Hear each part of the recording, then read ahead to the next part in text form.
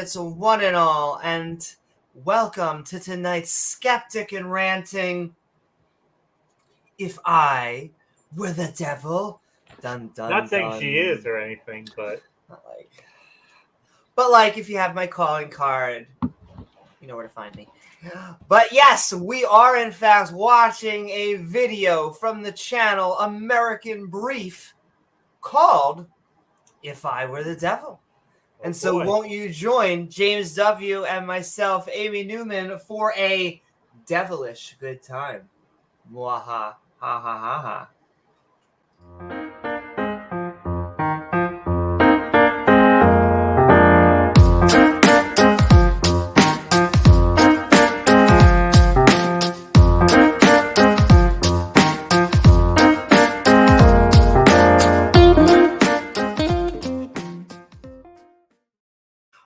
The devil is in the details, right? Indeed. Unless you want to trust Satan, who I feel is 50% softer. However, I totally agree.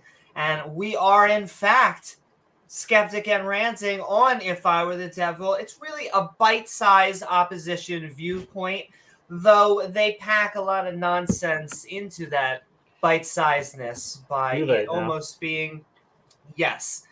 It's like a PSA for the devil is already among you. Welcome to hell. I always love a warm message, James. It really gets to your heart. Very heartwarming. Very heartwarming. Exactly. It's wholesome. And so, as I look for my heart, I found dinosaurs. Unlike the young Earth creationists, they can't seem to find dinosaurs. But yes, we do want to send love out there to everyone on the intertubes. Oh, yeah. We do.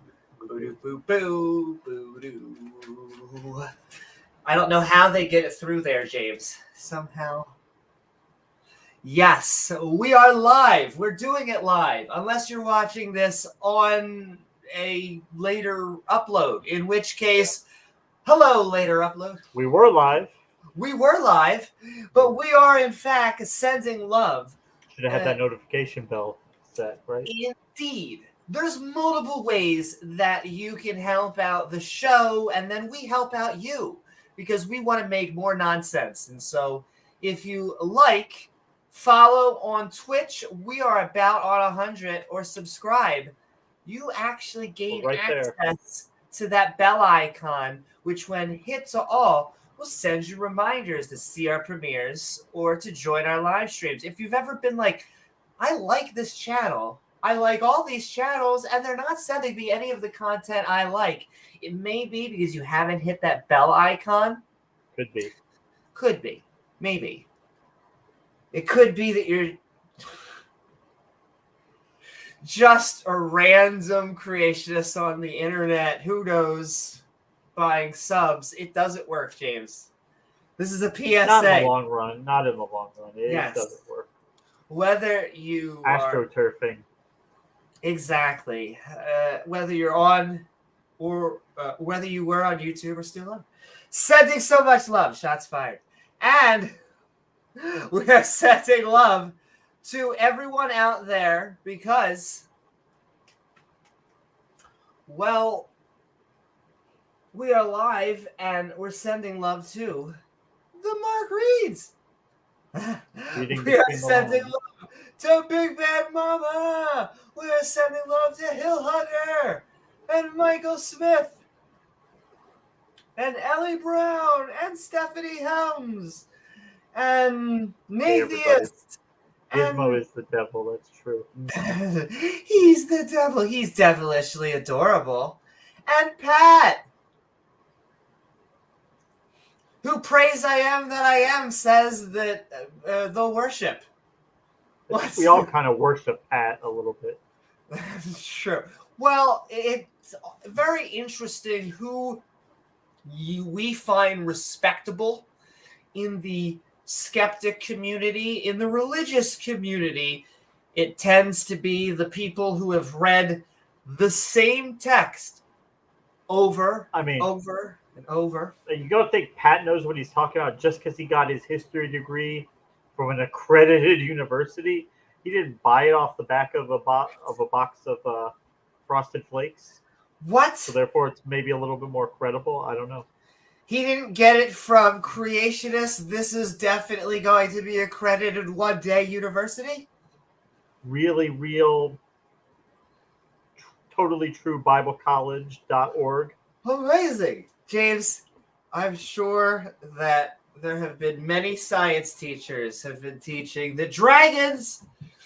Every time now that I see Kent or any young Earth, you probably have not seen the Fairly Odd Parents, but the person after my time, little after your time, how there is a boy who has two fairy godparents who grant wishes. Of course, most of the wishes aren't, very. They don't turn out as they will, which is what you do with wishes. How else could you do it? But there is a fairy hunter, and the fairy hunter, every time that he has to try and explain the fairies, he basically has what my mom would call a conniption. And so he goes, fairies! And that is what I imagine with every creationist. We're going to get dragons! Definitely. Any day now. Totally. Sending love to everyone out there. Again, this is going to be a bite size, and then we'll open it up to the open mic. And I'll probably send this out into the Discord. Just a small bite. Creationist to come on here. She won't bite you that hard. Unless you're into that.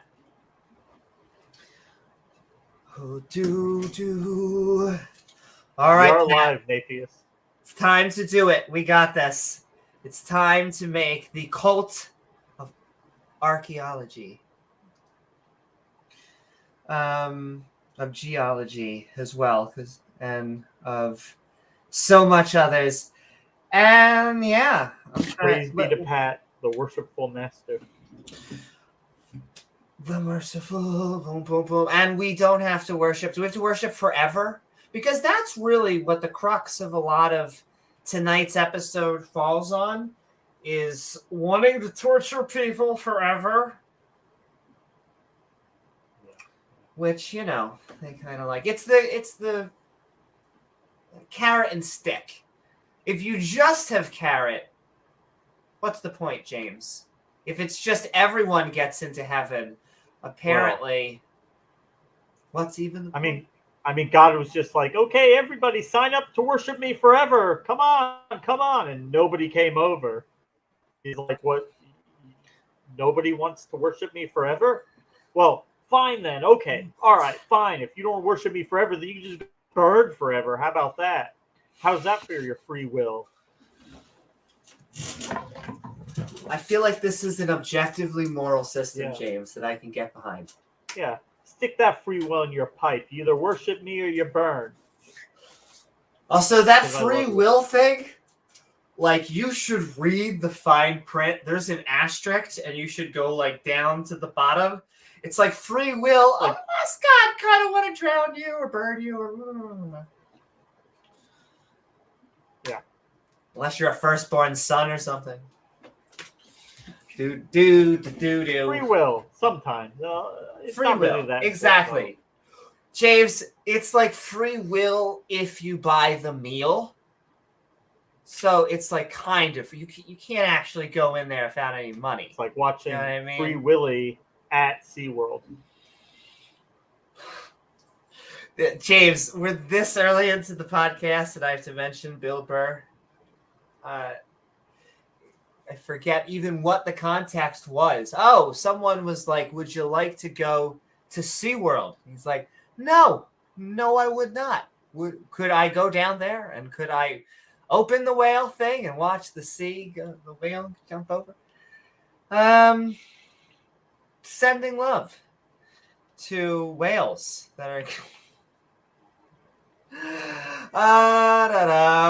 are a bunch of scum. Hopefully not being molested by Kent or having erotic photos of them taken for Kent's viewing pleasure. Do you know how big a whale this is? Well, I will tell you, it's on DVD number 5. if you whale dick actually go pics out on there. Ken Hoven's browser history, you know. Yes. Listen, whatever he has a folder, I assume, that is very specifically animal genitalia and Matt Powell. You know, it's a very short list of what he's into, but you know. But you do the you, whale Boo. dick pics alone, probably, you know, several hundred gigabytes, I imagine. James, it keeps on growing. Growing. They're big files. They're That's right, you gotta dicks, compress Jamie. them. What are you gonna do? It's a big Oh file. my gosh. Okay, I have to talk about this. By the way, this is our housekeeping. But like I just so recently that this happened that I have to it's going to be narration story hour. Because I consistently Wait. Can this be drag queen story hour? It basically is. Okay. You know, all right. They are so deep into the closet that they're visiting Narnia. However, yes. Oh, and they linked. Oh, you beat me to it, Danielle. They sent my link into. Well, I'm sending into the stream. See, now I almost feel shy because there he is. But I want to say hi to you, Danielle. Well, I just learned that they're watching. The person that I said. So now I still have to commit, baby, because I love you, Danielle. I want you to come out. And it's a good when we're talking about devils, it's a good subject to talk about. However, I'm not going to screen share or anything like that because I don't want to get too close to Doxy. But I am going to just narrate. And we'll let the viewers decide. All right. And welcome, everyone. Sending love to see Shani. See God equals the square root of -1. Who's been here since like the beginning? Sending so much love. Michael Smith. Everybody's still hanging out. And all right. But it's just my continuation. And I'll even replace the name to Fred. It's a different Fred. Fred Herbert? Yes. We'll even have Fred 1 and Fred 2. I feel bad because every anti-gay person is going to slowly become Fred, just like God has become Bob. Ah, Lord and Savior, Bob. But okay. It is like James Drag Queen Story Hour. Okay. We were talking about LGBTQ because the moment I answered, they're like, oh, let's talk about trans. Here she is. Ha. Even though I really just want to continue to talk about why you are. Nah. What you got there in them pants, Amy? What you got down there? Let's see it. James, that's only at the girl deck level. Which we do want to send love out to our channel members, our Twitch subscribers, and our Patreons. We're going to do those shout outs in a second. I just can't help myself. It's the continuation of that. I have never met a straight anti-LGBTQ person. I'm waiting for it to happen. But yes, I don't... we'll hear...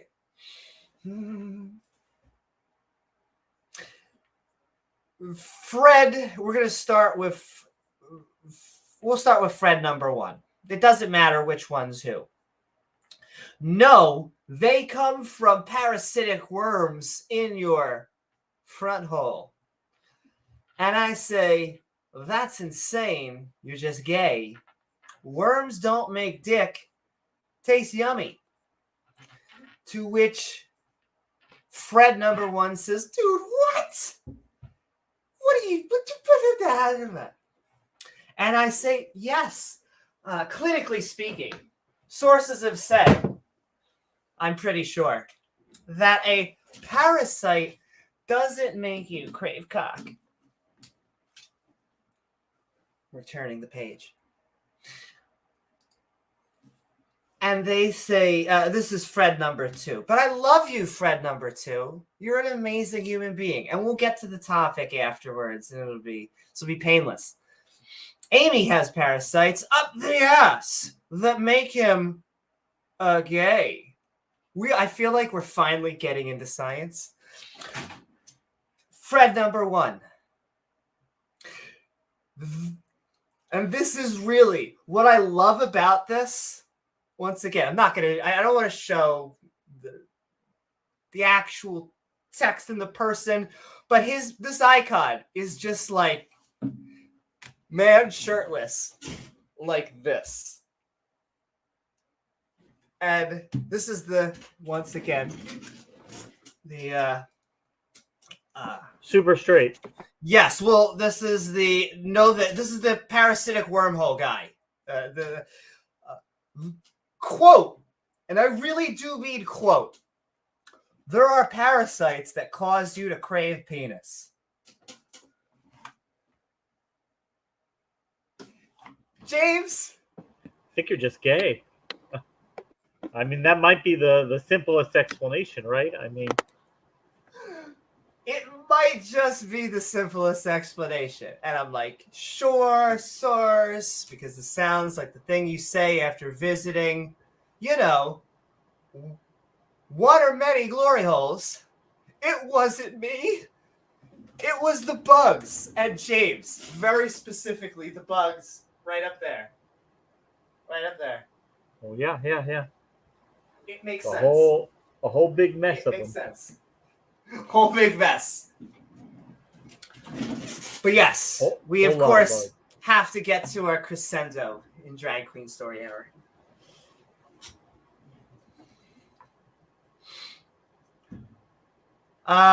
Yes, I couldn't help it. We'll finish it out, Fred, too. And then I promise that this will be the end. Because I asked Fred number 2. We have a great relationship with Fred number 2. They say hi, I say hi, we get mimosas. And so, of course, I ask, what kind of bugs?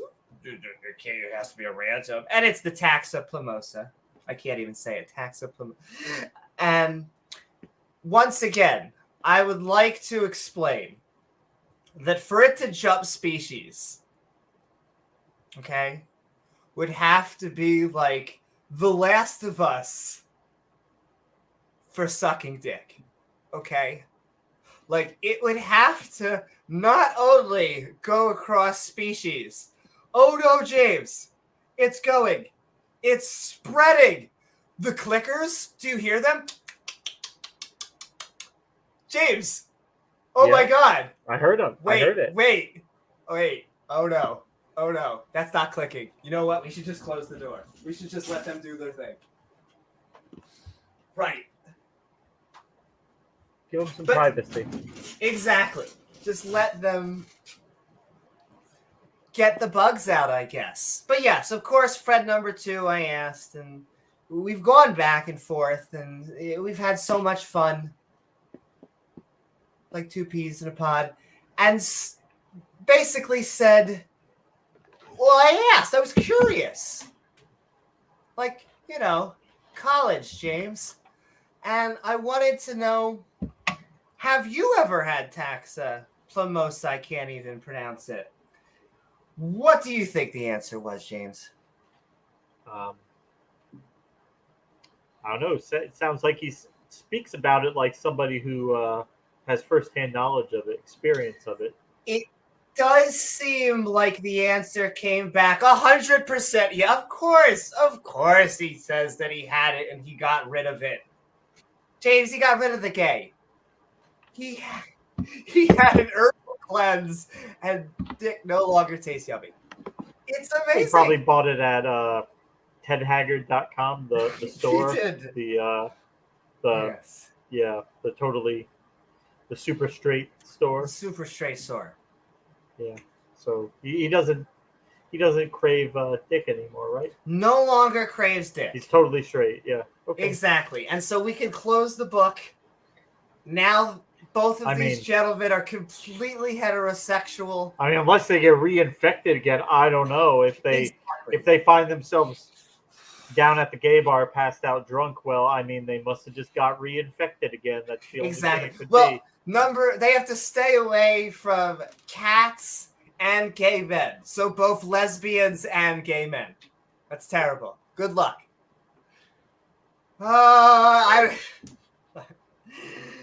James, we're one day going to find it's going to be an atheist straight person who just hates gay people for some phallic reason that isn't what they're getting shoved in their mouth. And okay. I thought you were going to say you're going to be like, it's going to be like 5 years from now, you're going to be at a gay bar and you're going to hear that nasally voice, and then you're going to look. There's going to be a dude with a sunflower in his hat sitting at the bar, sipping a Cosmo. And you don't think no, this can't be. This can't be happening. And yet they have such a lovely voice that just it takes you over. Yeah. But yes, it's going to happen. Our bodies feel it. But, I mean, we have been talking, our housekeeping, apparently about butt bugs. I can't help it because that has been like the 50% of the anti-gay. Like, anti-gay people, you need to come up with something. Please, go back to something. Come up with a better excuse. Yes, exactly.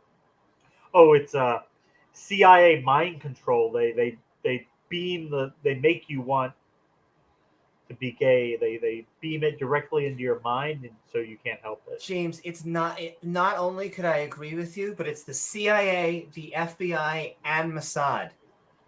Because listen, if all you're thinking about is sucking dick, I mean, then you don't have time to like question like why are they faking the flat Earth? Why do they want to make it look like it's a globe if all you're thinking about is dick, right? Exactly. It is hard to remind yourself that the world is indeed round.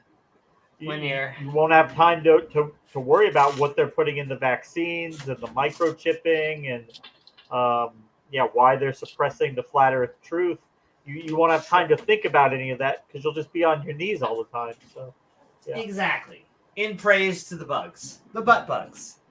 I mean, yeah, or the Mossad, the CIA.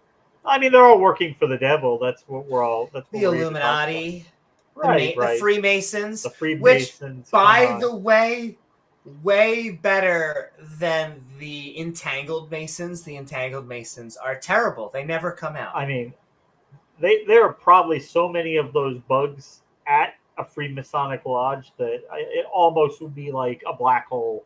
It would collapse into if they had any more of those butt bugs in the Masonic lodges. Yeah, it would be. I imagine. I feel like at that point it would just create a singularity. Just driving by, you might end up turning gay. Okay, I also have to read. Just can't help it. James Wolfe, sending love, says you haven't eliminated the possibility of phallic-related demons. That's true. It could be a demon shaped like it. That would actually make a lot of sense, too. I mean, call Bob Larson, call his church. If you've got several $1,000s to give him, I bet he can exorcise that demon right out of you. Ooh. Also, sending love and atheist, I did see that DebateCon 3 is already in the works and being set up. Right, and as I have more, I'll be sending everyone more information. But that is right. DebateCon 3 up and coming. Woo-hoo. Surely if you watch enough straight porn, you'll be cured. Well, I'll tell you, that depends on the creationist because there's a lot of young earth. Well, I'm sorry. Let me paint with as thin a brush as possible. There's at least a single young earth creationist that we have met who has said that heterosexual porn makes you gay. Not only does heterosexual porn make you gay, but when you make a woman orgasm, it's kind of gay because you're making her act like a man. She's becoming transgender, and that's why women can't give oral sex to men. Exactly. It's all starting to make woman sense. cannot give oral sex to man. Why is that, Amy? Go ahead, tell them why. Listen, James. Why would you have a woman do a man's job? There you go. Listen, Jesse doesn't want any competition. He wants all the D's for himself. It'd be amazing. But yes, we are about. I mean, we're going to do shout outs because we are indeed housekeeping. It's been a little while since we've been doing it live. And so we have a lot to talk about. Oh, we have more stuff to talk about. Oh, do we now? All right, James, can I just talk about how I'm starting to understand comedians really are always. I hate to say always first because there's a reason I think why comedians are first. You can kind of throw jokes around without making any legal matter. But like, so in the year 600 AD, there was a prophet or a claim prophet. And like, this will sound weird, but even back then, he wasn't allowed near Chuck E. Cheese. Isn't that crazy? Like, you're sitting there, you're doing skee ball, you're getting pizza and drinking a soda. The manager throws you out. Yeah. Well, and yeah, all of a sudden, you get thrown out. And you're like, what am I doing? I am just here with my wife. And they're like, we understand, sir. But as much as we appreciate your business, your wife who was in the pit balls, yes, it turns out she's 9. And you are however old that this so-called prophet in his 50s. Yeah, 50. He was in his 50s. Really, really, James, it's just a slight difference. And it's modernism. Right. Yeah, totally. Which almost always comes with the warning of, James, we need to just protect the kids. It's about the LGBTQ. Going after the kids. Totally. Yeah, there may have been a very empathetic, well, it turns out not so empathetic Muslim out there that was learning from his prophet. Well, I shouldn't say learning from his prophet. Very devoted to his prophet. Because let me paint with as small brush as possible. I don't know what to get whatever messed up the way he was. Okay? I don't know people's lives. I can't live people's lives. However, I do know, after very much talking and very much, I would like to bring to notion that you should be the person to stop. Because I've never had. I actually had I hate to say a blessed childhood because that wasn't what it was. It wasn't a god. It was amazing parents. But if you had a terrible childhood and you want to pass that along, you're going to prison. I don't know what else to say. Oh, I don't know what if they had a terrible childhood or anything. I'm trying to be as nice as possible because what I'm trying to say is that Kalal got convicted. That's the whole rigmarole. We've been making jokes about this for how long, James? It's been almost a year since he got arrested and all that came out, and yeah. So it looks like the channel, the EA Dawa channel, is going to either be shut down or be under new management because the host of that channel is going to be being lodged by the state of Ohio for several years at least. Yeah, he's going to be sentenced in April, I believe. April 3rd, yeah, he was convicted. He is looking at, based on the documents I have, minimum of 2 years up to 17 years. So he will definitely be going to prison for at least 2 years. So the channel is going to have to be shut down. That's right. Reminder, shut down, pray 5 times a day. he will be a Reid stared Sax offense there. And yeah, I almost maybe I saw a lot of people doing comments on this, and like I said, it's almost surreal. It is almost like, well, I mean, I will miss that channel watching it.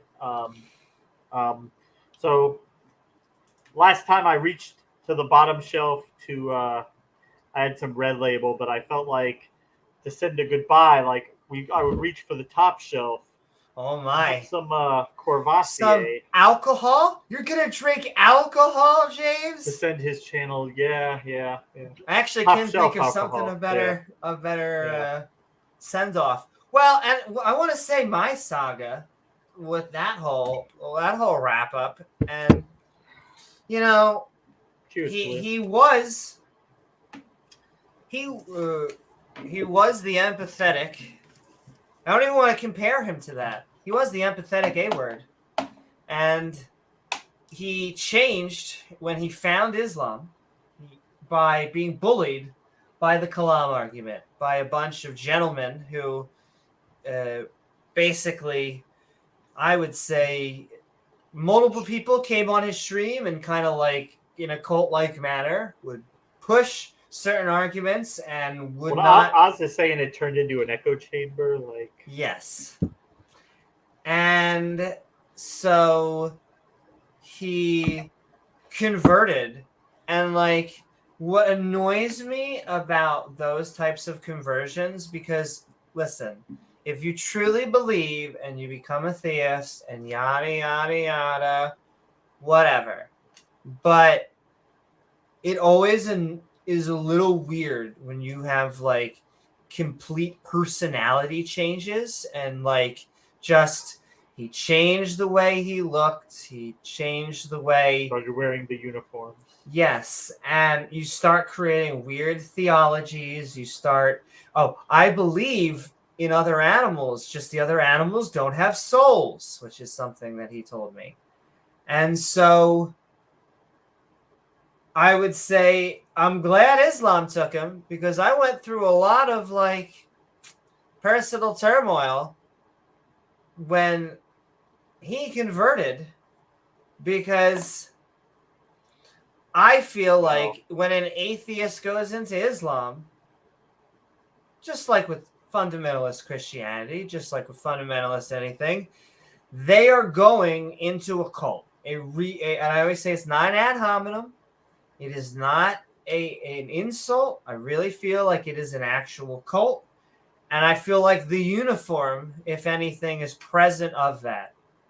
Now, I will say, of all the religions, James, isn't it kind of odd that he picked like the one religion where the prophet, the main dude, was known to have very young wives? And looking at the documentation that I saw, I mean, I guess there's degrees of like how bad this stuff is in terms of like the age of the. Obviously, it's never appropriate, but the younger and the bigger the age gap difference is, the more egregious it is. But the information that I saw had one of the victims being under the age of 13, which is completely, totally out of bounds. You know that there's no way you can possibly ever justify that. Yeah, I'm pretty sure that's like that guy on the sex island kind of thing. I mean, Smokey, his victim was 13 and he was 21. This is under 13 and you're almost 30. That's even worse, which is. And once again, I saw rounds of people condemning him, which I'm so glad for. However, another thing that I saw that just bothered me, because I am, speaking of which, the devil's advocate for almost anyone on any subject, but they were talking about repentance. Like, we defended, we went after this person, so why is it that we should have clout attacking this person in this religion now? And it's like, well, you should hold everyone to the same standard. And At the end of that comment came something like, but if they find Christianity, maybe everyone can find repentance, James. And well, I mean, and this is why I think that you're wasting your time talking to somebody like Khalil, because when you're in his predicament and you are 32 years old, you're going to be going to prison for a substantial length of time. Long time. You're going to be a sex offender the rest of your life. So at that point, pretty much all your hopes and dreams and goals and aspirations are going to be dashed. You can still make a life for yourself, but it's not going to be the life that you ever envisioned yourself having, because every 90 days he is going to have to register to the sheriff. Yeah. So at that point, a person accepting that this life is it, that may not be possible for them to compute. So they will cling on to the idea that there's an afterlife where none of this matters, even if it makes no sense, even if there's nothing. They'll just cling on to that hope, because what else do they have to live for at that point? It's like they almost need it. It's like the only thing that can keep them going. So like they would never be willing to admit that it's not true, because, well, it might make them do something that would, Yeah, and it's almost like... So yeah, it doesn't matter how much I would say... does it make. Well, I just want to reiterate, because I go back and forth on the death penalty. I think that I'm 50-50 on whether... but I will say that I don't know how we can let those. I don't know how you can let people out like that. That is what kills me on the inside. Well, that's why. Have to be. Listen, like Ohio, they have very kooky law. If that was down in Florida, he'd be getting 25 to life. He would not be. There would be no, which is getting out. That he would be 25 to life. 25, and if they did give him 25, he would be on probation the rest of his life. He is getting an amazing deal if he gets like 12 years, 15 years, because you get to do a lot in jail. You can write a novel. Hey, you can work Ken out. Holen wrote like 25 novels while he was in prison. And once again, I only want to talk about these subjects so much, and then we'll move on. Though I want to talk about like 2 more points about this. Number 1 is that we'll go on topic about the devil. Is that a devil and a demon cannot make people do bad things. Okay? That we have to be the ones to call out, catch, prosecute. It's not about revenge, which is something I talk about in my opening. Okay, I'm not here, though. If it was my child, but it is about removing you from society because you have proven harmful. It's not about, I hate our prison system. You can't be trusted. I severely dislike our prison system because I think that it creates criminals.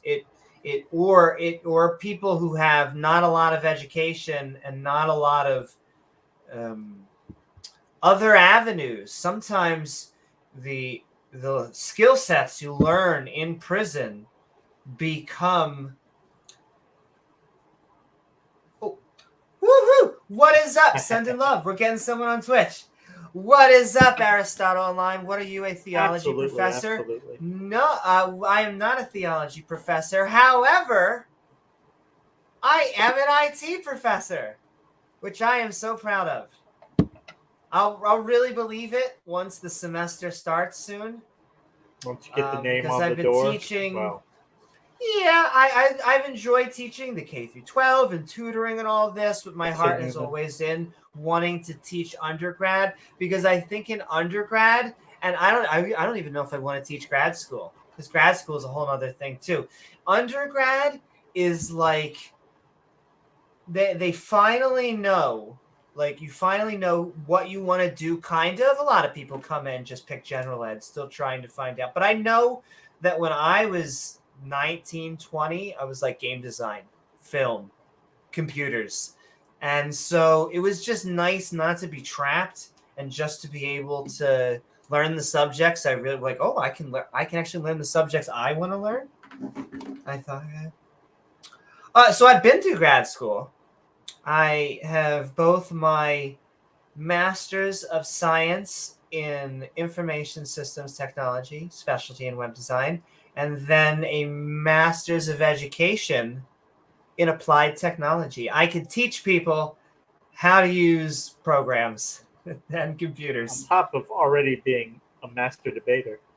Yes, I like to think I'm a master debater because not only do I debate in the morning and do I debate in the evening, I debate in the shower.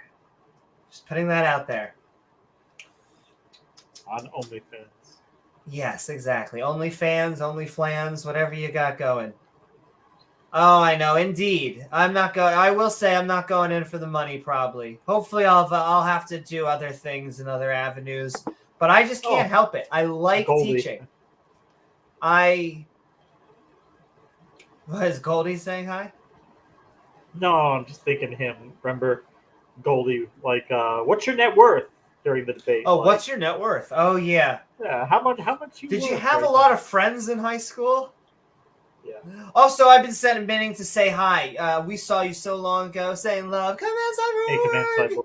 I just didn't want to show your name during that toxic subject. And I'm pretty Wow. sure we're done that toxic subject. Like I said, some people have done entire videos. Maybe we should do a video on it. But I mean, I would just focus had on to- his really infantile reasons for converting. That Kalam.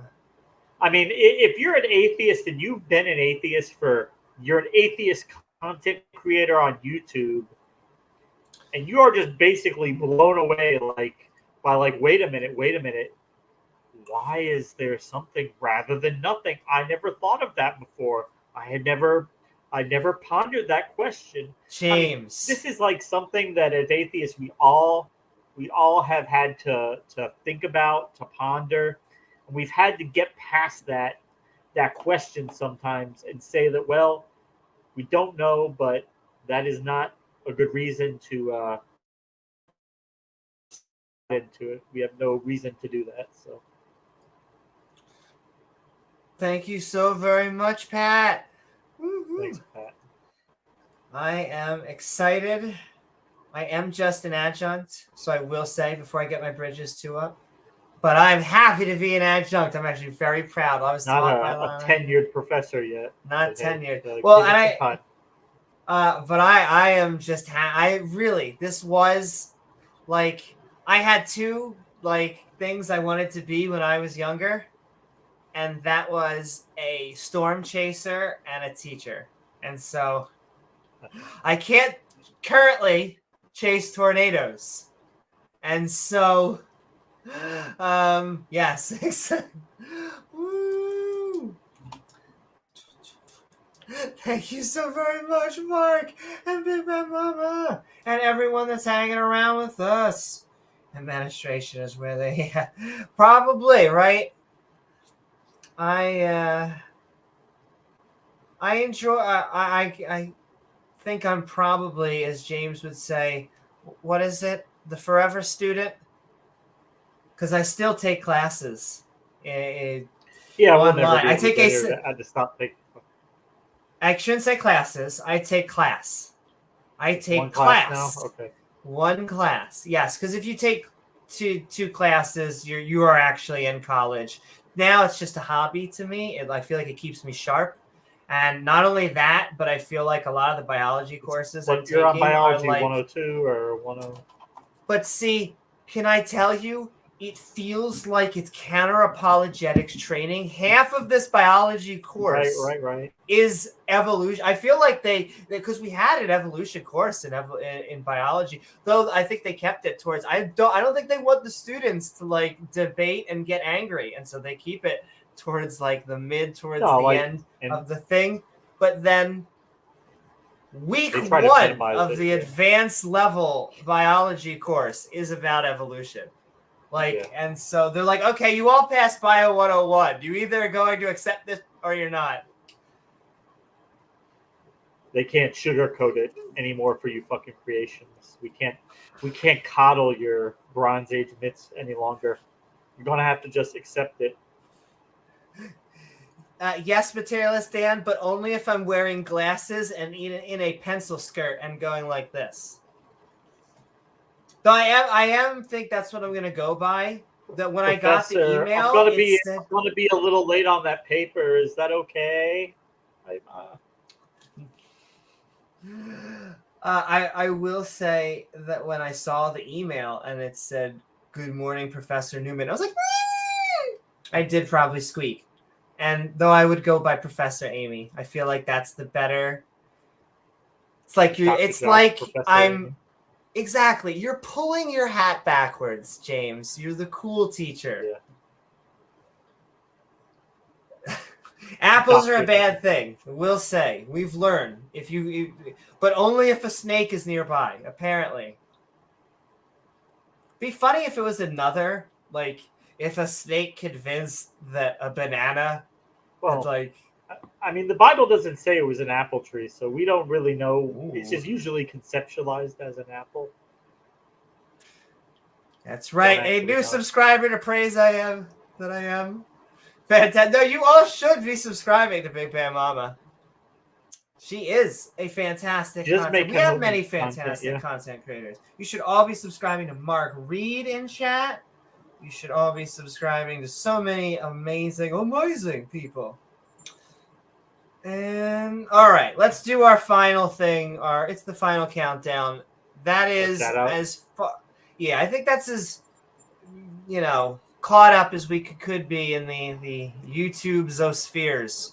Just crazy. We've been talking about it forever.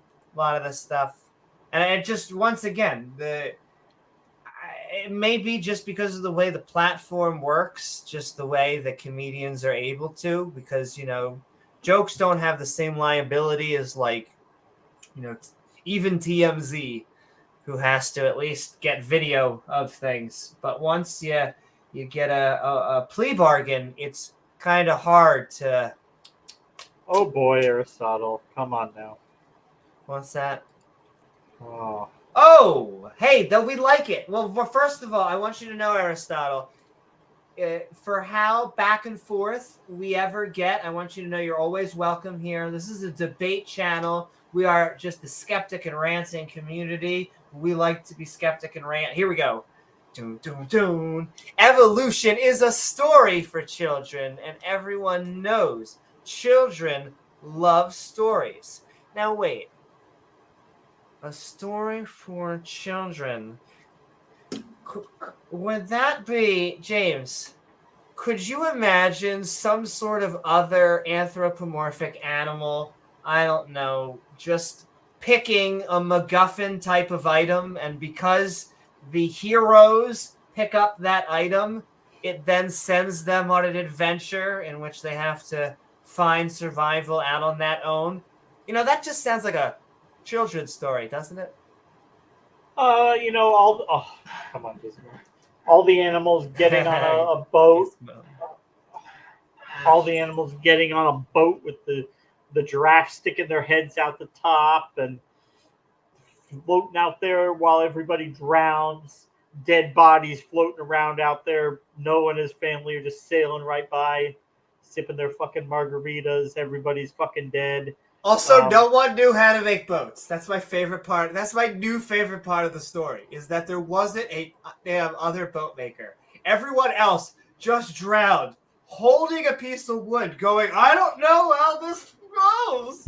As I fall out of my chair. Yeah, no. They all laughed at Noah because, look at that dumbass making a boat. What's he going to make a boat for? I mean, look at a big-ass fucking boat with all the animals on there. What an idiot. But we're sending love to you, Aristotle Online. We love all the people, the creationists. Or you may have just been That's why it's told when you're young, when you can't question. That's Are religion. you talking about religion? Yeah. Because if you started telling people this shit when they were older, yeah. But I feel like, is your view of evolution what I call the Pokemon model of evolution, in which like there's one animal and then they just start flashing and it's like boo boo boo, and then they just get bigger? Probably. Because that's what I swear they think happens. That's what they expect. Like or like they want like a dolphin to give birth to like a zebra, which would, I guess, be a really painful boo boo boo. That's not how it works. It's generations of populations over millions of years, or hundreds of thousands. I mean, like even like praise, like he's got a short on his channel, which they think this is so funny. They're like when Ken Oven's like to Erica, like, Erica, are you related to a mosquito? And then she says, I am. And then they just start like the fake laughter, like the exaggerated laughter, like that's so funny, like ha ha ha, they accept biology. That's that's not intuitive. They think they're related to an amoeba. Yeah. But hey, okay, you know what? You're throwing us bones already, Aristotle. You're coming down. I like it to us. I shouldn't say coming down. You're coming to see. We question it. We're willing to question it, but it's held up to any scrutiny that's ever been applied to it. It's just reality. Because it would, if you agree that evolution happens, like if you agree that microevolution happens, then you just take it back, and that's all macroevolution is. Time. It's just time. Keep on going back. Tiny changes over millions of years will add up to big changes. Indeed. Once again, I know you come from a different background. We're not going to bat you away. We actually love it when you give us the back and forth. However, we're going to... Try reading something in English from 1,000 years ago. You won't be able to make heads or tails of it. And none of that happened in a day, in a year. It all happened very slowly over time. Wait, see, okay, hold on. I mean, if you can't answer the need for procreation, what do you mean the need for... I mean, that's kind of like there are a few definitions of life, but like the ability to reproduce down to the single cellular level, that is along with maybe of homeostasis and only a few others I can't think of. Death is a fundamental thing. You can't get away from death. Indeed.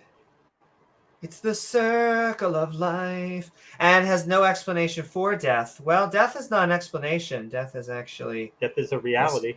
If death is a problem, why not evolve out of it? Well, that is actually mistaking our own importance, because as far as evolution is concerned, death ain't no problem at all. As long as you are mating, popping out young ones, you're able to keep your species going. Then yeah. Indeed, if you're a single-celled organism, as long as you're reproducing, then yeah. There are some organisms we actually think of that have conquered death, that don't age very well. Their telomeres don't do the same thing as much as we do, but even they die. They die generally because something runs into them. Oh, sure. I think in the future we'll be able to slow. I don't think we'll ever be able to achieve immortality, but I think we'll be able to slow the aging process down so much that it would be almost functionally that. We could live forever, and we would still probably all die, because it's hard to just not have accidents.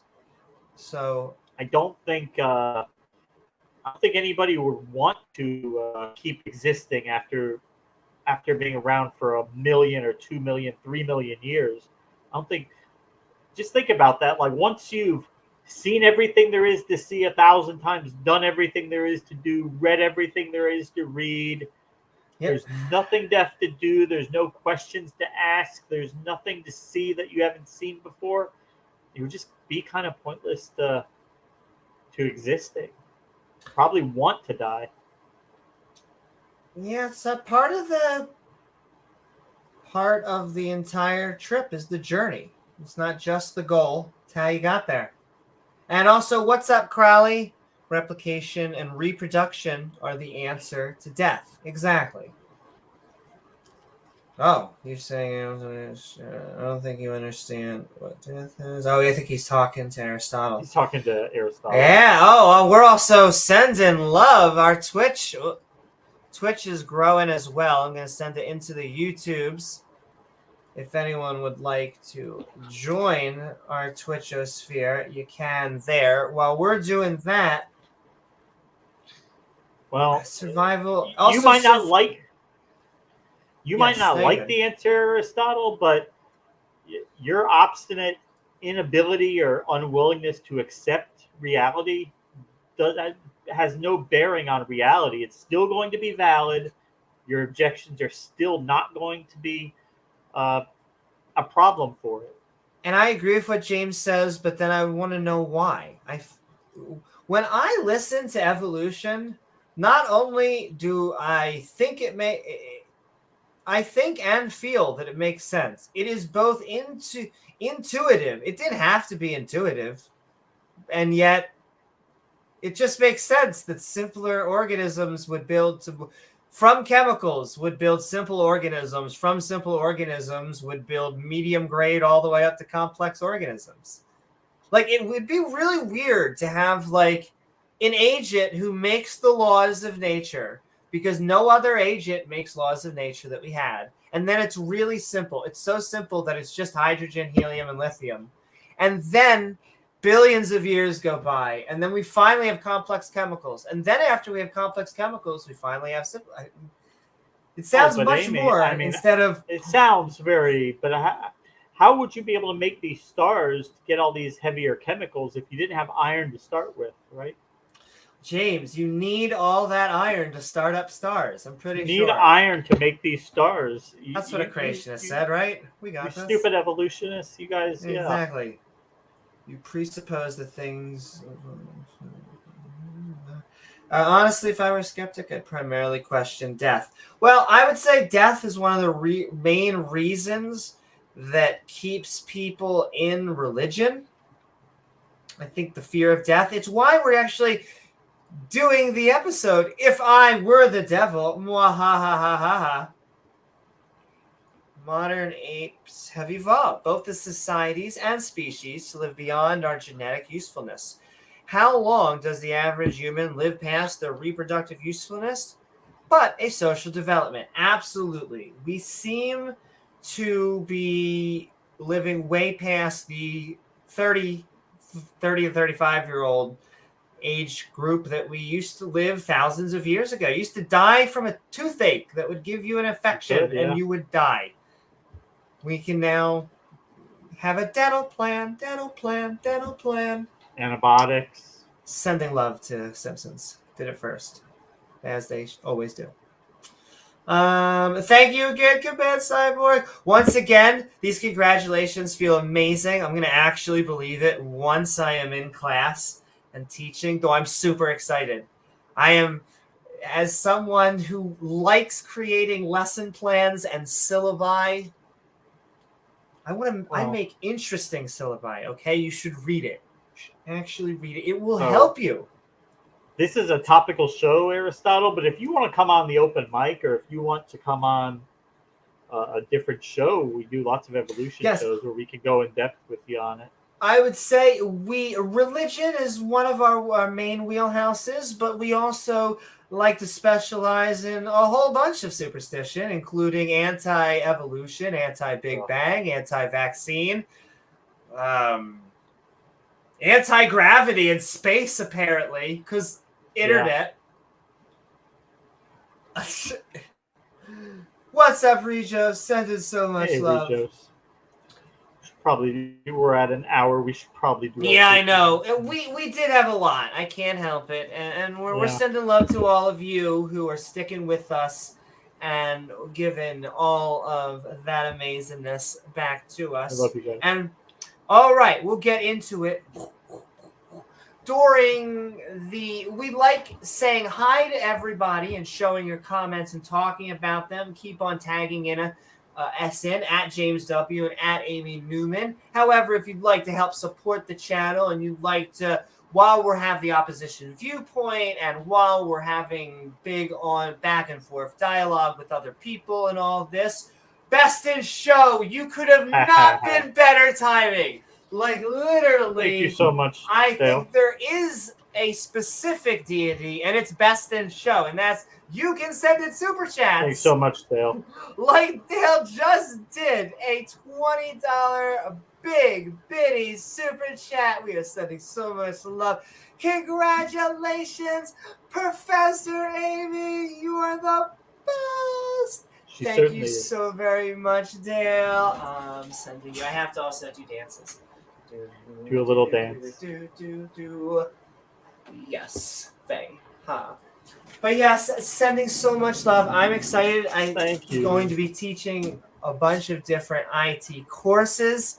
I love information technology. We are living in the information technology world.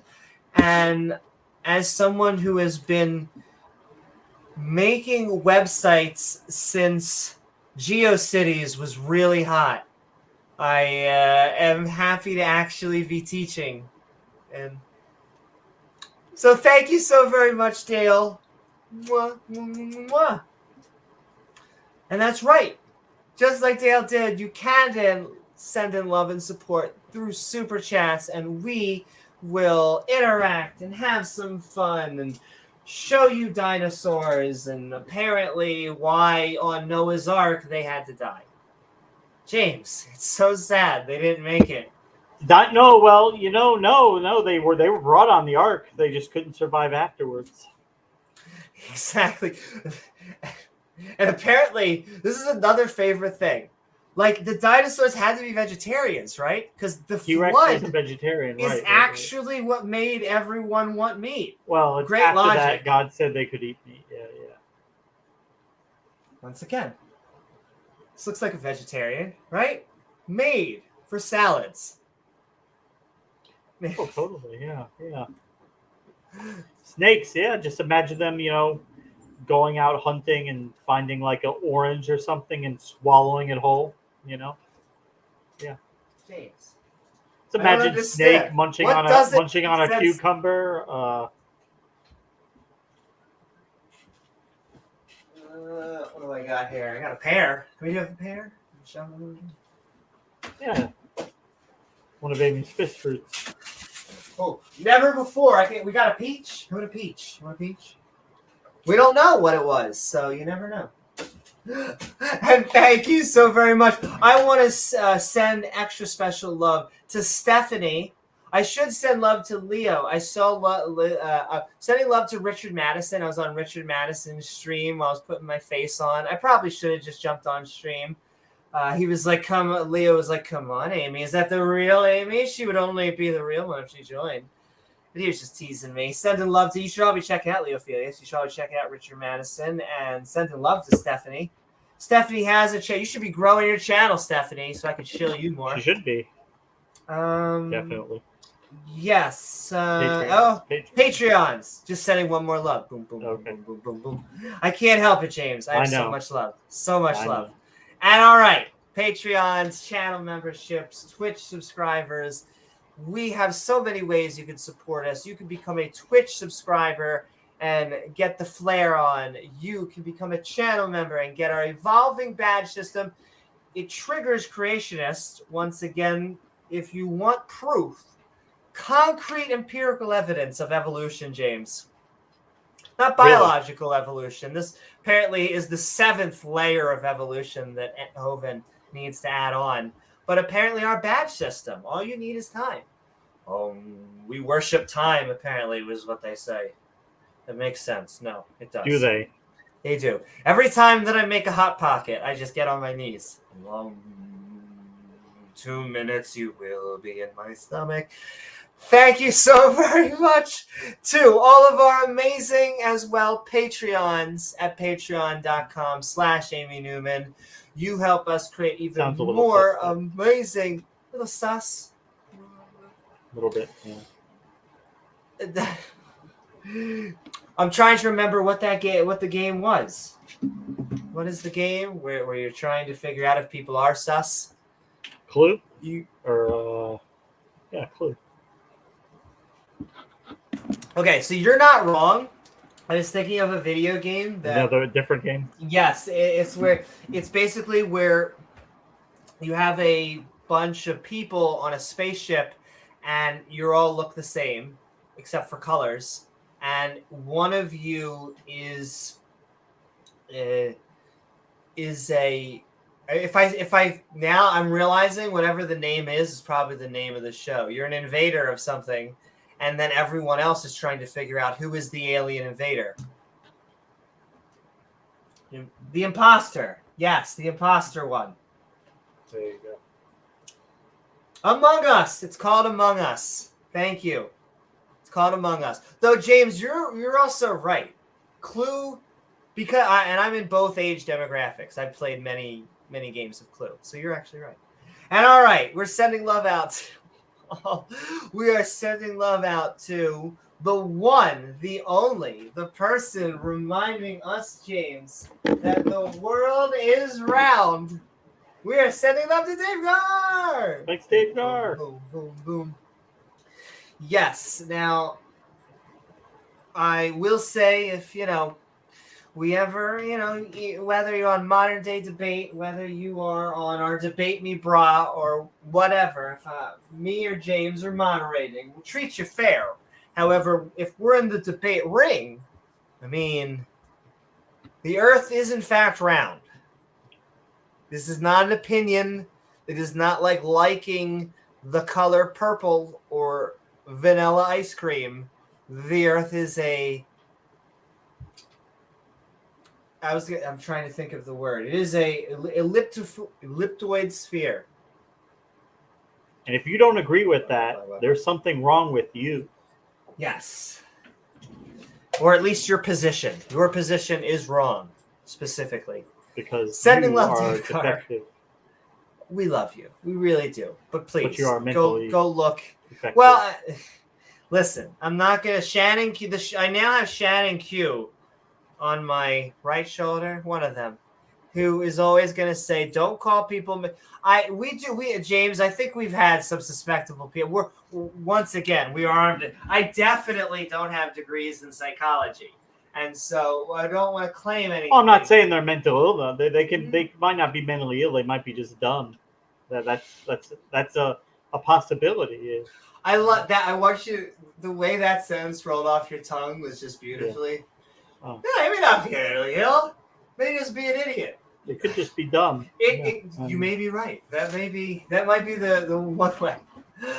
And so we try and suss that out. Bring back the sus.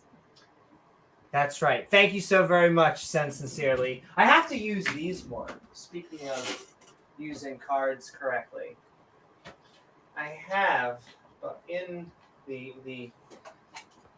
my companion cube, James ultimated as a companion god. I just have a companion cube. Very much loves me. If they believe in a flat earth, they're probably dumb, or they're just not educated. They haven't been educated enough to understand the round earth. But if they've had access to it and they still believe that it's flat, they're either like delusional or they're just dumb. But I also just want to send love out there to the critical thinking cards. If you've ever gone to thisisyourfallacy.com, this is them in a card style. So I can just lovingly go over here and say, as James was saying, you have the Dunning-Kruger effect. But what about if you just have a appeal to emotion, or you're just making ad hominems? James, I love these cards. Anyway, sending love out to you as we slowly become Carrot Top, themself. We're getting closer to that. Trying to remember, we're past the 100 on the 150. We should be past that. And so we're trying to summon Carrot Top, just as we've signed a 10 trillion bazillion year contract with Gilbert Godfrey, who we share an apartment with in hell. Speaking about on topic, he's a fantastic roommate. We go home and we just scream into each other's ears, as is mandatory per. He does the Iago Hell's voice. Curfew. Exactly. It really, it puts me to sleep. Honestly, it's like ASMR. Satan, can we get some fucking help over here, please? We got some fucking nachos. Anyway, sending love to davegar, sending love to Senator Cato. Boom, boom, boom, boom, boom, boom. Helping us separate the separation of church and state, because, yeah, theocracy and autocracy kind of fall, and democracy actually tends to be pretty strong. Thank you so very much, Senator Cato. Sending love to the one and only Roshelle Cunning. Thanks, Rachel. Rachel reminds us that slavery, unless it's the pink fuzzy cuffs and someone's getting a happy ending, not really fun.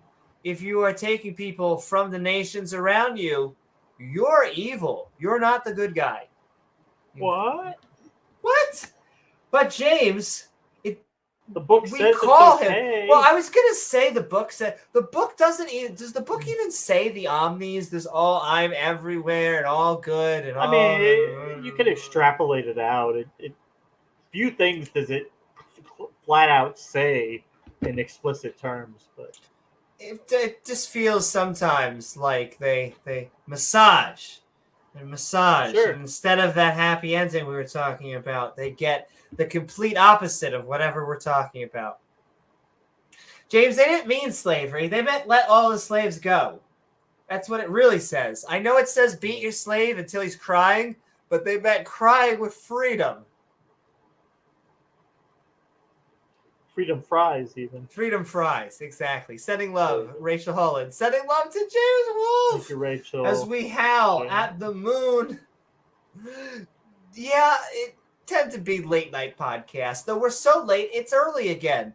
Or you're catching this while you're baking on the next day. Whether that's baking or baking. Sending love to James Wolfe. Sending love to Dale Pastel. Dale Pastel sent us all that love into chat. Did.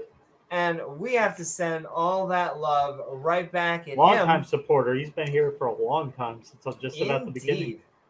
And so thank you. And we see Dale among the debate and the atheist and so much community. And he is a lovely member of the Skeptic Ranting. He's always out there, yeah. So thank you so very much, Dale. Reminding us we're looking for empirical evidence. Just a little. Doesn't have to be a lot. Like, testable, as T-Jump would have us ask for. Novel testable. Predictions, yeah. What does novel mean? Does that mean we need to go get, like, a thong from Spencer's? No, it means that, like, something that is not easily predictable. Like, if you see a bunch of clouds and you go, "Ooh, I think it's going to rain," we're not going to give you a Nobel Prize. Well, in their debate, Kent was like, "Oh, well, the Bible made a prediction. It'll say the animals will bring forth after their kind. That's what we see, right?" And he's like, "That's not a novel prediction, Kent. That's the goat herders looking at what happens and writing it down." That makes so much sense. Oh, yeah. God, it hurts. That's not a novel testable prediction. That's just goat herders being goat herders. Yes, the Goat Herder's Guide to the Galaxy. That's basically what that is.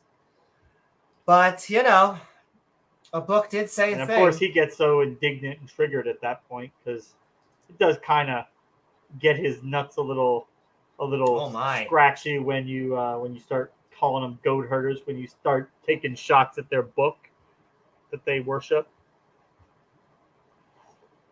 I'm also now looking...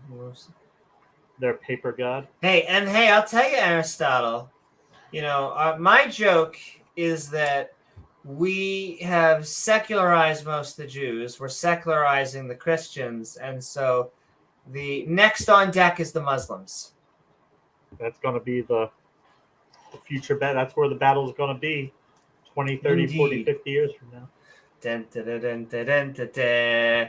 Religion is really silly. Didn't copyright. Didn't TM. Anyway, sending love to them. You're not praised. I am using copyrighted music for your debate. Did he really do that? Don't you remember when you uploaded it? We got a copyright that's claim. Right. We got a copyright claim. He gets this ready to rumble because he. Right, yeah. and this ready to rumble is a copyrighted trademark. I do remember that now. Yeah.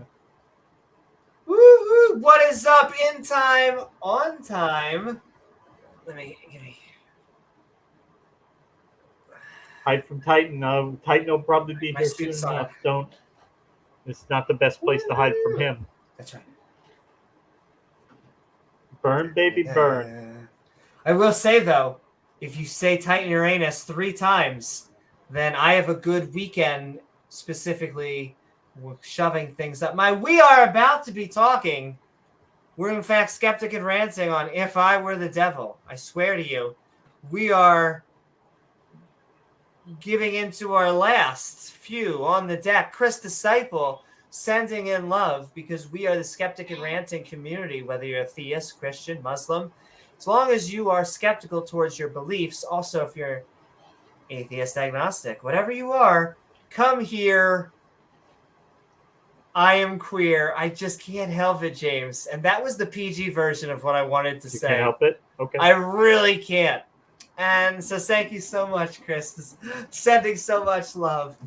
Thanks, and Chris. Then the 3 captains of our girl deck. We are sending love to Ian Davenport as Ian. Look at all of these absolutely silly creationist arguments. Oh, so silly. I mean, James, it is ridiculous to think the world is 6,000 to 10,000 years old.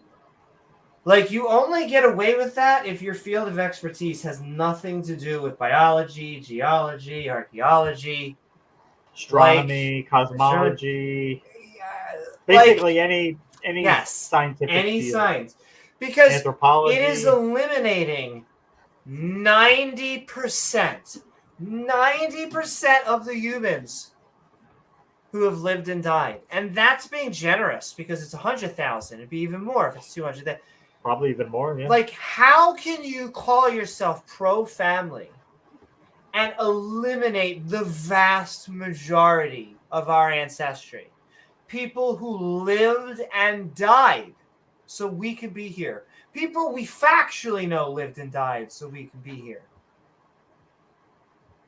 It kills me on the inside. But hey, pro-family. Anyway, sending love to Ian Davenport. We just listened to so many silly creationist arguments. James, this whole... Kalia with them family values. Islamic Islamic family values. And once again, it's always how it starts, is that you can't be LGBTQ and marry a consenting adult because of my religion, because we need to protect the kids. I'm like, oh, you need to protect the kids? How old was that prophetess? 56, 57. Weird. But no, he didn't have sex with her when she was 6. That is not true. He did not have. James, he waited till she was 9. Give the context, okay? It wasn't just any wife. How old was his favorite wife? Well, she was 6 when they got betrothed and married, but he didn't have sex with her then, because that would just be ridiculous, Amy. That would be disgusting. Ridiculous. That would be harmful to a little child like that. Muhammad would not do that. Okay, he waited till she was 9. And can I tell you the most recent apologetics? 50% more. 50% more than 6 is 9. So that's a big a big difference, right? I mean, James, basically the same age. Oh, the recent apologetic I've gotten. Okay, it's not 9 at all. Okay, you had it all wrong, James. A lot of scholars are saying she was 3 years older than that. So she was a 12-year-old. So it was a 56-year-old and a 12-year-old. yeah. They want to protect the kids, James. That's what I'm trying to get to. Although when once they get to that level, then they can say, well, that's a lot closer to what everybody was doing. So then if you criticize that, you're doing presentism. Because but do you see how far we have come? Presentism. First of all, it's not presentism because there was never a time for a child to be. I think Mary was raped. That's a whole nother story. But if you're a 12-year-old, I mean, I get the same thing from Christians who are like, she wasn't really 12. She was probably older. I don't know. Say. Can we check her ID? Yeah, well, exactly. Yeah. Young virgin. She was young, under 20 years old. But James, certainly. How far have we gone from protecting women and children? They don't give one about either. No. This is not really. Yes, I mean, like I said, we almost should do. I've seen other people do entire streams. Maybe just a thing. Though I don't want to do takedown videos. Maybe we can tie it some way. I always find it creepy. How is this going to be your prophet? The objectively most moral guy in the universe. Have you seen the Pillsbury Doughboy? He didn't touch anybody. I feel like you could do better. Thanks, Aristotle. Yeah, great. The average age in Cambodia during the Cambodian age was 12. So you are saying that it is good to, like, are you, okay, let me put this out. No, I'm trying to think, are you saying that was good? This is just what I mean by you don't care about women and children, though. Like, you're now trying to defend, this is presentism. This is their argument of presentism, right, James? This is the same shtick? Like, well, they used to do it thousands of years ago in Cambodia. Well, the Khmer Rouge was that was in the 1960s and 70s. So someone in the 1960s and 70s was doing it. Therefore, specifically what? Pol Pot, the leader of the Cambodian government at the time. Okay, I would need to see evidence of that, and if he was, then he should have been in prison. Life expectancy under communism is 12. What? Yeah, no. Okay. No. Now you're talking to two people who like a market, and that's still nonsense. Well, the Khmer Rouge were exterminating people. They were doing lots of evil stuff, okay? So the fact that they were atheists, the fact that they were killing people by the thousands, no, that's not, none of us would endorse that. None of us. And they were killing way more people than they were procreating. And this is also the thing. I'm never going to argue this with someone who is a moral relativist. Just like Mark Reid says, this is the only reason that we point this shit out is because this comes from the objective moral God. Okay? Right. And so if these people are going to claim objective morality, and then all of a sudden they come in and they're like, what really is 12 anyway? You know what? You can save it. Because if God has a objective moral standard, it's not going to change based on the time. God, it's not like they're saying, "Oh, come on, that was God back then. Now he's hip. He just needed to get a life. He needed to chill out a little bit. Now he's totally different." God conforms to child labor laws now. God, all stuff, the Bible says crimes. God is not a respecter of persons. He doesn't give a fuck what we think. He does what he does. If people don't like it, suck it. He doesn't care. And we're not straw manning. First of all, I don't know. First of all, you don't know if they were moral subjectivists or moral relativists or anything. I'm a moral situationalist. James is a moral subjectivist. And neither of those tends to be our ideology of killing people. I think if you were to ask our moral systems, I think that would be a straw man of ours. What we're saying is that they claim objective morality and they do terrible things that would have to be objectively moral. If a Muslim is telling us that they believe in objective morality and their prophet had sex with someone that is 9 years old, I'll give them 12. I think that's horrible and horrendous. 9 to 12 years old, then it has to be objectively moral. It would be objectively okay. Or good. Why don't you let a Christian say what God... We do. Why don't you let... Are you a Christian? Why don't you let Christians say what God thinks according to his prophets? Oh, we do. Our joke, at least I'll keep on saying, is that if you want to take... In terms of fundamentalism, you have the metaphorical Christians. If we're doing that bad of a job when the open mic is on, you can come on and you can explain it to us yourself. I mean... And once again, Aristotle, like I said, we welcome views that differ than ours. As spicy as we get, don't think that we're trying to get rid of you. We actually want people who disagree with us. It's just that these people are telling us, and I mean, if your name is Aristotle, maybe you're just an Aristotelian. Maybe you're not even a Christian. Maybe you believe in a pantheon. But what I am saying is that if you're going to claim objective morality, and you're going to claim it comes from a mind, not you. If they are going to claim objective morality, and they are going to claim from a mind, and then their prophet does something, I fail to see how it cannot be an objectively morally good thing. Oh, we treat our guests just fine, Aristotle. We treat the way you treat our guests. We treat them just fine.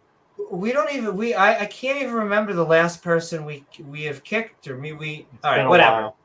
We give them, if anything, we give them too much latitude. We give them too much free reign. So anyway, are we done? I'm looking people up. I don't know who I don't know sports. That's a whole nother thing. Okay, yeah, it's totally off base with the. You can tell by my sports hat which team I'm on. Sending love to Ian Davenport. Sending love to Matt Deig. Matt Deig reminds us we only have 2 more, and we're going to... Yeah, 9 is the most credible age. Matt Deig reminds us that theories are what we care about. We care about not hypotheses, which are educated guesses. A lot of lay people think that's what a theory is. A theory is a framework of facts. You collect facts to explain a phenomenon. The germ theory of disease, the theory of evolution, the theory of gravity. It's explaining a phenomenon, even though we don't know what gravity is, but we can explain it.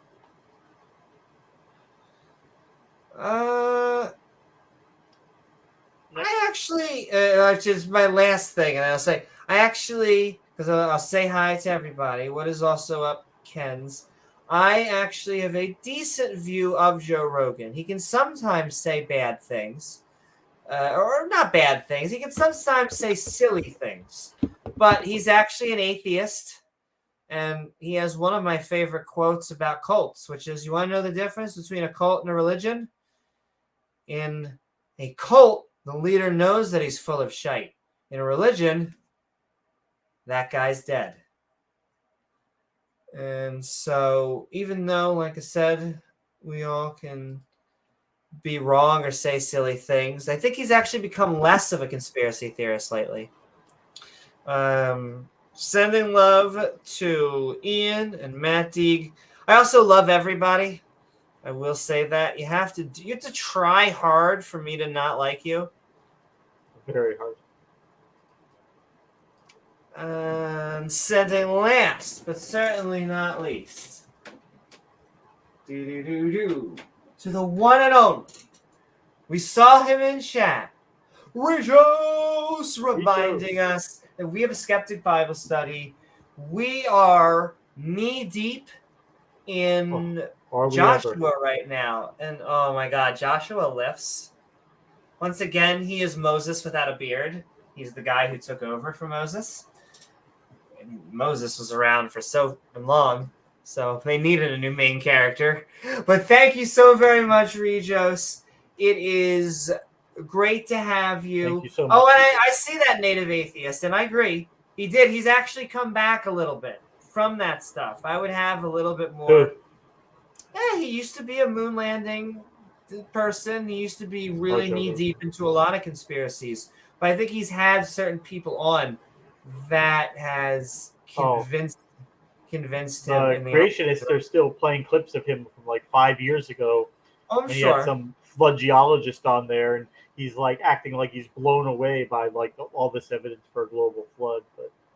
And that is the thing. I mean, you can be an atheist and be all over the political spectrum. I mean, it doesn't mean you're going to believe or not believe in conspiracy theories. The only thing it says is that you are not convinced that a deity exists. You do not currently. It's kind of silly to say about like, oh, Pol Pot was an atheist. He did bad things, so therefore, like, the only thing we agree on is we don't believe in God. So that's it. He's it, the one and only. Doesn't affect anything else. We don't think a genocidal regime is good, massacring people. We would not endorse that. So no. Just because he agreed with us on one thing does not mean we have any other ties to somebody like that. Indeed. I also just want to point out, and this is probably my fault. I can't help myself, but I'm just sending love. We've had so much great conversation already. It's been like an hour and a half housekeeping, but we needed it. I'm sorry. There's so much to flood. And James, we have the rest of our life to keep on streaming, so we should really be celebrating, right? We could keep on doing this from our houses. So we're kind of lucky to think about it. Not from the penitentiary. And there's more. James, these apologists and Dawists, they are all they're dropping off like flies. Yeah. Oh my goodness. But yes, I mean, Islam has such a great prison ministry system. They really reach out to those prisoners. He will just and you know, here's the thing. I can just one last thing about him. Can you just imagine? Can you just imagine him? Like, because his release date will be determined by some board. I don't know if it's the parole board or some board in the Department of Corrections, because they have indeterminate sentencing for that tier of sex offenses now. So his actual release date will be determined by that. But I could just imagine him going before this board, whenever it is. 10 years from now, 5 years from now, saying, yeah, well, when I did those things, when I violated those young girls, I was an atheist at the time. And, you know, I didn't believe in objective morals. And I just did what I wanted to do because I wanted to do it. And I didn't feel bad about it at the time. But now that I've embraced Islam and I believe in morality and I just feel so bad about it, I feel terrible about it. I'm not that same person anymore. And, you know, people tend to those type of coming to God stories, they tend to be well received. So we'll see. It's exactly how long he ends up sending in there. But yeah, I was gonna say I agree with Nathiest and Mark about T-Jump's version of objective morality. That to me, it almost just seems like he sat down, like he got tired of being picked on about not having objective morality, so he was just determined to make one, whether or not it really made sense or not. And he did the best he could to try to come up with a system. But it's so speculative that, like, oh, well, maybe if we find other aliens in other solar systems, maybe they'll have the same values, and then maybe we'll find out it's a universal, you know, thing that everybody agrees to. But that, I don't even think that would make it objective. I think that would just be a bunch of subjective minds all agreeing about the same thing. I still don't think that would be objective. But yeah.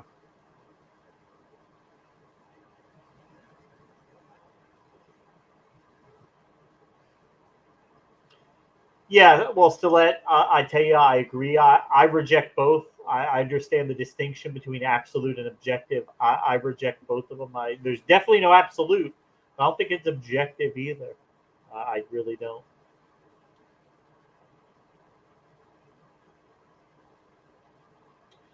I'm not sure about Snake was right. His version of objective morality. I would have to look into that. Snake was right. Is a really good debater. But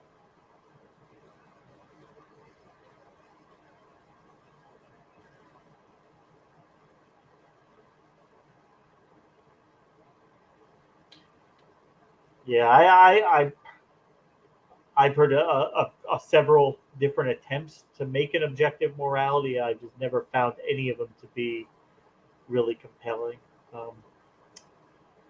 Really just seems like it's subjective. Snake was right as a great debater. What was he? He was debating evolution the other day with was that with Witsit? No, with somebody. He was debating evolution. And he's like it's like we do have a video of evolution because what is a video? A video is like snapshots in sequence. He's like, we have that in the rocks of fossils. Now the frame rate might not always be high and there might be gaps, but we do have it. That's a pretty good explanation for evolution because we do have snapshots. We don't have all the shots, but we do have snapshots, and they do go in order. And they do tell a story, and it's not the story that they're trying to tell. That's for damn sure. It doesn't. Their story, like they can't even contend with the fossil record. They just have to pretend it's not real because it is a death blow to them. It is an absolute killer. That's why they have to pretend it's not even a thing. Because if they had to admit that it was real, then yeah, it would absolutely destroy creationism.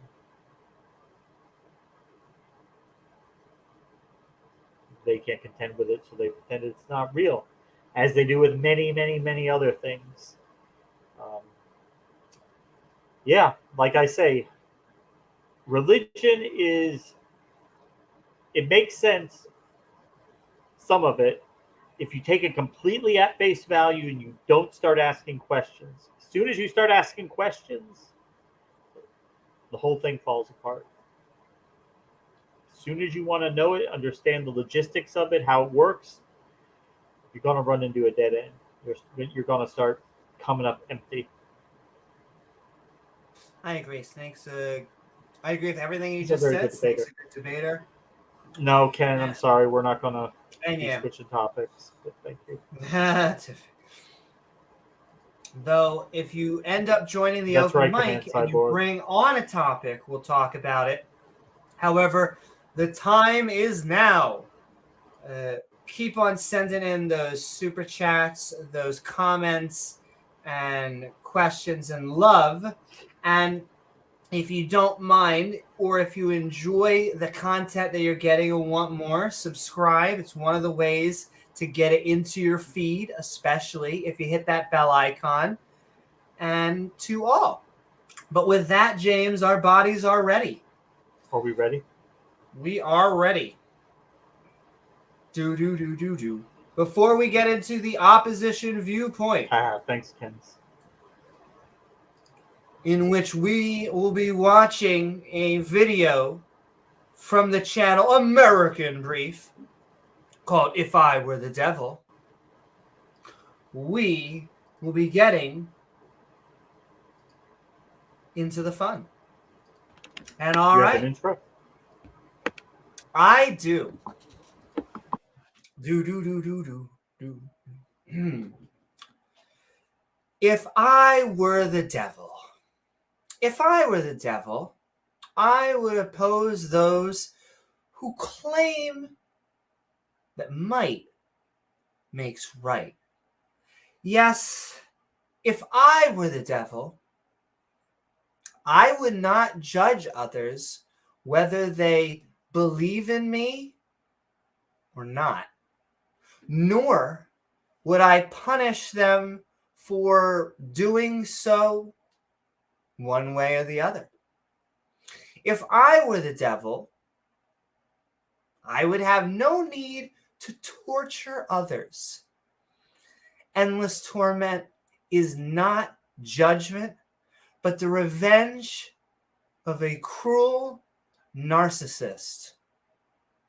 If I were the devil, I would understand that we're all fallible creatures who make mistakes, that most of us are good, and that it feels good to do good, with the only reward being the help of another agent. But sometimes we fall. Thus, what really matters is not how many times we fall, but how many times we pick ourselves up, then try again. If I were the devil, I would tell people to accept who they are, inside and out.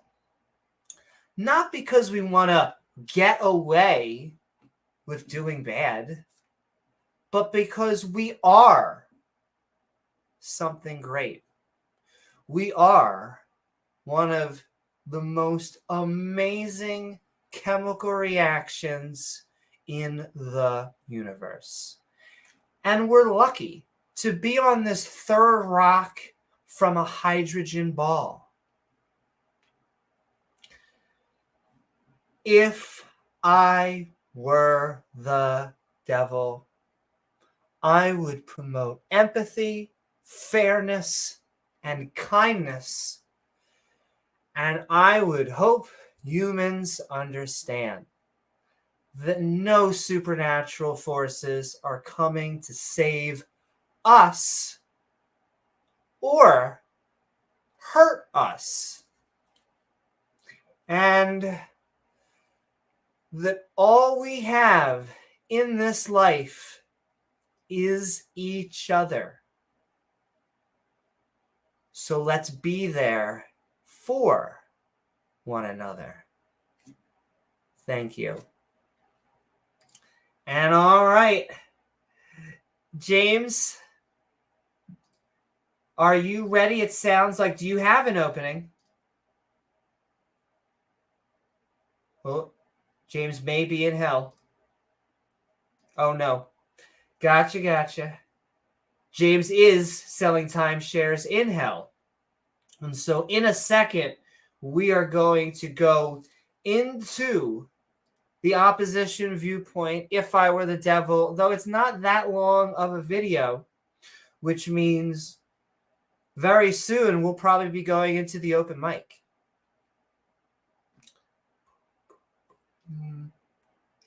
We're sending love to everybody out there still hanging with us. I see Ken's hyphy. What is up? Sending love, Atheist. Sending love. Sincerely yours. Aristotle still hanging around with us. Stilette and Alvaro. But isn't the devil a terrible entity? Well, it depends on the story and the viewpoint. If you are a Christian or a Muslim, traditionally, the devil is seen as someone who's bad. However, we like to point out the devil has a much smaller kill count than Yahweh. Yahweh, I would say that if you have deaths in the planet full, it's probably not a good thing. How many people have you killed? I've killed a man. That's nothing. I spent my life. I've killed a dozen, maybe more. Yahweh's over there with like the big beard, just floating. A dozen, you say? How do you feel about children? Ah, religion. But that's okay. Apparently, most of them are in heaven. Though I don't know why, because weren't they evil children? That's why God had to wipe out their free will. Evil babies. Evil babies. They're gonna apparently destroy God.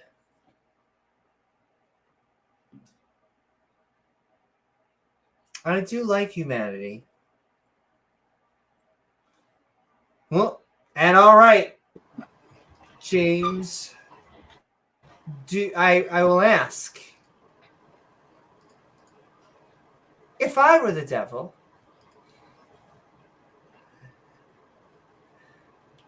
Yeah. I guess that's the question. That's right. Would That's you the do? question, right? That's the question. Well, you know, when I heard about this episode, I was really excited because I think this is one of the most blatant, flagrant frauds in Christianity, in this religion, and I think it's very apparent. So, as I was saying before, the religion, it kind of seems like it might be sort of coherent if you take it at face value. You don't ask too many questions, but as soon as you start doing that, it really falls apart. You're never more than like 3 or 4 questions away from getting to mafia boss type of explanation. So it starts off right. So we've done a Bible study, and we are up to the book of Joshua. Now, we haven't seen hide or hair of the devil yet. He has yet to make an appearance. They'll tell us, oh, he was a snake in the garden, but that's not apparent from the text, okay? And God punishes the snake for deceiving them. He doesn't say anything about the devil. He doesn't say anything about Satan. It's just the snake, which is the interpretation that the Jewish people have had on that for thousands of years. So we haven't seen hide or hair of him yet. So don't you think if there was this hyper intelligent being that was down here trying to lead humanity to death and destruction, that wouldn't God have wanted to tell us about that from the beginning? Wouldn't that have been one of the most important things? Like, hey guys, there's this Satan dude. He hates me, so but he can't kill me, so he's going to try to mess with you guys. But no, nothing, not a peep. Now why is that? Well, every story needs antagonist. You know, Superman would be a boring character without Lex Luthor to work against him. Do you imagine Batman without the Joker, the Penguin, or Catwoman? Who would want to watch that? That would be boring. No one would want to just watch Batman just going around getting cats out of trees. It's not a very compelling story. There needs to be an antagonist. Well, in the beginning in the Bible, the antagonists were the other gods. Going through the Old Testament so far, we know how much God hates the other gods. They really trigger him, and the people worship these gods. It really bothers him. He hates it. And they are talked about as if they are real. Nowhere does it suggest that these gods are not real. Moving forward into the Old Testament, though, that becomes a thing. By the way, they're not even real. So if these other gods aren't real, then who's going to work against God? Well, Satan. Now, who is he? Well, I'm told he is a fallen angel. He is an angel who rebelled against God. Took a third of the angels with him. And they'll tell you, oh, he is the most subtle beast of the field. He is much more intelligent than humans. But you have to ask yourself, what hyper intelligent being would launch an insurrection against an omnipotent God? Well, he would have known this God is real. He interacted with him. He would have known his power. He would have known the futility of this rebellion, that it would never work. It was doomed to fail. God would know about it before it happened. You could not defeat God no matter what, because he's God, and he is not going to take that God hat off and allow him to have the possibility of being defeated. So this hyper-intelligent angel decides to rebel against God. He convinces a third of the other hyper-intelligent angels to rebel against God too. a total suicide plan. It would have worked. You got to have to ask yourself why. Why is this even happening? Why would they do that? Well, it's a plot device, so it doesn't make sense. Whatever, you have to believe it because it would just be a boring story without it. There's got to be an antagonist to make the story compelling. Which, moving forward, we're told that there's going to be an end days where, Satan's going to have his antichrist, and there's going to be all this turmoil and calamity on earth, tribulation. And then at the end of that, there's going to be a battle between Satan and God. Again, why are you having a battle versus a deity? Could you ever kill God? Could you defeat him in battle no matter what? No, of course not. So why this theater? Why all this theatrics? And the only answer that even makes remote sense is the Calvinist explanation, which says, oh, yeah, they're just doing it because God is making him do it for his own amusement. So, yeah, Satan rebelled because God made him rebel so he could crush him for his own glory. He's going to make people fight against him so he can defeat them, so he can crush them for his glory. And then he will send them to hell so he can revel in the glory of defeating his enemies forever. Enemies that were infinitely weaker than him, who never had a chance to defeat him. I mean, this would be like a professional football team, like destroying a little league, a peewee league football team, and then reveling in the glory. Like, no, only God, this God could derive glory from defeating enemies that are infinitely weaker than he is. Because he's never going to take that God hat off and make it so he could be defeated. Because he knows the beginning from the end. God is not a part of time, that they always tell us. He's outside of time, so time is not relative to him. He's all times, everywhere, at once. He's omni everything. So yeah, like I was saying, none of this story really makes sense unless you take it for what it was. You realize that it was needed to tell a compelling story, but that's all it is. It's a story. It's not worthy of belief. And move on, religion. Thank you. Woohoo! Thank you so very much, James. Yeah. And all right, we are now going to move into the opposition viewpoint. Let's do it. Dun, dun. The opposition viewpoint being, if I were a deviled egg, would you like to eat me? No. We are going to listen to the opposition not relish viewpoint. in it. I hate that shit when people put relish in deviled eggs. It's so terrible. Relish? Relish in deviled eggs. Yeah. Yeah, I'm not too big at pickles. You would think that I love pickles, but yeah. I'm 50-50 on them, but not in deviled eggs. We are watching If I Were the Devil from the channel American Brief. Dum, dum. And it's not very long. It's just a 3-minute bite size. And then afterwards, you can tell us about all the wisdom that we are getting out of it. And I'm sure there's a lot to mine. With that, let's get up to it. Let's do it. If I were the devil.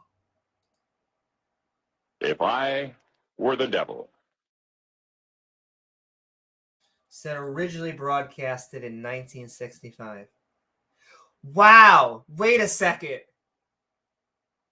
That contradicts the entire thing that this is saying. Now, I didn't even think about this. The fact that, okay, no spoilers except for that. I'm going to bring up that point later on. If I were the devil. If I were the Prince of Darkness, I'd want to engulf the whole world in darkness. I love the Prince of Darkness, by the way. He's kind of hot. And I'd have 1/3 of its real estate and 4/5 of its population, but I wouldn't be happy until I had seized the ripest apple on the tree. Thee. So I'd set about, however necessary, to take over the United States. I'd subvert the churches first. I'd begin with a campaign of whisper. He's going to take over the United States. God cares about the United States the most, apparently, as you do. Sure. With the wisdom of a serpent, I would whisper to you as I whispered to Eve. Do as you please. To the young, I would whisper that the Bible is a myth. I would convince them that man created God. Hey, guess what? The Bible is a myth. Well, and man did the Bible is real. It's just filled with myths.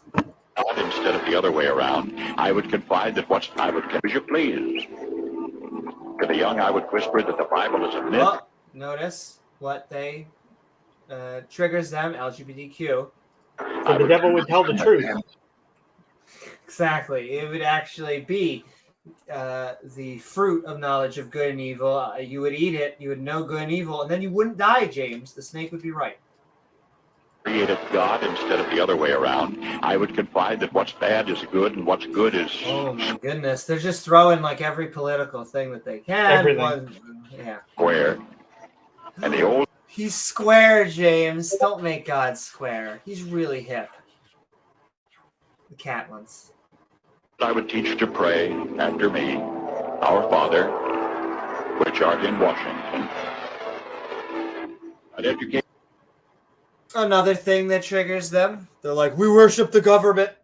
Because they can't imagine not worshiping something, and oh my goodness, this little one got spayed, and they are still like running around. She woke up again? Really amazing. Yes. Oh my goodness. Come here, baby girl.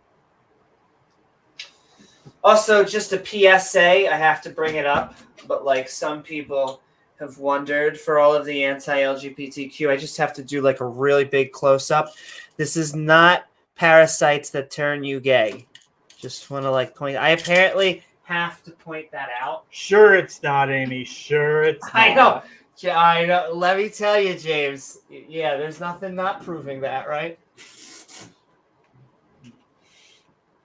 And you're just going to watch Buttercup and Penelope. They're going to be snuggling closer now. Exactly.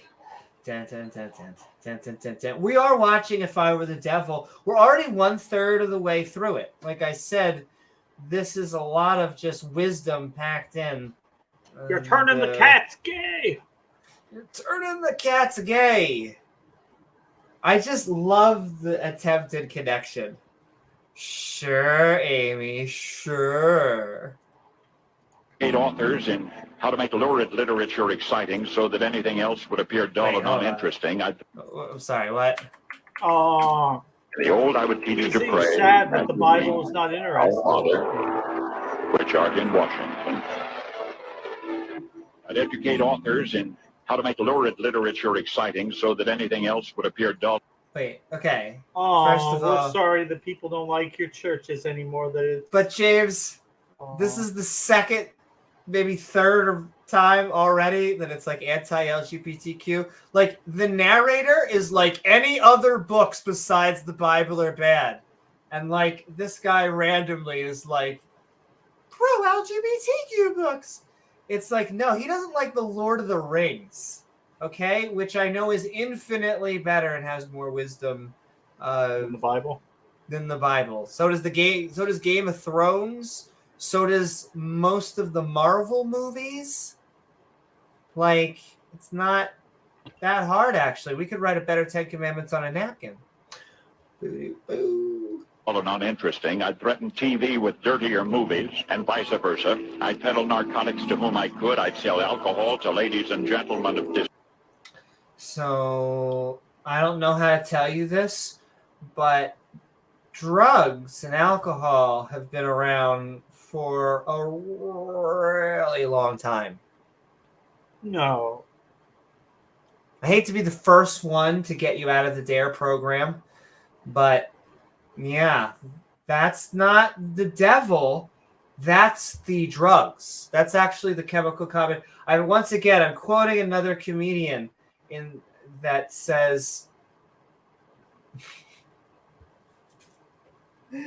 basically says we lie to kids and we tell them that drugs are terrible and they don't solve it and they don't do anything, and then it's like then when they try any drug They're like, holy moly, my parents have been lying to me. Holy shit. So maybe we should actually teach kids the harms of the really bad drugs. That way, when they go out and they smoke marijuana, they don't think that it's the same as meth.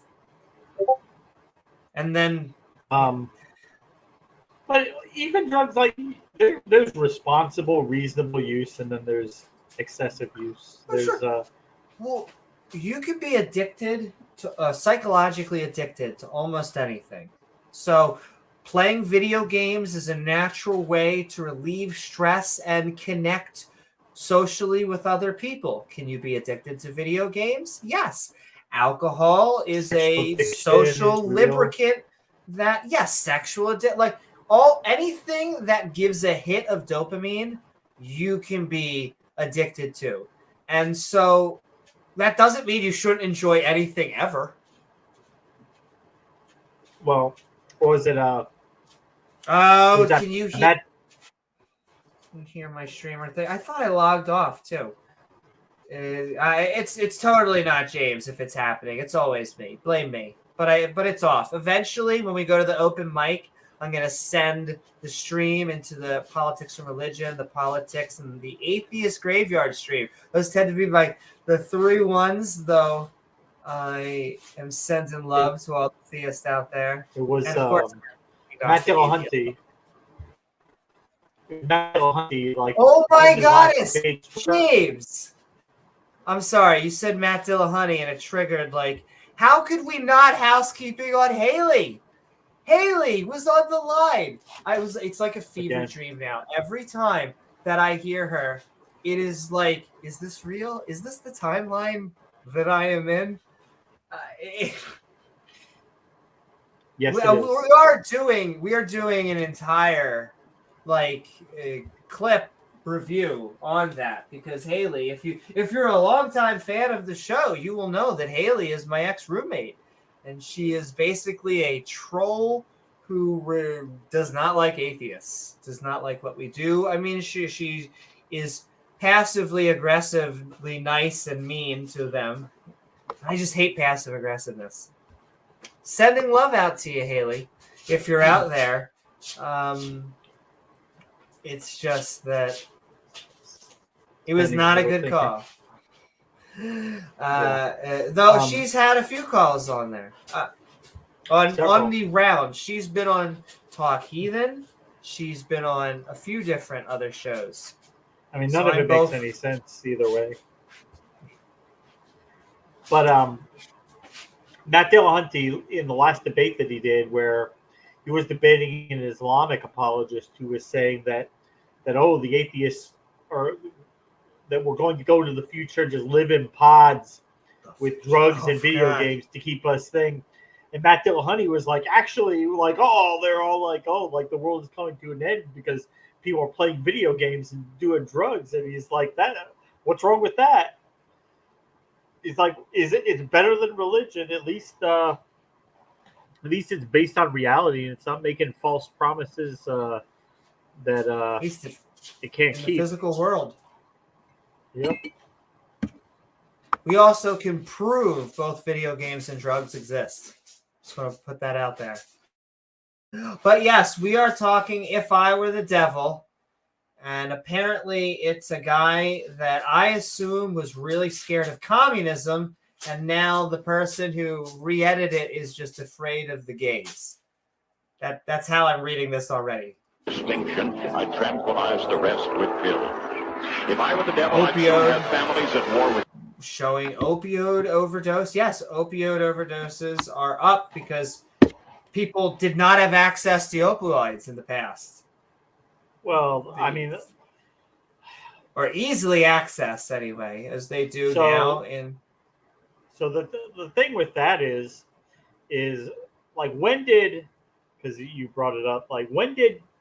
If you go back, Amy, 15 years ago, the only people who heard of fentanyl were people who worked in the medical industry. You never heard of fentanyl, but what happened around 2009, 2010? Well, the worst thing in the world. Well, they shut these pill mills down, all these pill mills where they're just giving people pills and it's the worst thing in the world. And they shut those down. Well, guess what? Did everybody stop doing drugs? No. They just moved on to drugs that were not as safe, like fentanyl, that were the drugs that were more dangerous than these pharmaceutical things that people were taking. Well, what you're trying to do, you're taking a situation that's not ideal, but you're making it worse by trying to stop it. And that's what they did. They took something that's not ideal. Like, I get it. These clinics were causing harm. They were an issue, but then they basically made it worse.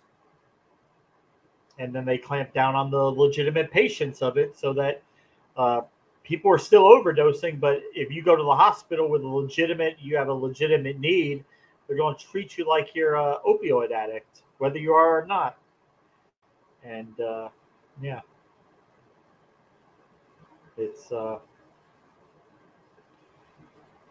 that's why I'm a fan. Like my thing, I think they should start legalizing basically everything except the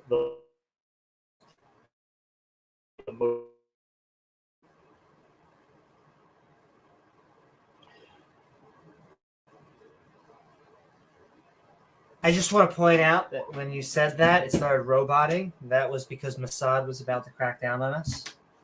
Crocodile, Aristotle. I've never heard of that in America. That's like something that they were trying to stoke fear of. Crocodile, if you don't know, is a Russian version of heroin, which is extremely toxic, and it causes necrosis. It eats away at your body. Basically, if you're using crocodile, you probably have like a 3-year life expectancy at most. It's cheap to make and easy to make, but it's extremely toxic. So what we're trying to say is this podcast is sponsored by weed and alcohol. Weed and alcohol. Try it today. Really, everything else is like, okay. Sending love out there. We're about to jump back into If I Were the Devil. Once again, the devil in modern day seems very triggered about gays. Does he now? Cat. He does. Also,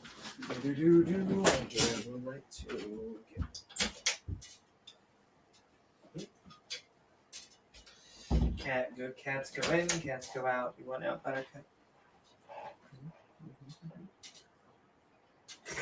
There we go. Okay. Sorry. The podcast is also controlled by cats. Evidence for physicalism, no evidence for dualism. None. Yeah, I do not understand It'd be dualism. nice, but there's just no evidence for it. Wouldn't it be nice if we were not hierarched under our brain and also our body, but we're not. I mean, it's cool that we are the conscious part of our body, but yeah, that's right off the chain. Yeah, a lot of these doctors have been pressured into not prescribing because they're not. They've been pressured by the government, by the media, into not prescribing medication for legitimate patients because, well, what if you're going to sell it and then other people will buy it? Well, I mean, what if? But I mean, you're going to deny people the medicines that they need? Well, and the answer is yes, we will. That's what they've said. Yes, we will deny people the medicines they need because other people could get addicted to it. And that's what they've gone with. Yeah, we need to change many of our, I would say, institutional systems. We need to change our healthcare system. We need to change our prison system. We need to change our drug reform system. We need to change basically all of those because they don't really work and they just make the people who aren't in them feel better. Phenomena, copyrighted song. If I Were the Devil, we're jumping back right into it. Themselves, churches at war with themselves, and nations. Oh my God, how much stuff? Also, I'm sorry, I can't help it because there's two things. They're talking, and then there's not only the narrative, but what they're showing over it.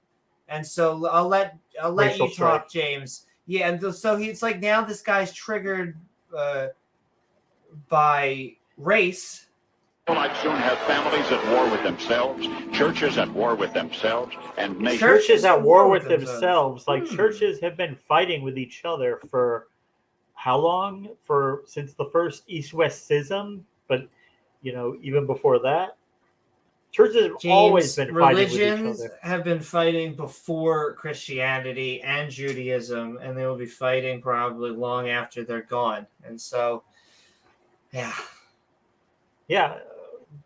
And you ask, okay, well, what's the answer to churches fighting? Oh, well, the answer would be for all the other churches to adopt my viewpoint on all these doctrines, right. and then there'd be no fighting. And then the other church, well, what do you say? Well, no, that's fine, except you all have to adopt my version of the doctrine. And that's what they're all saying, and they're all fighting with each other. But basically, yeah, they all think they've got the right version of it. And that's also interesting, Aristotle. You say you go to Mexico for the meds. I mean, I always joke with my school loans. Each day looks better. Mexico looks better.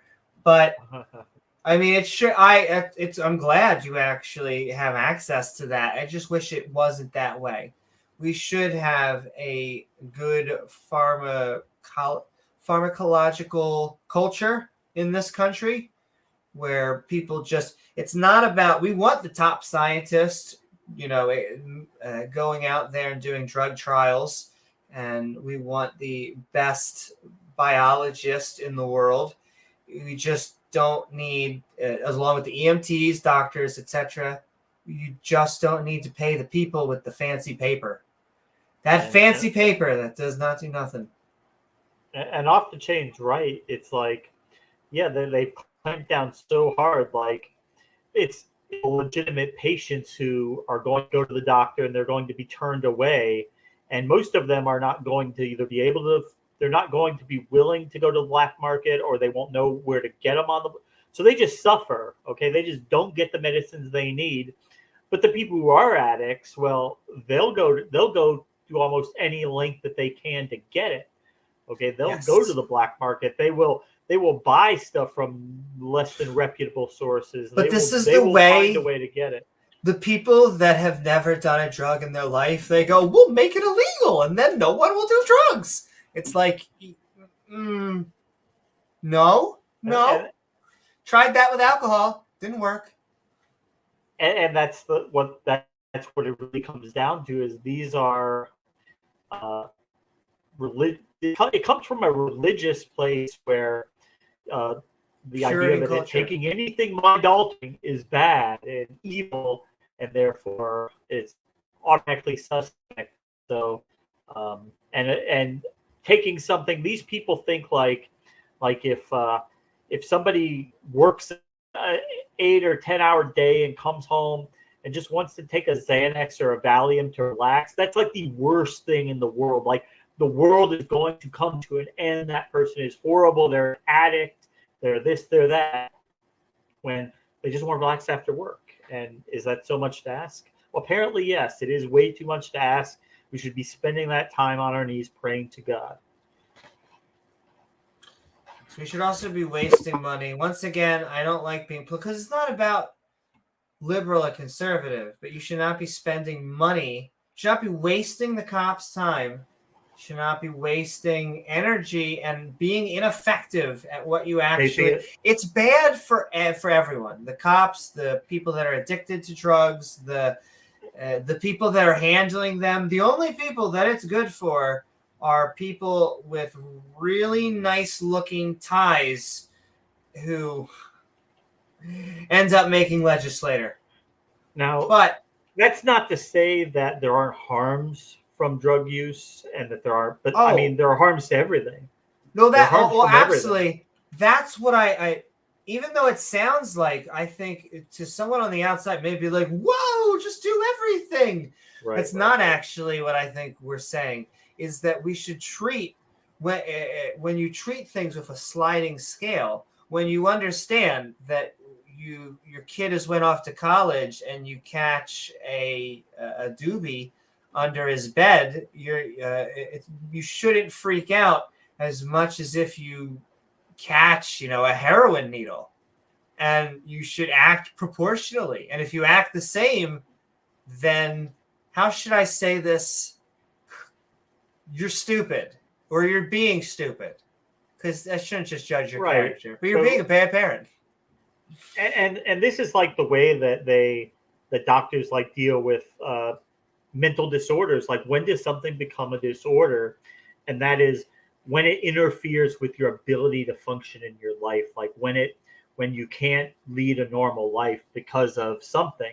So that's the way we should act. Is somebody's use of a substance preventing them from doing the things they want to do in life, from leading a normal life? If the answer is yes, well, maybe there should be something done about that. Maybe there should be an intervention or treatment. But if it's not, then this also gets, and then we'll jump back in. That's why I don't think religion is a mental illness. I agree with the two Shannon cues on both of my shoulders that if my own definition of mental illness is something that impedes, or I say my own, I feel like I'm getting it from the DSM and the larger sociological community, is about functioning, is that they're just interested about you functioning as a human being. They're not there to judge your fashion sense. And so, or your religious belief. And so if you believe a God exists and you're just going out there and you're not harming anyone and you're just living life and you go to work and everything, I would say it's not a mental illness. Just like the way that I've transitioned, I would say it's not a mental illness because I no longer have gender dysphoria. I just live life. And so I will say, however, that these anti-LGBTQ people, I'll tell you, they often have something. Once again, armchair. But James, every one of them. What's Aristotle saying here about religion here? Oh my Jesus. Here we go. You trivialize the interpretations in Christianity, but they have different outcomes. A Calvinist interpretation of sin and salvation is that all people, without exception, are damned and incapable of following all things in the Bible. That is like the elected salvation. If all are equally condemned, all are total equally, depravity, probably. Yes, there was an acronym that I'm trying to remember. TULIP. All are equally unworthy. Total depravity, unconditional election, limited atonement, perseverance of the saints is P. What's the I? I forget the I. But TULIP is the iguanas. Yeah, probably like that. Godly iguanas. I assume godly iguanas. The 5 point. Now you have 4 points of Calvinism where they don't agree with all of it. They agree with maybe 4 of those points.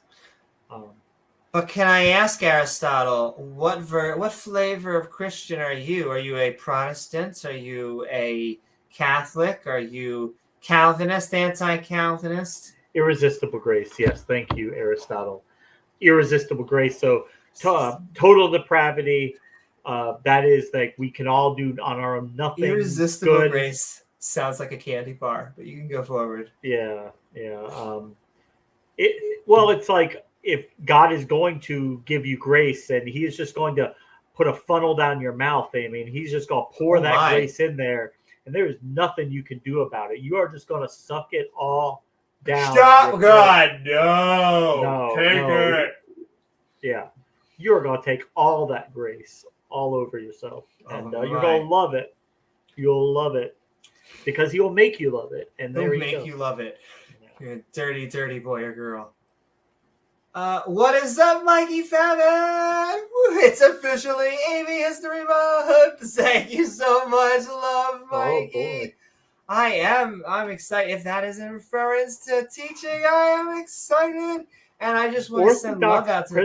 Presbyterian, wow. Well, Mikey Orthodox. is another fantastic atheist YouTube content creator. I will admit I sometimes lurk while you're playing video games down there. That's why I feel like I want to play video games. I need to do more stuff on there. Oh, as long as you pair it sometimes with apologetics or counter apologetics or some fun, it tends to be interesting. So that tends to be. So that's probably what's going to happen here. I've been thinking about doing one with like a Minecraft. And I was looking into servers to buy and all this stuff. It's actually not that expensive to have a 20-person server. Do any of you like Minecraft? I'll say that. I think I've asked this once. I found one or two people that said they would.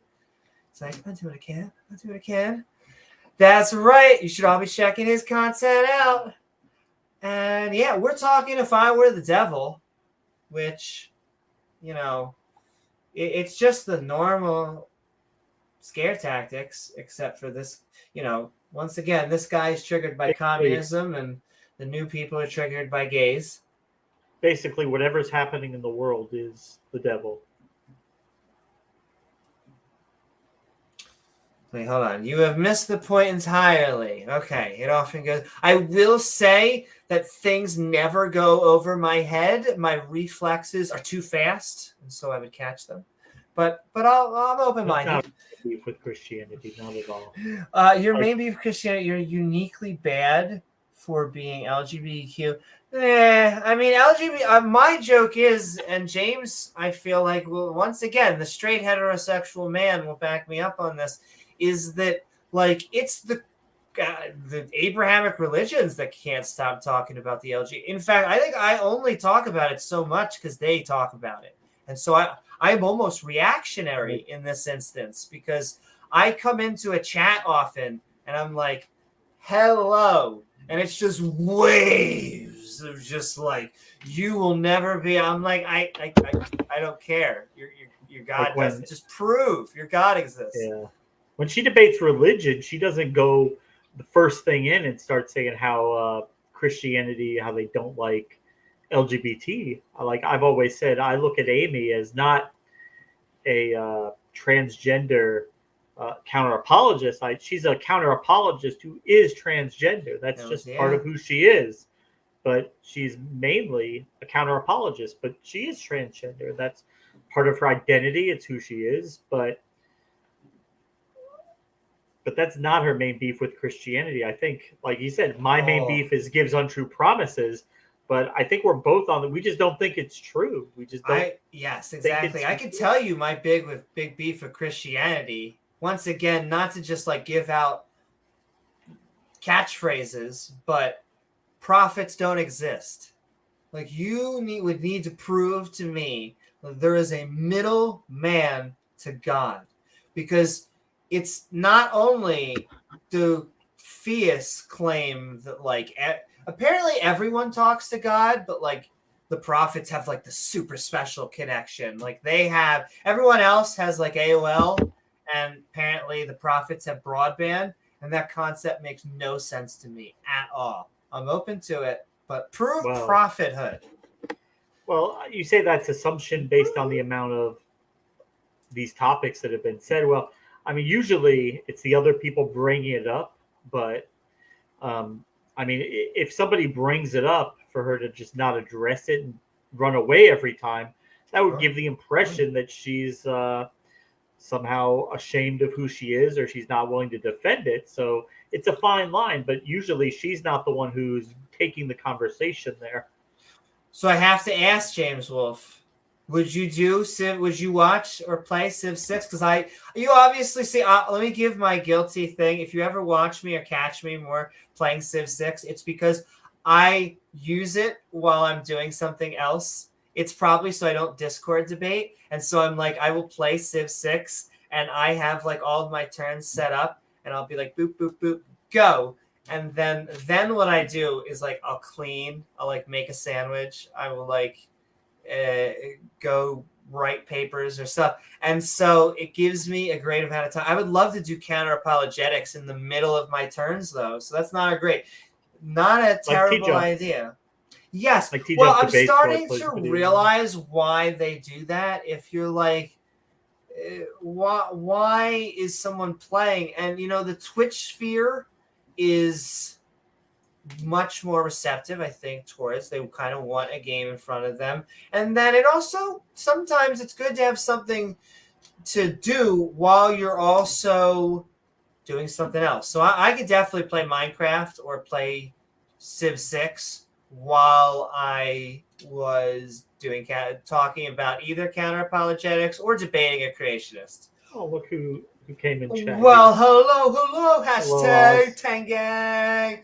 What is up, the AVO's Network Group? What's up, Oz? Sending love to Oz and Jenna and Shane the Skeptic and Biddy Buddha and so many fantastic people. Uncle Beck, who we with student Dr. Ben, so many people. We're connecting atheists, baby. Hashtag Tangang.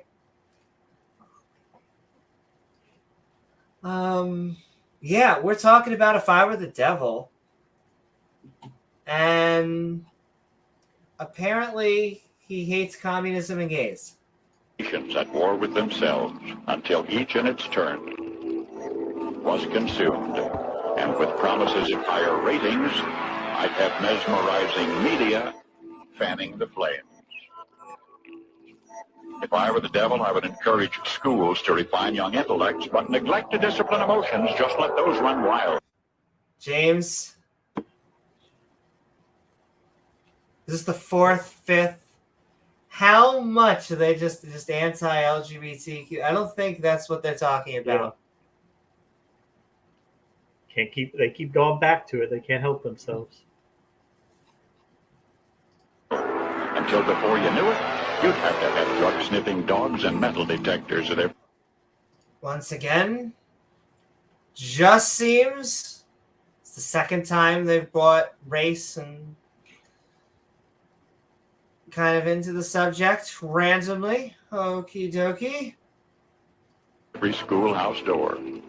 Within a decade, I'd have prisons... Not like they're just selecting, Not like they're just selecting what they think are just bad things. Just showing up LGBTQ people. Showing... overflowing. I'd have judges promoting pornography.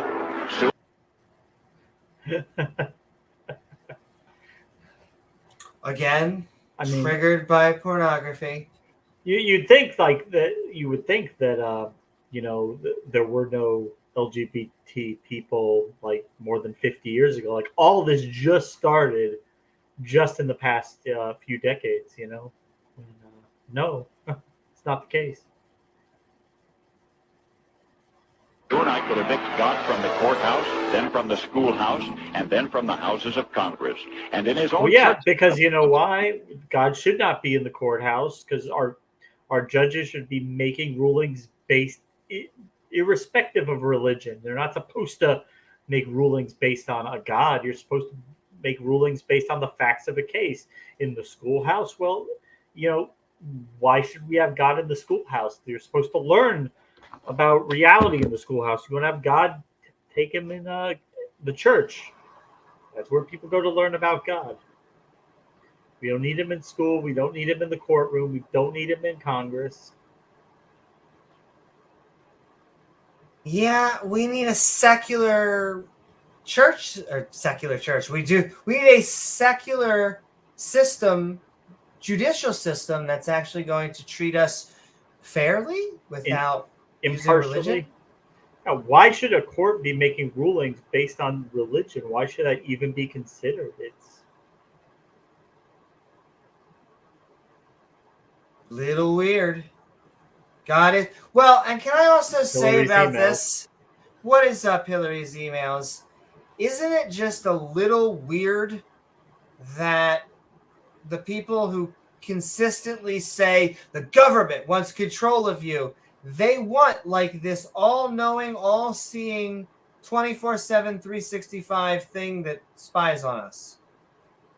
Well, like remember, like when I mentioned last week when it was your good friend Tucker Carlson, and he was doing he was doing a show, of course. He has a show, but you could tell in his voice he was just so salty that people aren't going to church anymore. They don't believe in God anymore, and so well, okay, people aren't going to worship God, but you're going to worship something. You're hardwired to worship something. You're not going to worship God. What are you going to worship? Well, no, it's not a matter of being hardwired. It's just your religion had nothing to offer. People get nothing out of it. It's not real. And so people aren't going to go to it. They have better things to do. If there's nothing you have better to do Sunday morning than to get up out of bed and listen to a preacher lie to you, tell you shit that ain't true, and then you drop money in the plate and leave, okay. But I think most people would be better off just sleeping in their bed. Yeah, actually getting some shut-eye instead of trying Yeah. to put on your nicest suit and trying to impress people who don't care about you and are only trying to win points for the big guy upstairs. But yeah, let's get back into it. If I were the devil. Psychology for religion and deify science. And in his own churches, I would substitute psychology for religion. Wow, what are you, a Scientologist now? Taking pot shots at psychology? And deify science. I would... Ooh. Oh no, James. Don't deify science. Don't actually like science. They're so upset that it works, and we can prove it demonstrably. We can show it, and they can't do shit with their religion. It really triggers them. It really makes them mad that they can't do that. They just have to say, "Well, you'll find out when you get to heaven," or, you know. But we don't have to do that. We can actually show that it works here. You don't have to wait till you're dead and to get the proof. Lure priests and pastors into misusing boys and girls and church money. If I were the devil, there. I'd make the symbol of Easter an egg and the symbol of Christmas. Wow. Now you're just making shit up. I mean, I guess you always were making shit up, but I mean, now you're just like being a little bit too specific that it's too obvious. Like it's too on the nose.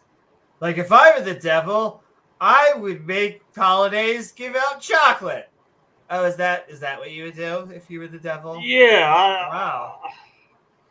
Free candy for kids. Halloween. Exactly. You got to dress up like a demon. Well, what if you dress up like an angel? Does that make up for it? Only if you're a slutty angel.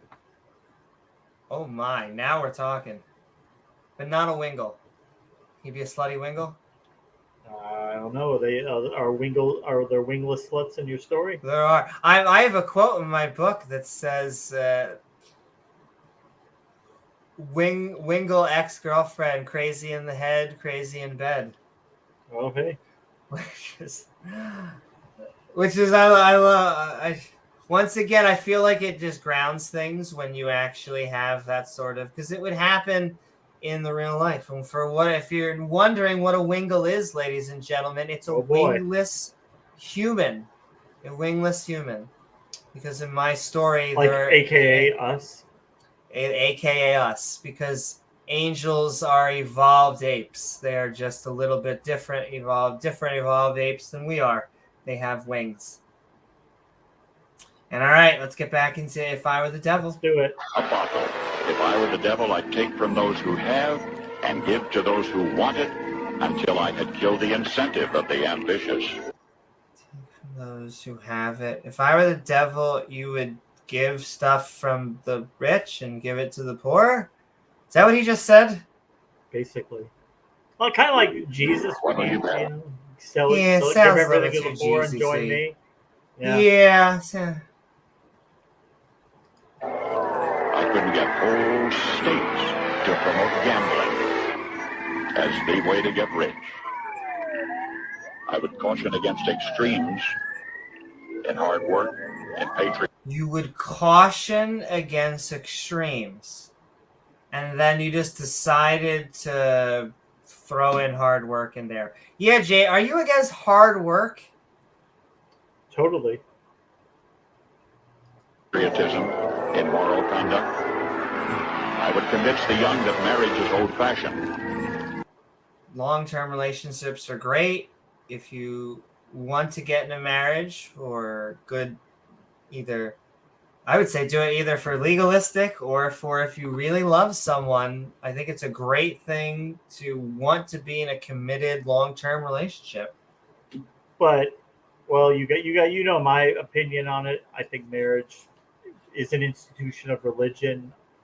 I think it should be abolished. I don't think we need a state registry of who's sleeping with who, which is basically what it amounts to. But that's not to say if you love somebody and you want to commit to be with them for life before your family and friends and you want to do that, that's fine. I just don't think the state should have anything to do with it. It shouldn't have anything to do with your taxes or anything like that. It should be a private matter between people. Yep, as long as it would be fair for either you have it for everyone or you have it for no one. Right. Well, obviously, we're not going to abolish anytime soon. That's just my personal take on it, even though I know it's not. In the cards. That's politics. We're almost done. This is the end. It's a very short video as we know it, and then we're going to go into the open mic. And yeah, so we have been watching If I Were the Devil. That swinging is more fun. Swinging is pretty fun. Try it in college. But that doesn't mean that you shouldn't practice safe sex. That doesn't mean that long-term relationships are still a good thing. I mean, that's like, do you. If you want to be in a committed relationship and that's what you want to do, no one's going to stop you. No one's going to take that away from you. I will say, if you also, if you want to just have multiple relationships, you should do that too. I mean, be happy. It's religion that locks us in these rigid, like, no, this is the only moral way to do it. This is it. But I mean, like, religions, they're the ones who wrecked marriage from being a meaningful institution on their watch. Yeah, they blame gays, but then they kind of did themselves. I mean, yeah, they took it to, like, the divorce rates were, like, astronomically high. That happened on their watch while they were in control of the institution. They wrecked it. Of course, they're going to blame everybody else, but no, it was theirs. They wrecked it. Yep. It sucks to be them. Whatever consenting adults want to do, they should be able to do it. As long as they're on TV is the way. Does porn? You can tell what they're triggered by just by looking at us. Well, they don't like porn, so therefore it has to be bad. But I mean, can they just say we don't like it because we don't like it? No, so they have to try and make it like it encourages rape. No, of course it doesn't. No. Doesn't encourage you to be gay either. Slut walk on the future of feminism. They hate feminists, of course. They hate women who are sex positive. Exactly. The strong, independent woman. You into bed with you in public, and I could lure you into bed with diseases for which there is. That has been around once again since the dawn of time. Older than humans. Way older than humans, but sure, blame that on the devil. James, now the common cold is Satan's fault. Did you know? Okay. In other words, if I were the devil, I'd just keep right on doing what he's doing. Oh, really? You'd keep on doing what he's doing? That's weird, because... If I were the devil. It says from 1965. So I guess he's been doing this for forever. And I guess, any day now, Amy, any day the world will be, Satan will take over and, any fucking day now. I mean, he's only had like how many thousands of years to get this plan perfectly in place. He just never seems to be able to do anything. Yeah, God seems to be lagging a little bit. He's running on Amy time, apparently. Yeah. Well, I guess that is the end. They have that they have that little cuties reference in the middle there. Remember that Oh, cuties movie because that kind of. they are trying to save the women and children, James. Don't you know? Now, I'll be like, I'm not like a fan of things like that. I don't necessarily think it's good to be putting it out, but whatever. I mean, I realize there's people who take a different take on it. It is what it is. I think that we should not be. I think we should not be sexualizing children. I'm not a big fan of pageantry. I'm not a big fan of people taking their kids to Hooters. But at a certain level, though, I mean, the pervs are going to be the pervs, and we can't like we can't like completely. I mean, there are going to be people who do that, and I don't think you're ever going to get away. But that is, I guess, what we should be trying to find those people and put them in jail. Because the ones who are. It's the same when they talk about bathrooms, when they're like, well, you could dress up as so-and-so and go into the other bathroom. Well, it's like, you could have always done that. There's nothing. The difference is we're not just dressing up. We are trying to live our lives. Like, if you were afraid of that, you would have had potty police up a long time ago. But they're not actually. They would have not passed the pastors around and things like the Catholic Church. It already happens. Defend where things happen in bathrooms. People are arrested for it, for inappropriate unfortunately, this is just a part of life. But to say that, because of that, we should force people to. We can't let anybody transition because people might do it just for that reason. I mean, exactly. It's silly. Yeah. You find the people who are committing crimes in bathrooms and you lock their ass up. Indeed. Anyone who spies on someone, whether they are heterosexual, homosexual, whether they are a man, woman, it does not matter. Inappropriately touching or taking transgender, biological. Yes, no matter what it is, you should be going to voyeurism, jail or prison. I'll let the lawyers figure that one out. And all right, once again, that's not the can I say the other final thing on that? Do it. You're like, oh, do it, Newman. It lets humans off the hook when you try and blame Satan.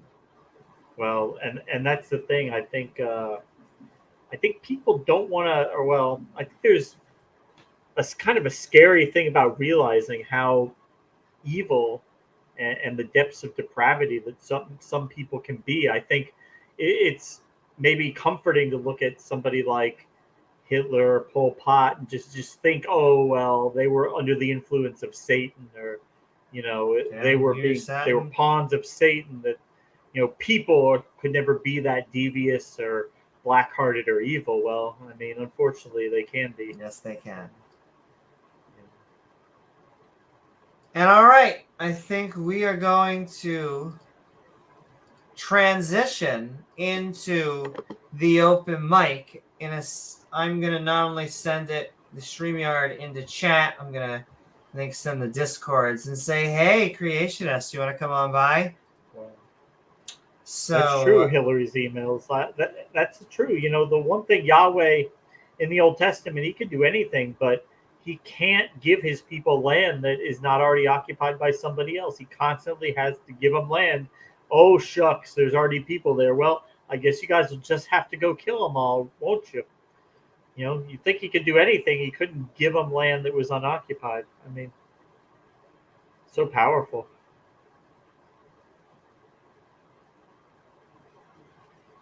And same thing when he gave the land back to him. There were people living there already. People who had been there for quite a long time.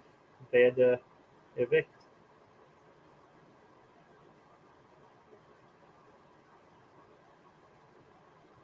All right. There you go, James Wolfe. Absolutely. Ted Haggard is completely heterosexual. Wait, what? No, that's not what that says. That's why Ted Haggard was so entranced by the deed. Satan was after him because he was doing such good work. Yes, No. I will say, I want you to know, James, is very specifically Satan who has made me love the D. I just want to put that out there. Well, I have to tell you, I heard this.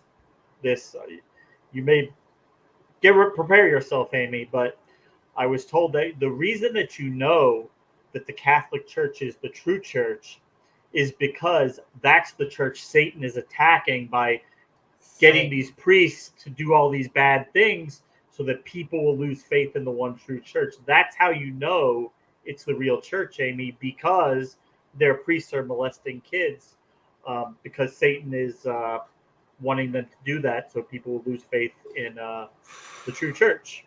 Oh, yeah, no, that makes sense. That's kind of such sense. mysterious ways that I think we should capture Yahweh and probably put him behind bars. In a padded room. He does belong in a padded room, nowhere near Society? Yeah. Children, apparently.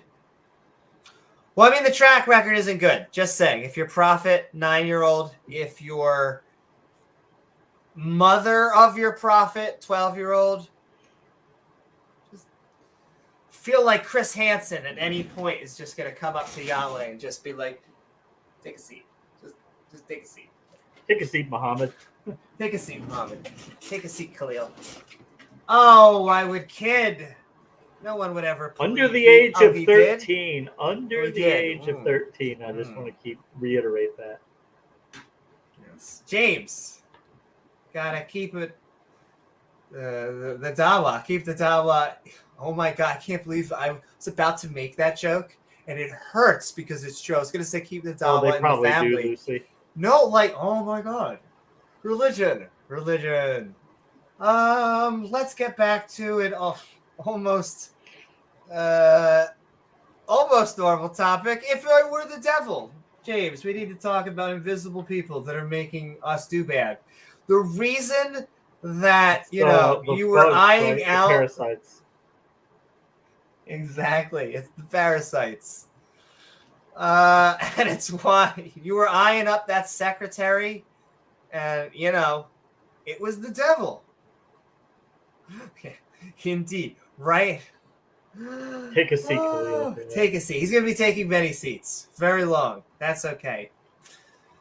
He'll have lots of walls to look at. Mana, religion. It's a prophet, James. Objectively moral. Objectively moral. So objectively, absolutely, morally, totally, fully. But we have Mark and Beamsy. You know who we don't have? Not a single gosh darn creationist. I feel like I just don't think Aristotle's there are afraid. many He Christians. thinks Beamsy will mock him if he comes on. Oh, it's all right, my. Aristotle. That's true. Well, I'll give. James always makes fun of me because I give people the out. But I will. If you're in sweatpants and you're eating ice cream and you're like, dude, it is 6 a.m. in the morning. I don't want to log online. Okay. But I will say that if you do want to log into and debate with atheists, we'll say right down there. Boom, boom, boom, boom, boom, boom. And I don't think there's much more that we can milk out of this. Probably not. Unless we were possessed. I feel like if we were possessed, we probably could milk this a little bit more. If we had the devil inside of us. What do we have to do to get possessed? I'd like to know. I don't know. I mean, Amy's got a Ouija board back there. She's got Baphomet. I mean. Exactly. James, I'm ready. Hold on. I have the most scientifically accurate device ever. Would you think it's a telescope, a microscope? That's right, baby. I got With you. a pentagram in the middle. There you go. Boom, boom, boom, boom, boom, boom, boom, boom. And Aristotle joined us. Oh, I'm so happy. Which means, Mark and Beamsy, you now need to have your intros in like 30 seconds. You also need to be drinking a Slim Fast while you give your intros.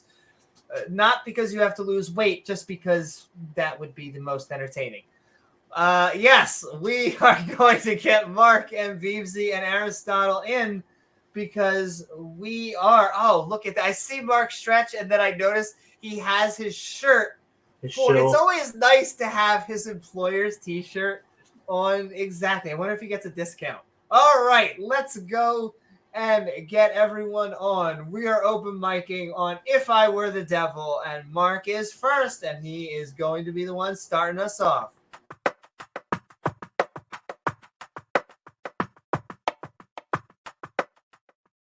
Woo! What's up, Mark? Welcome to the fun. We are Skeptic and Ranting on If I Were the Devil. Lovely to have you on. What are your thoughts? I'm trying to show my NASA shirt. I can't show it. So I've got my NASA shirt on, believe me. Again, when you stretched, I was like, oh, look at this shill. Oh, yeah. Oh, it's shill time. It's shill time. Support NASA. They might actually prevent an asteroid from hitting us. Who knows? It could happen. Hey, how you doing, everybody? I feel great today. I hope you're well, Amy and James. Lots of love, and it's great to see you. So, oh yeah, it's fantastic to see you. I haven't been like with you in a few days, and I love to hang out here. As you know, you can't get rid of me. So, yeah, it's good to be on. The devil. This made me. I thought this was an amazing topic. Like, this topic is insanely good, kind of thing. Even if you didn't have, something to show on what the devil is apparently doing by making our civilization apparently more happy and inclusive for some reason. The devil's making society more inclusive. I mean, the whole question is really good. So, what would I do if I was the devil? Let's assume that the devil is a negative force that is interested in the suffering of humans, right? Just say that's all the devil wants to do is make humans suffer. If I was the devil, then I would probably stop learning in science, right? Tell people not to question anything, tell people not to investigate anything, because then diseases would run unabated. We wouldn't be able to find power solutions and engineering solutions and things like that. And our lives would be miserable. We wouldn't have the things that we do now. I would probably stop people from working together, create division among them. If you want them to truly suffer, things like people working together are antithetical to that. And divisions between people causes a lot of suffering, just wars and things like that. I would probably cause a bunch of religions to spring up, all arguing with one another and just causing that division. And what's interesting in the Bible, you see God doing exactly that. He does the Tower of Babel, which splits everybody up and sort of causes them not to work together. If I was the devil, I would probably, drown everybody. That would probably be a cool thing to do if you're the devil. So, and I am being slightly facetious. I don't think either God or the devil does exist. But what I'm saying is that a lot of the acts that we would consider to be incredibly harmful from humans, even if you believe the mythology, aren't coming from the devil. What did the devil actually do in the Bible that was harmful to humans? Now, I'm not going to say God, because, you could cite the rebellion and all that kind of thing that apparently the angels did and Lucifer did. But what was actually harmful to humans? And the answer is really not much. He tormented Job, but that was sort of at God's direction kind of thing. And the fall, of course, where basically God said, you will die if you eat of the fruit of good and evil, and they didn't. So he didn't really lie about that.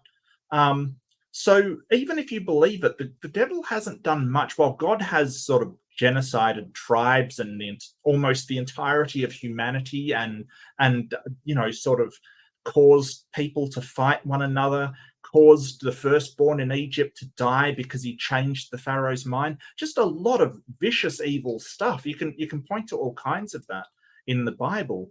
So it's really weird. I also looked up when the last time the devil made me do it was used as an actual defense in an American trial. Do you guys know this? Do you want to take a guess at the year that happened? See, this is like a lose-lose to me because if Why? it's, Why? Probably It's- happens all the because time. if it happened soon, then it just makes my faith or hope in humanity just a little Right. bit less. Right. But And what if it happened a long time ago? oh, it would make. I guess would that make more? See, I guess that would make more sense, and yet, my gut tells me that's not true. Right. Okay, so it was 1981 was the last time the devil made me do it was used as an actual defense in a case. And then they sort of, as a result of that, they kind of said, no, nobody's using that defense anymore. Like, that's not a defense you can use. It actually was, and these two people, I hate them, the demonologists, Ed and Lorraine Warren, who the Conjuring series was made around their lives. Yeah, they sort of said, hey, he wasn't in control. He was Are they the ones who possessed, wrote kind Pigs of in the thing. Parlor? No, that was Frank and Ida Mayhem, and it's different ones. Never No, mind. I don't think so. Yeah, it's and basically they supported this guy in that the devil made him do it. Now, and this is sort of something that I was talking with Stilette in the chat. If somebody has a mental issue or a neurological condition or something like that, we don't send them off to exorcists and shamans and people like that. I find it incredible that people still think that, you know, demonologists should be the ones to cope with what clearly is a mental health issue. I don't understand. You have all these cases, and once I did a debate on it, so I did a lot of research into it. There's a lot of cases where people are, you know, the last case that I saw was a girl of 3 being killed by their family because they thought she was possessed. It was crazy. People still do this, and it we've got to. It does happen because they During think they are doing exorcisms, the yeah. right thing, right? And basically, the mother on like did this exorcism, and the kid died, and they still to this day say, oh yes, she died, but we saved her soul, kind of thing. And it is madness. I think it was a 3-year-old girl. It's madness, you know. So yeah, I think that this whole thing, and I couldn't agree with you more. The blaming the devil and blaming demons and blaming all these things, it is an excuse to tackling the hard problem. You know, the hard problem is we have people who, you know, are criminals and people with severe mental issues, and they do horrible things, and just blaming a supernatural entity it's a cop-out. Right. It's just, you know, we can't deal with this problem of schizophrenia, this problem of delusional behavior, so we're going to just blame something and pray about it. Thoughts and prayers have while they're nice emotionally, they haven't changed anything. Doesn't help. Yeah. It doesn't help. While medicine and medication and sort of mental health treatment actually has changed something. It's gotten a lot better. So yeah, this whole idea that we send people with severe mental illnesses to, you know, spiritualists and priests and you know, shamans and stuff is absolutely terrifyingly ignorant about what is causing these problems in society. You know, and if I was a god, I'd make up demons so you know, I could do harm to or the, you know, there's no reason why you need a devil or demons or supernatural things to have people do bad stuff to one another.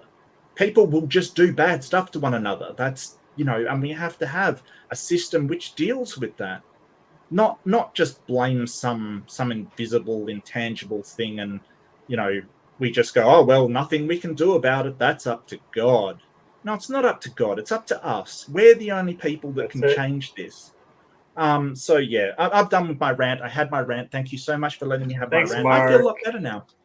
It's cathartic. It is cathartic, and I encourage everybody to. Yeah, absolutely. Come up and rant. Even if you disagree with me completely, come up and rant about it. I'll sit here and listen. I won't be rude. Not at I'll just sit all. and listen to your rant. I love having you on here, Mark. Thanks so It is much, Mark. great to Half rant. of my face is gone. I need my That's chair cool. to be higher. I need proper back. That's better. No, but that's okay. Have your thing up. I don't mind. Yeah, good. Just It trying hides to my chin. I wanted to just very much give copyright to your employers. And so thank you so very much, Mark, and the entire Australian who NASA works team. for NASA. Yes. And we have Beamsy and then Aristotle, Oz, and Mikey Famine. I'm just sending love also to Pat, who we are tucking in. Good night, Pat. Command Cyborg. That's right. All the wisdom you've been learning is only accessible at the girl level. That's very true. Very true. Just like our pastors will tell you. And we are going to get Beamsy in here, and then I know that Aristotle, you're about to be getting into the oh my lord! I always say that friendly ex-Muslim. I would say I want him to be friendly ex-Muslim.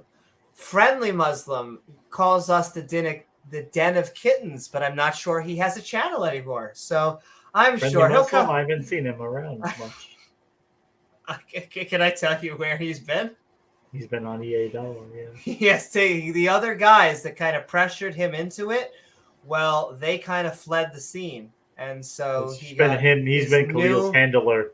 Yes, and so the only thing less, I think he has a new handler, which is his attorney, and so we'll let him take over the channel. Correctional officers. My favorite thing about that, the most recent post, it was the most legalistic. Like it would have made a certain presuppositionalist that takes all his inspiration from Darth Vader.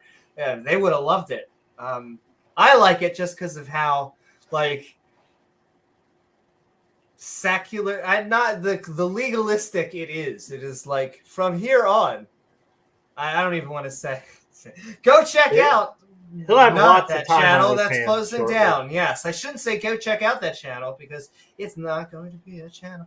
Beamsy, we are Beamsy. if I were the devil. We are Skeptic and Ranting. And what are your thoughts about the video, the topic, or anything we talked about tonight? Well, we all know that if I was the devil, everyone would get their own incubus and succubus, and then that would really screw with God's plan in a different way. God damn it, Beamsy. Sold. I'm sure the temptation would lead everyone into temptation then. But anyway, that's all I have to say about that. Thank you so very much, BMC. Keep on worshiping that ass. Thanks, Beamso. And Where do I line up for this succubus, you say? This succubus. Where do I get that? Is there like an application? Patreon.com/Amy Newman. That's right. Of course. All right. We are going to get I say the theist. Maybe he is the theist. We don't know. It's like Elvis. We're going to get Aristotle. You've been sending us love in Twitch. Aristotle, It is lovely to have you on Aristotle Online. Welcome aboard. We're talking If I Were the Devil. That's right. We are Skeptic and Ranting on the topic. And what are your thoughts about the video, the topic, or anything we talked about tonight? Well, as you said, the video was made in 1965, or the poem was made in 1965, right? Indeed. So just before that, in 1941, C.S. Lewis wrote a book called Screwtape Letters, and I think it presented much of this view that somehow it's Satan's goal to drag people to hell. And then good movie. Culturally, the rest of the United States C.S. Lewis was in England, but the United States especially ended up going towards this self-righteous boomer movement that somehow by sinning, first the presupposition that people don't sin and therefore are not going to hell, and then it's the devil's job to cause people to sin and bring them to hell. It's really terrible view on theology, on the Bible, on who the devil is, and it misrepresents the job of the devil and even man's position towards God. First, it really underestimates man's ability to achieve the perfection that which God requires, and it somehow gives man the ability to reach it, that if the devil weren't there, then man would be good enough to be, well, acceptable by God. As is laid out in the Bible are principles of perfection that no man can ever reach.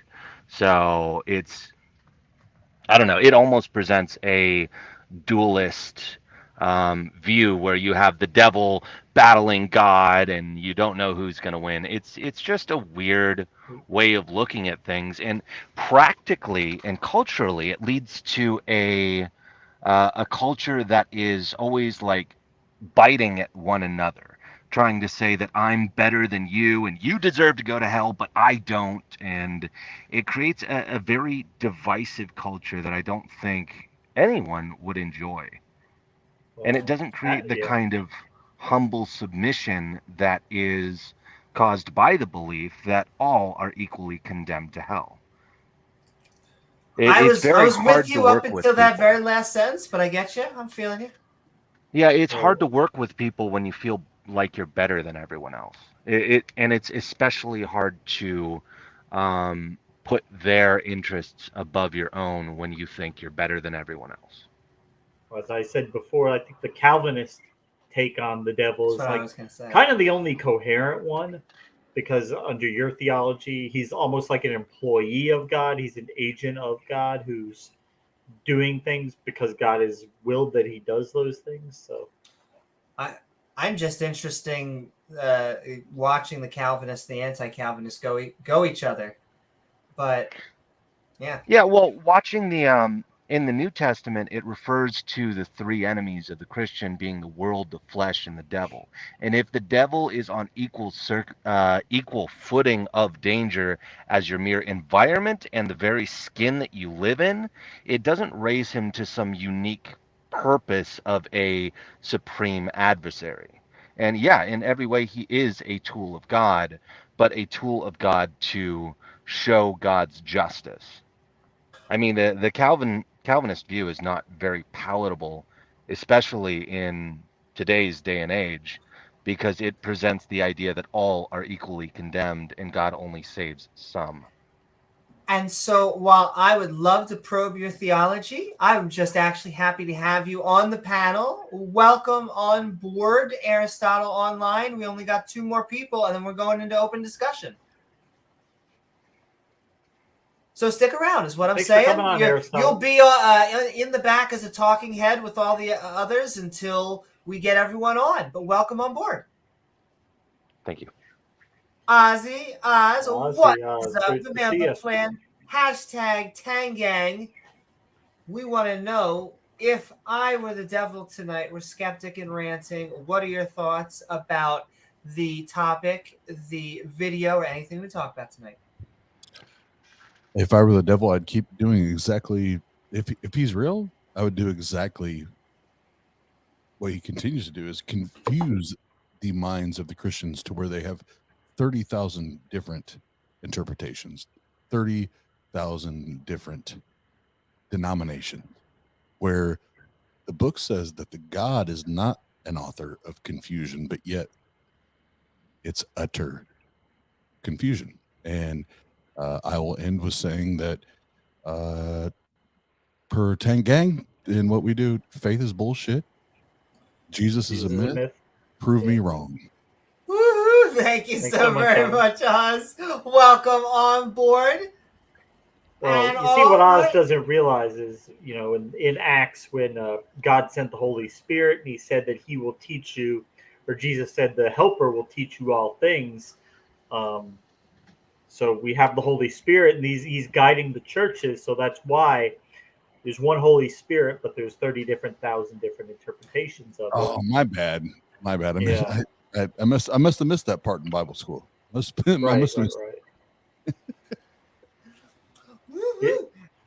the Holy Spirit. glory, glory on your knees. That's that's generally okay. That's my Yeah, job. All right, we are going that's to get Mikey blasphemy, and Famine I'm on. gonna be here for one more of those. Which Yeah. ones, Wes? Yeah, please don't use the name of the Holy Spirit in vain and pretend to worship him. That's blasphemy as part of my religion, and was punishable by death up until like the I mean, 1800s globally. Well, Like, I mean, really, we turned blasphemy into an Olympic sport here. I also just want to say I've asked a kind question that you don't do that, just a try favor not to insult while I'm you, here. but I will say that if they did do that, it's highly degenerate. I'm sorry that they killed people for that, and so Sure, I'm not saying gladly- people should. I'm just saying people have for Sure. Oh, thousands of years. People have enslaved humans and raped and murdered for thousands of years. I agree. We should stop doing all of those terrible things. We are going to get Mikey Famine in. Yeah, that was.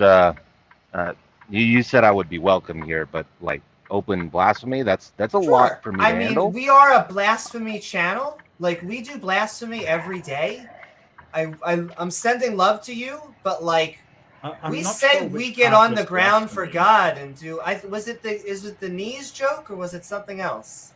Yeah, it was the knees joke. It was pretending Okay. to praise the Holy Spirit with. Sure, this is. Yeah, that's a lot. I It's a would lot say for me. And that is I like don't want to be. I don't want to be cruel and say like, hey, you've already crossed my boundaries. I want to be open and like be upfront and say like, hey, this is like as far as I go. Let's not do that. Do you think God's going to punish him? That's not what I'm saying. It's me as a person. I'm very uncomfortable in hearing something like that. You're talking about the God Can I go next? love, and you're. Well, I feel bad because we're in the middle. Yeah. Well, sorry, that's my bad. I just wanted to know exactly what. Okay, sounds like I am. Then give me 1 second, Mikey. Well, I will say, I just have to ask you a question. What are your feelings on political correctness? Well, for the most part, it's harmful. When used as a blanket tool to control all people. But when it's done, like not as political correctness, when you lay boundaries with other people, it can stop you from hurting their feelings. Go back to the question, please. Political correctness? She specifically asked about political correctness, not something else that you're trying to like explain away. Like answer the political correctness part. Don't just go for that. Yeah, political correctness is a tool to shape language and culture, but I don't think it should be confused with personal boundaries. The irony is thick. I was gonna say that seems like what we're trying to talk about, but I'll give Oz, and then I have to, and then I'm gonna full screen Mikey because he does a. Yeah, where's my full screen? Fuck Oz, mute Oz. Yeah, no, I do want to ask a question. So, Aristotle Online, would you tell me, because I'm a former believer, now an atheist, would you tell me if I were to die today that I was going to hell? Yeah, all people who are not saved by Christ are going to hell. Okay, so I don't, but I could find that as offensive as what you're claiming to be offensive, being a former believer that now finds all of those ideas to be nonsense. So we can That's either understandable. Then we can't engage in dialogue. Exactly. So that's what I say. Just give me a second. Just pause. We can attack ideas.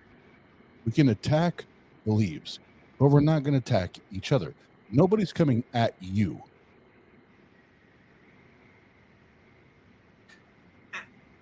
And I will say I do want to give it over to Mikey, but I don't purposely want to offend you. I'm not, even though I feel like I stand up and improv and all this stuff.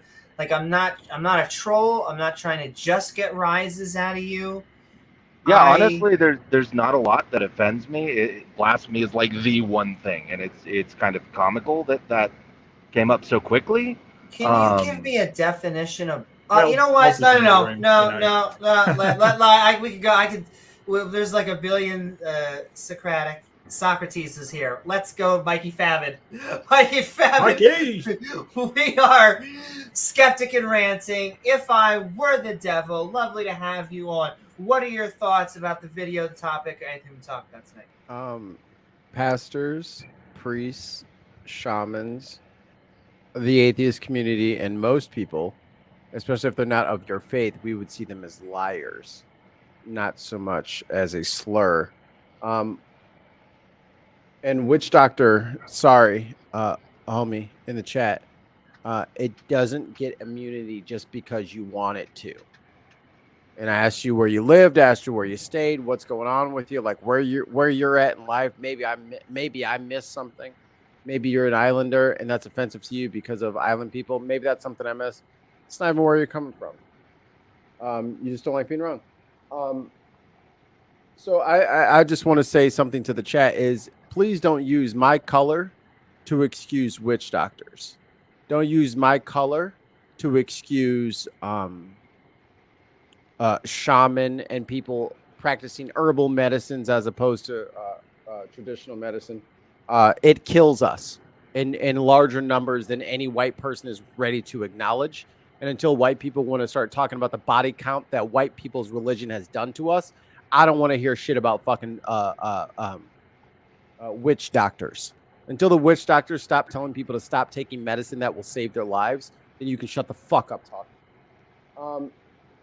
And if you don't know the difference between a priest, a shaman, a pastor, or a priest, or any of these clergy, bishop, if you don't know the difference between all those, that's not my fucking problem. It's not my job to fucking teach you, and I'm not going to do it today.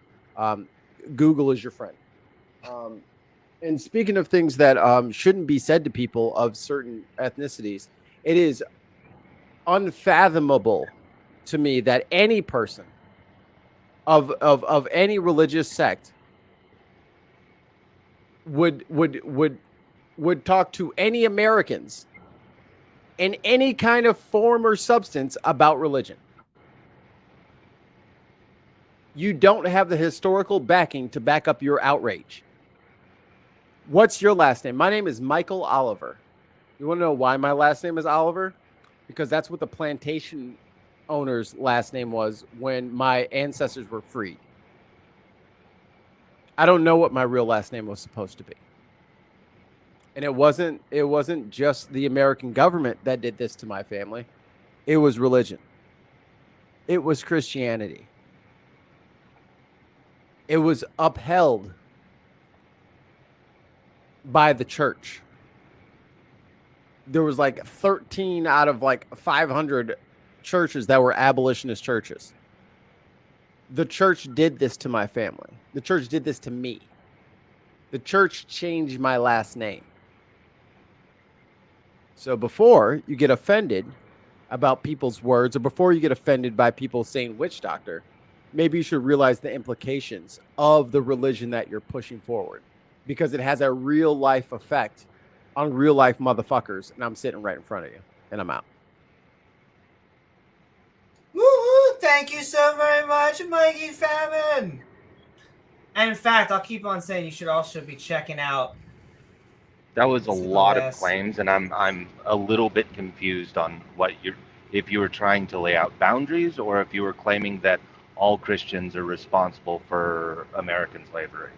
I'm not sure which. How the hell can you be offended by blasphemy when my last name is literally changed because of your religion? Well, those two are irrelevant. Sorry I'm not to hear you. that, Mikey. That's every single black person you've ever met. Not That's an black. Untrue claim, Shadows, but I understand you feel that way. Where did my last name come from then? You Well, know better than me. You tell me. Excuse me, I've been to Africa. Not every single black person that I've met has a plantation owner's name. Who So the hell that you're told making you? a lot of assumptions. I'm of African descent. I'm not African. I said black people, not African. You said people. every person whose name black, that I know. I said black people. I said black. You think blacks and Africans are the same. That's your problem. That's your first problem. That's how I know you're new at this whole being offended thing. That's your privilege leaking out. You don't even know how to be offended properly. You don't even know what you're talking about. Can What are you you please mad tell at? me what you are going to be offended by? Because I'm a little confused. You've made a I lot of thought you different knew points what at was once. going on. You was the one offended. I'm trying to justify your offense. And I'm telling You're you, saying your that my offense offense is unjustified, which means you're just Absolutely. antagonizing me. So I'm saying I you think don't have no. Hold on, Mark. I'm saying Okay, you okay. ain't got no reason to be mad when the thing that you clutch to the firmest, the thing that is the closest to your breast, You don't get to is tell the me what thing I that think and what I murdered believe and what I can my and can't be family. offended by. I'm sorry. No, but it's Okay, cool for so- you. It's cool. Hold on, Mark. It's cool for Okay, you to be offended. It's cool for you to be offended by what you're offended by. But you can have your beliefs as long as they don't touch bro. me. Right. You So don't you get can to take decide away- what you can I'm take- offended by. You can take away my family's history as long as it doesn't affect you. I'm not doing any of those things that you're You're alleging that I'm supporting doing. it. You're supporting Christianity, and that's what Christianity did. You are making blanket statements that the actions of a few are represented by the entire whole. Like, it doesn't say go enslave black people in the Bible, and I believe what's in the Bible. But You're it was- saying a but it was upheld specific by the- time and but you live place in America, and right? specific people. You live in America, right? I don't even follow your morality, dude. You live in America, The right? sins of one man should be judged, and the man who sins should die. I shouldn't be judged by the actions of my fathers or forefathers, and you don't even know where I'm from. You don't sound know like where you're my from- parents are from. That's not your book, though. That's not what your book says. I'm sorry. My book Did you miss says the part man about who the sins abolitionists? shall die. I share no guilt from the abolitionists or no guilt from the slavers. Why I would don't the share your abolition? Why morality. would the hold on? Why would It the does say the abolitionists? sins of Hold the on, Mark, father Mark, should Mark, fall Mark, upon the son. Hold on, Mark, because he already stepped in it. Why would the abolitionists be in trouble? They're on the right side of history, right? I don't know what you're talking about. I'm not related to those people. You don't know any abolitionists. My family came from Russia not very long ago, and they died when I was young. I was you're not adopted when I was young. You So don't you're not know. a- You don't so know you're a not an thing about me. abolitionist? Quit So you're laying not an on me abolitionist? the guilt of your society. So you're not an abolitionist? I have nothing to do with this. So you're not an abolitionist? You're just antagonizing me. Why would You're you? just why not would- answering the question. Why should I stay here and be antagonized by someone who is trying to lay No, guilt upon look. me for something that I didn't do? Look, Aristotle, What you mean? I'm an abolitionist. So you feel? Hold on, no, fuck that, Mark. You want to, motherfucker? You want to, Aristotle? You want to fucking feel guilty? Then feel guilty about You're a what your racist. religion. Sir, Feel guilty you're a about what racist. You were feel saying guilty. my Feel guilty about what your people religion with has my done to skin my color people. are guilty You said- for you're- whatever happened to I your said your people? religion, but you don't want to listen to that because you don't have to. Because I'm a black man and I'm raging. You ain't got to listen to me no more, right? You ain't got to listen to shit I got to say no more, right? Because I'm not making no more sense no more, right? No, you don't want to answer the fucking question. I My asked you to be religion very is Presbyterianism, fucking- which was almost wiped out in America during that Or- time. Yes, it was. There was So- one so then why is Huguenot the church. So then why is One. abolitionism a fucking gotcha question? That should There be was instant. one That should be one obvious. That should Huguenot be yes. church. What are That you should be talking yes. about? Why can't you answer anything that should be fairly obvious and simple to anybody who is an abolitionist? And you didn't have an answer for that. I say that Christianity I did have did an a lot answer of to bad that. shit. I said Christianity I did said a lot I of bad believe things. what is in I my said- book, and I am not responsible for the actions of others. So when I say Christianity did a lot of bad things to black people, and Fine, you you're tell me responsible I'm for the racist, slaying of everyone in the Khmer Rouge regime. I'm racist because Christianity is No, problematic and it I attacks don't talk black to folk. genociders. You're responsible feeds for the genocide Chris- of everyone in Cambodia. You're entirely Christianity, responsible because you Christianity, share one of their beliefs. Christianity feeds nonsense. on black people, and it chews us up, takes our money, and spits us out. Prove me wrong. Those are blanket statements that can't be defended by anyone. All right, You're not I've been honestly waiting asking patiently. questions. I want to chime in because I've been waiting patiently. Now, whether you like it or not, Aristotle, colonialism is baked into every system and institution throughout the world. They just are a result of colonialism, whether that be governments, whether that be churches and hasn't religions, stopped. and whether that be anything else. Now, you obviously weren't there during slavery. I get that. I understand that. But you And I'm are not responsible for the actions just of others. like No, I'm not. everybody who is part of these institutions are responsible. I am responsible to be outspoken against the atrocities committed by my government because I am a part of that institutional society. That society, I wasn't alive when it happened, but I am responsible because everybody is responsible who is a part of that institution. So the Australian government, No, I'm which not, and I won't slaughtered take the punishment, and I Aborigines, won't take the guilt. You don't well, have no to one's because you're a asking you privileged to white take the dude. guilt. Of course you don't have to. Racist. You've never You taken racist fuck. You've never taken racist. responsibility for any of your fucking actions, or at least any actions These of the people that attitudes came will before lead to you. genocide, and they have in the past. You're They already should not be accepted genociding by us. any Hang on, society. You're let me already finish. genociding us. Mikey, Fucking... let me Hold on, finish. Mark. Let Hold me on, finish. Mark, hold on, bro. I was Hold on. talking, mate. I hear No, you, brother. blanket I hear you, brother. accusations I hear almost you. always lead to genocide. I hear you, brother. I hear you, brother. I hear Blanket you, brother. Mark, and I'm gonna let you accusations finish. on Okay. religions, on Your creeds, religion, all of these your things religion lead to is genocide. literally killing my homeland, and you tell me I'm the racist because your religion is conquering my country, my homeland. Nigeria You're probably is not full. even accurate in saying what my religion is. You're not a Christian?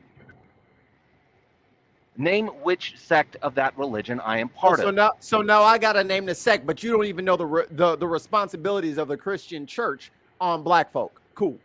But I don't have the responsibilities of anyone outside of myself and my family. I gotta know your sect, but you ain't gotta know the I responsibilities. don't think that's in the true. due diligence. That's cool. You've got a responsibility to society, Aristotle. You can't just give that up and take all the fruits Not of towards society and just punishment. say, Not towards punishment, I'm not not towards saying guilt. you should be punished. None of I what didn't- I have said Nor says should I you have should guilt. be punished at all.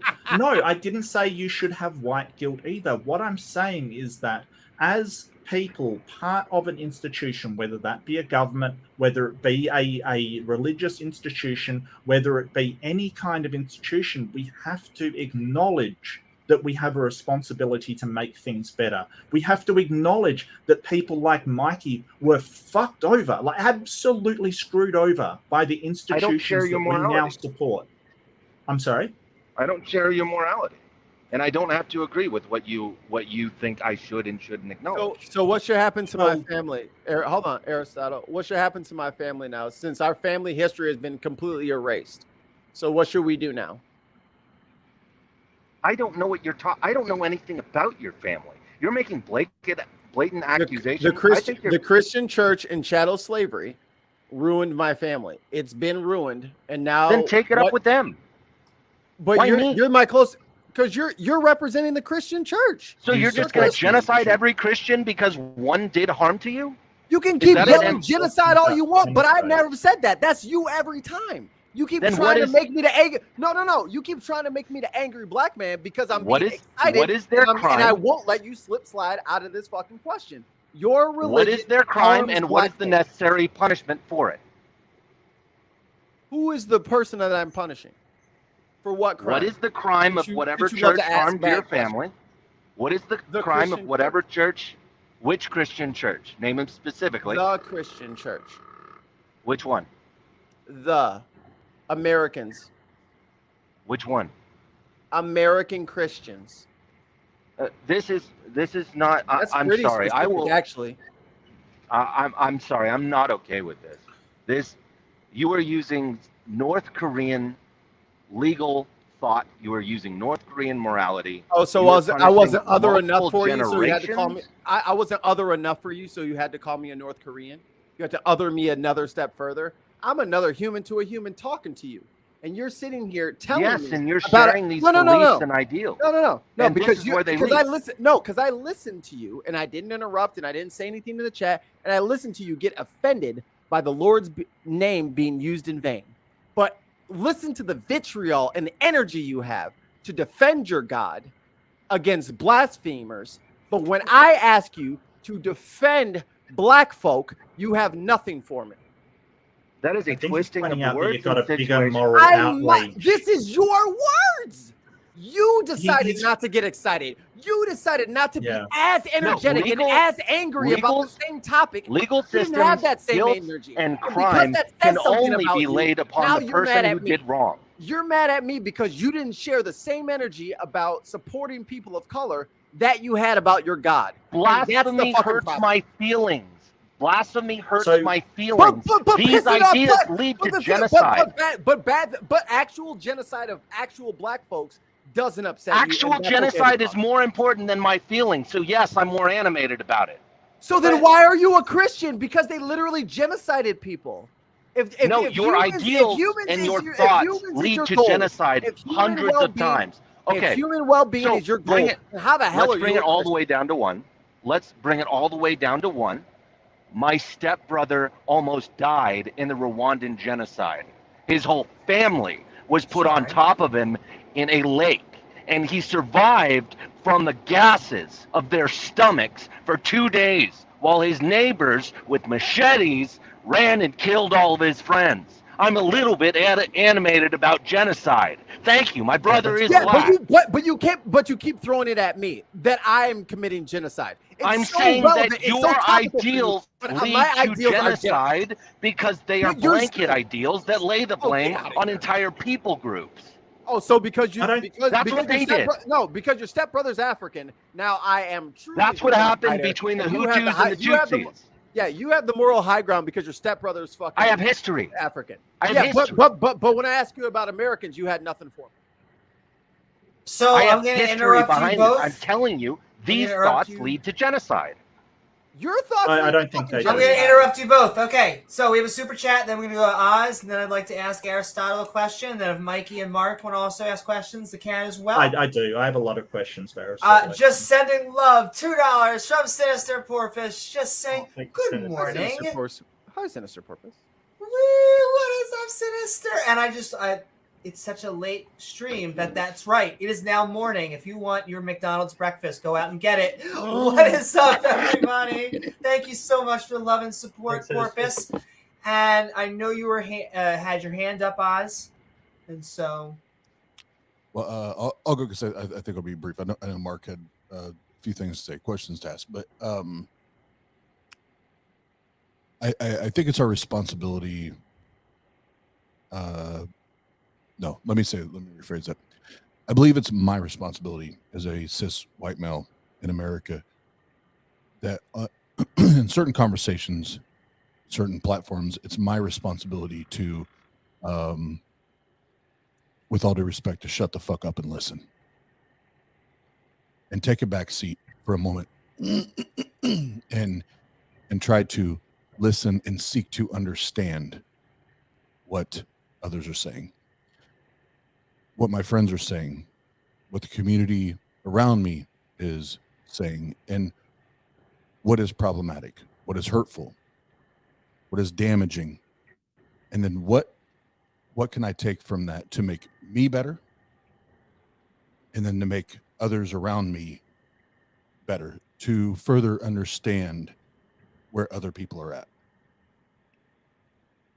And I don't feel like that's happened in this conversation at all. I feel like everything has been back and forth, and I'm not siding with either. But if I were to say anything, I think it's our responsibility, if we are a cis white male, to take a step back and listen. What is problematic to Mikey and I? The love of my life, my best friend, is a black woman. To sit back and listen to what she has had to deal with and the bullshit that she has to go through as a black woman, but not only that, as an atheist, a non-believing black woman in America, which is rare. And it's amazing when we take that approach to be humble and to say internally that I think I might have opinions here. I think I might have things to say here, but I think it's more important that I listen right now. And it doesn't matter that I agree from top to bottom. It doesn't necessarily mean that I agree with every single point that's made. But coming from the position of privilege as a cis white male in America, I do consider it my duty and even my obligation to consider those positions and the outlook and the experience others have in life. That way I can be a better friend, a better family member, a better ally, and a better defender of those that I care about and that I love. And if Christians are who they say they are at their core, that they love people the way Christ would love, that would be the approach. That would be how you handle these conversations. So that's not me grading you or telling you you did right or wrong or anything like that. But that is me I didn't saying come to be proselytized. That's that not my we religion. That's not my values. okay. And I'm just going to stop because that response told me you didn't really listen to a damn word I said. So I'm good. I agree with a lot with what Oz was saying, but Do you I think want this to is the ask you first something, time I've heard these Aristotle. theologies? Well, did he hop off? Mm-hmm. Oh, that's a shame. I want to ask him. I've got to go soon, and I want to Yeah, I ask didn't him some kick him few or anything. He questions. left on his own. Oh wait, no, he's back. back. Okay, He's I back. want to ask him. Just give me 1 second, Mark, and then I'll give you more time as well. I just have it says connecting, so we'll just give him a second. Technical issues. Sending love to everyone out there. It has been a lively skeptic and ranting. We are talking If I Were the Devil. We hope that you're enjoying the show, and please don't forget to not only like, we're almost at 100 on Twitch, and we are back with here. Welcome back, Aristotle. I wanted to ask you a question that is secular, and then I'll bring it back to the God thing. Can I ask, are you afraid of the police? Yes, of course I'm afraid of them. Okay, that is an interesting answer. That is a lot different than a lot of They can kill me, and they're not subject to the same laws that I am. Of course. Okay, Why not? I normally, because I often I can't even get the take him to answer. court because of the Fraternal Brotherhood of Policemen. They have hundreds of millions of dollars backing them in the legal system. Like, of course I'm afraid of the police. One way, and now it's going. Okay, I only ask because what I normally get is often no, of course not. Why should I be afraid of the police? Or I've even gotten answers like, oh no, they should be afraid of me, which is I normally get from minority communities. Is like, that's crazy. Are you kidding me? We have not had good interactions, and so I guess I would want to probe that because eternal fraternity and all this stuff is kind of weird. But like, I guess I was just trying to give you the Brotherhood of Policemen. It's a legal fund.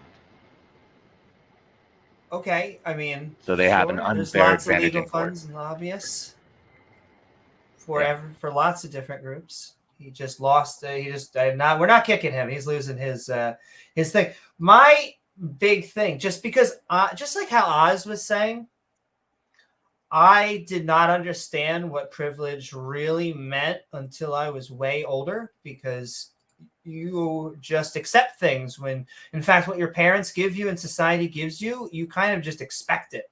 And then when you lose it, it's kind of like, but I thought that's the way it was supposed to be. And so I guess I would have to probe that later. I was given nothing. I was an orphan. What?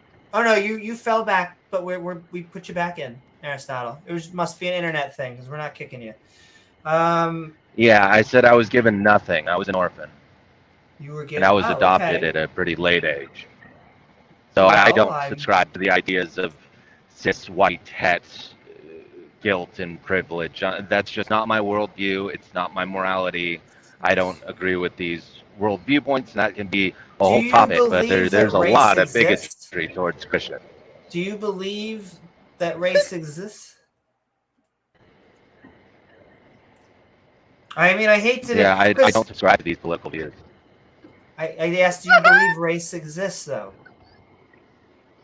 I don't subscribe to these political views, and I kind of already know what these word traps are.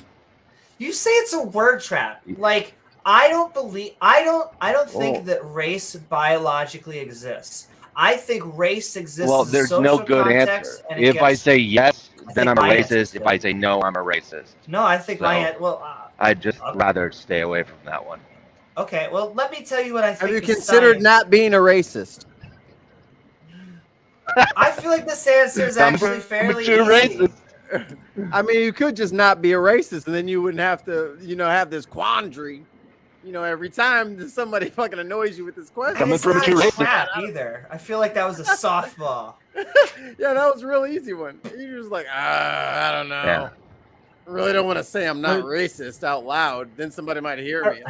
Like, what do you? Well, I already know what this political viewpoint is, and I'm not interested in engaging with it if it's not clear enough already. Can you tell me, since you know everything because you're Aristotle, can you tell me what my politics are? So almost everything that you have said follows first from. You're not answering the Bart question. Can you Engels. answer the question? Hold on. Don't interrupt me. I have quite a long list. So can you or White can you not fragility tell by Can you tell where I am politically based on what I've been saying? pretty much, yeah. How can you tell that? Because you follow the same rote patterns that's well, I used to be a college professor, so I've been around a lot of people that teach a lot of the stuff. So it's what'd you teach? What'd you teach? What did I teach? I'd rather not say. There's a reason I have a What? pseudonym. You can't even There's say a the reason I subject have that a you pseudonym. teach. Well, no one's I'd going to find rather out who not you are say from the because. subject. Well, all right. You know that makes you look very, Well, very you might. shady and that I may have written books, so I'm not. I have a Okay, pseudonym well, for a reason. So when you say nobody gave you anything, did you not benefit from society's sort of interactions with society that has sort of enabled you to make a life I of don't wealth? have Didn't this you kind of. benefit? I don't have this kind of Rousseauian worldview that you're expressing, and I don't. Well, it's a factual I don't statement. believe in Did you the- benefit from society or not? It's a factual statement. It's not a worldview Well, it's a statement. conversation You I either don't wanna benefited from have. society or you don't. He doesn't Okay, have well, to, did- Mark. He's privileged. He It's doesn't have to have this it's a conversation. leading question, and I know where it's going. It's just a conversation I'm not Well, interested in I having. didn't I bring don't up have to this listen to this. subject. I think you sort of brought up the whole subject of your orphanage and things like that. And I'm sorry to hear about your half brother. I wanted to say that because that sounds absolutely Well, because awful. you guys are making And- you guys are making accusations of No, this I white am. privilege. Not they are. I which- am. Me, Mikey Family. what accusation am I making? Well, What them. accusation am I Mikey, you making? made it first, and it was Only primarily about being responsible for all the actions of Christians, which But is if a you run the tape back, that's worldview not that what groups. I said. Well, okay, You okay. took it So that way because you feel some type of way because you're feeling guilt that I didn't put on you. I think you're gaslighting me, but what did you say? If you're not saying that I am responsible for the actions I'm not of all gaslighting Christians, you, but what is the answer to the question? Come on, bro. You talking about trick questions? Come on, bro. I thought I was the wild black man who couldn't control his anger, but you the one over here trying to trick me into helping you remember what I you never can't said remember. any of that. Please said. don't put words into my mouth. You literally just Please put words don't into my put mouth. words into my mouth.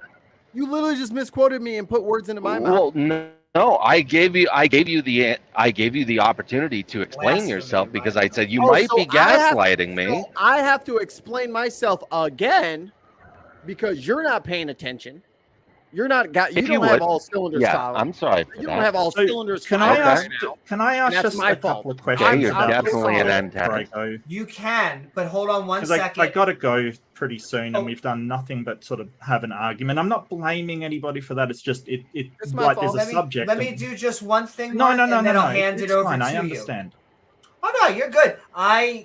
Like I said, we are here to rant. That is the theme of the show. I'm just going to send another $2 worth of love. Thank you so very much. The Sinister Porpoise wants to know, Sinister. when does Aristotle think computer science professors teach critical race theory? And you don't have to answer. Why Though do I I will think say that? you can. Why do I think that computer science professors teach? When? I'm sorry, I can't answer that. When do I think that computer science professors teach critical race There you theory? When? Yeah, now why? I'm sorry, I'm struggling with the grammar. At what point do you think that computer science professors teach CRT? At which point? Okay, I understand. Thank you. I'm not the Yeah, not professor. directly. But go ahead. I'm sorry. Yeah, so not directly in their classes, but being in the university system in America, it's almost unavoidable to even get to that point. You have to make a lot of political concessions, and there's a lot of political pressure. It's very hard to become a professor while maintaining any kind of non-orthodox. I want to say non-orthodox, and it depends on which university you go to, but for most of them, that stays the same. But for the computer science So teachers, like, when do you think they get into the CRT part? I think that's kind of what the question was. Probably in their bachelor's humanity courses is when they first start really getting into it. And then by the time they get to their... Why would they be studying humanities? Yeah. Computer science. That makes no... What? No, but the question says because you teach. have to study humanities to get your BA. So You mean not like where I'm just the from. general eds? I mean, you have to study science. So is this a communications and things question like that, for but- me, or is this like some sort of play where I keep getting interrupted every 5 seconds and my true thoughts I can't thought you be needed help. expressed? You started off why? Why? I'm sorry. Like, I just it found says it weird when that right there on the screen. people It says studying when, computer science would WHEN. study humanities. It's very maybe if they took a minor in humanities, sure, but why? Like, why would a computer science student be studying humanities? Well, when would it? Well, like I said, I'm kind of having trouble with the question because I don't know exactly what's trying to be stated. But I'm trying to go with the easiest reachable one that I can answer quickly. But I guess if the answer is when are they teaching critical race theory, that's not part of it, but it is part of the environment to get there. Get there. Like as you take steps through the college system, there's pretty much most of your classes will have some part part in it, especially once you get to master's courses. Again, to me, depending that on sounds like college. computer science teachers, computer science professors don't teach critical race theory. But That's I what wasn't. it sounds like to me. They teach it in Python class. Now completely over to you. Python, yeah, right. It's in Java, yeah. C++. Oh, we're going for the easy stuff. I thought you guys were teaching C#. And so, I just want to say, No, it's been a while since that. Take C#. Sinister Purpose, that is the best $2 you've ever spent in your entire Do you life. understand me? Okay, so I did have some questions about the subject, and you sort of said that the two enemies in the New Testament were the world of flesh and the devil. So are you trying to, and honestly, I do want to know, are you trying to tell me that the devil causes some of these thoughts and these things that would get you damned to hell? Aristotle?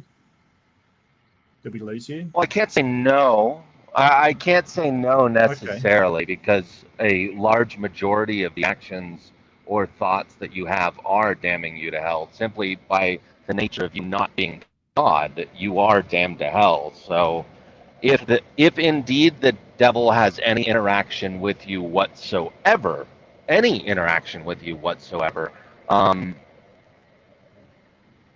maybe, I don't know. That's kind of a weird Everybody's question. damned to hell.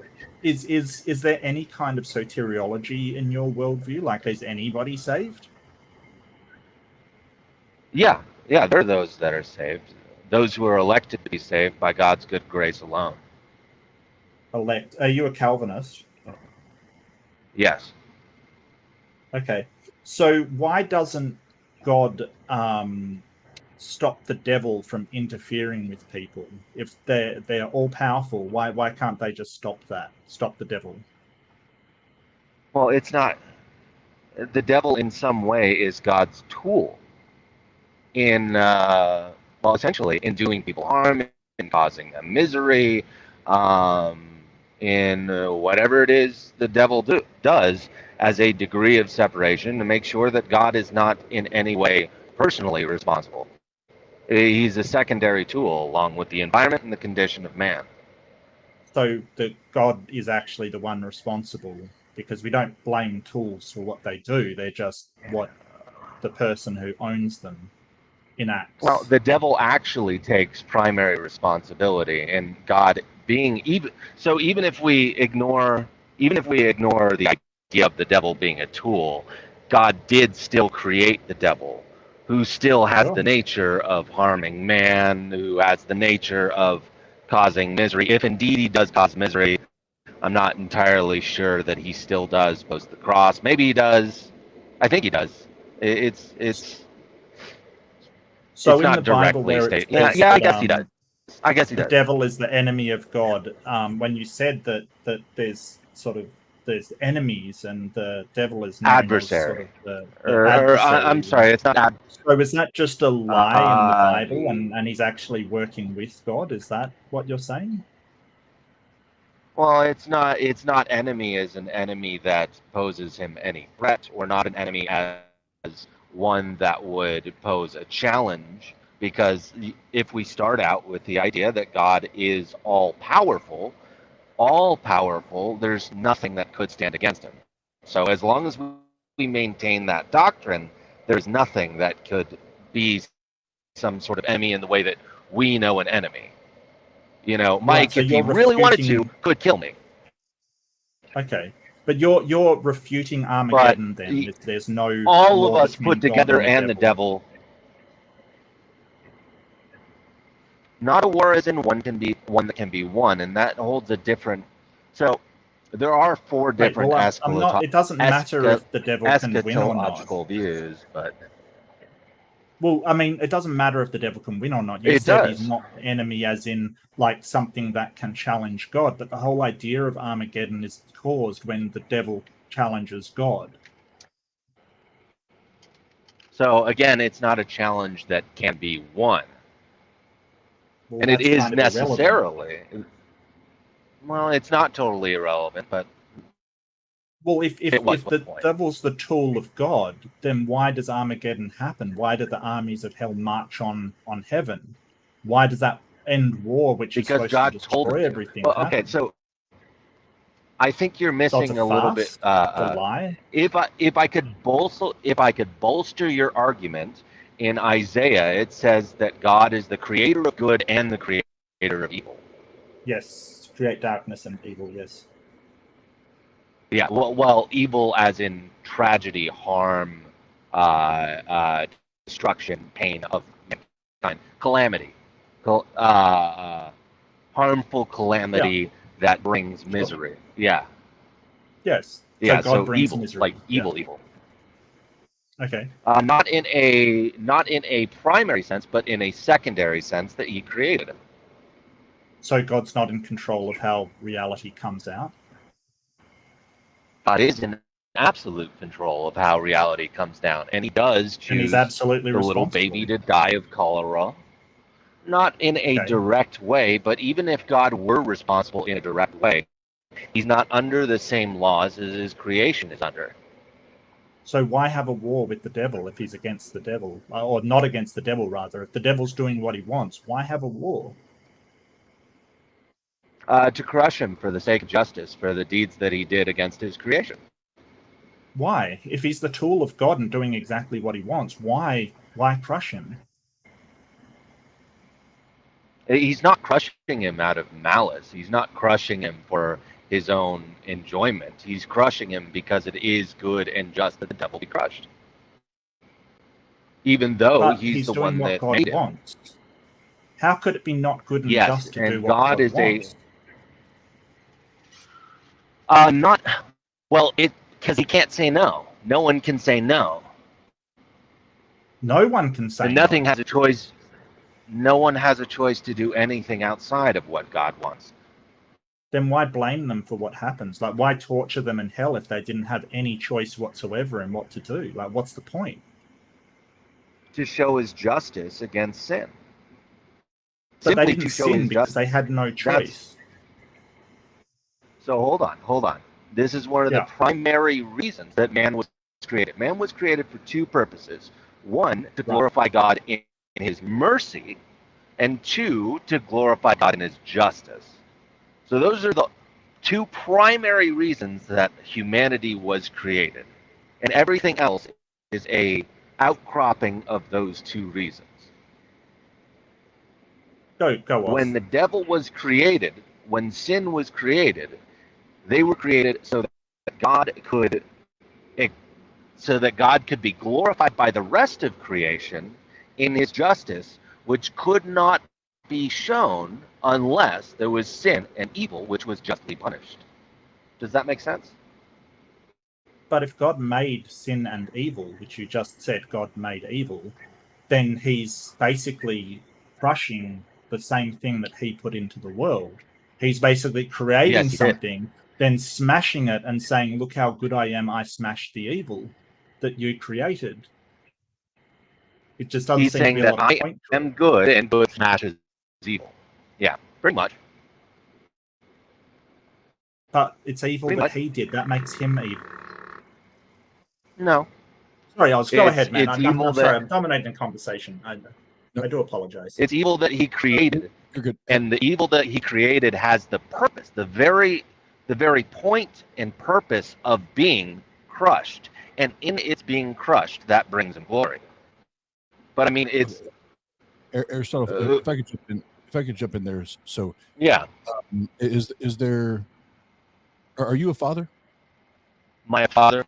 No, not yet. I really wish to be, but okay. So I'm trying. I'm a father of 4. So, but let's, for conversation's sake, let's say you're a father of 2. I believe that school teaching is effective. So I think that abstract concepts can be understood, even though I haven't personally experienced it.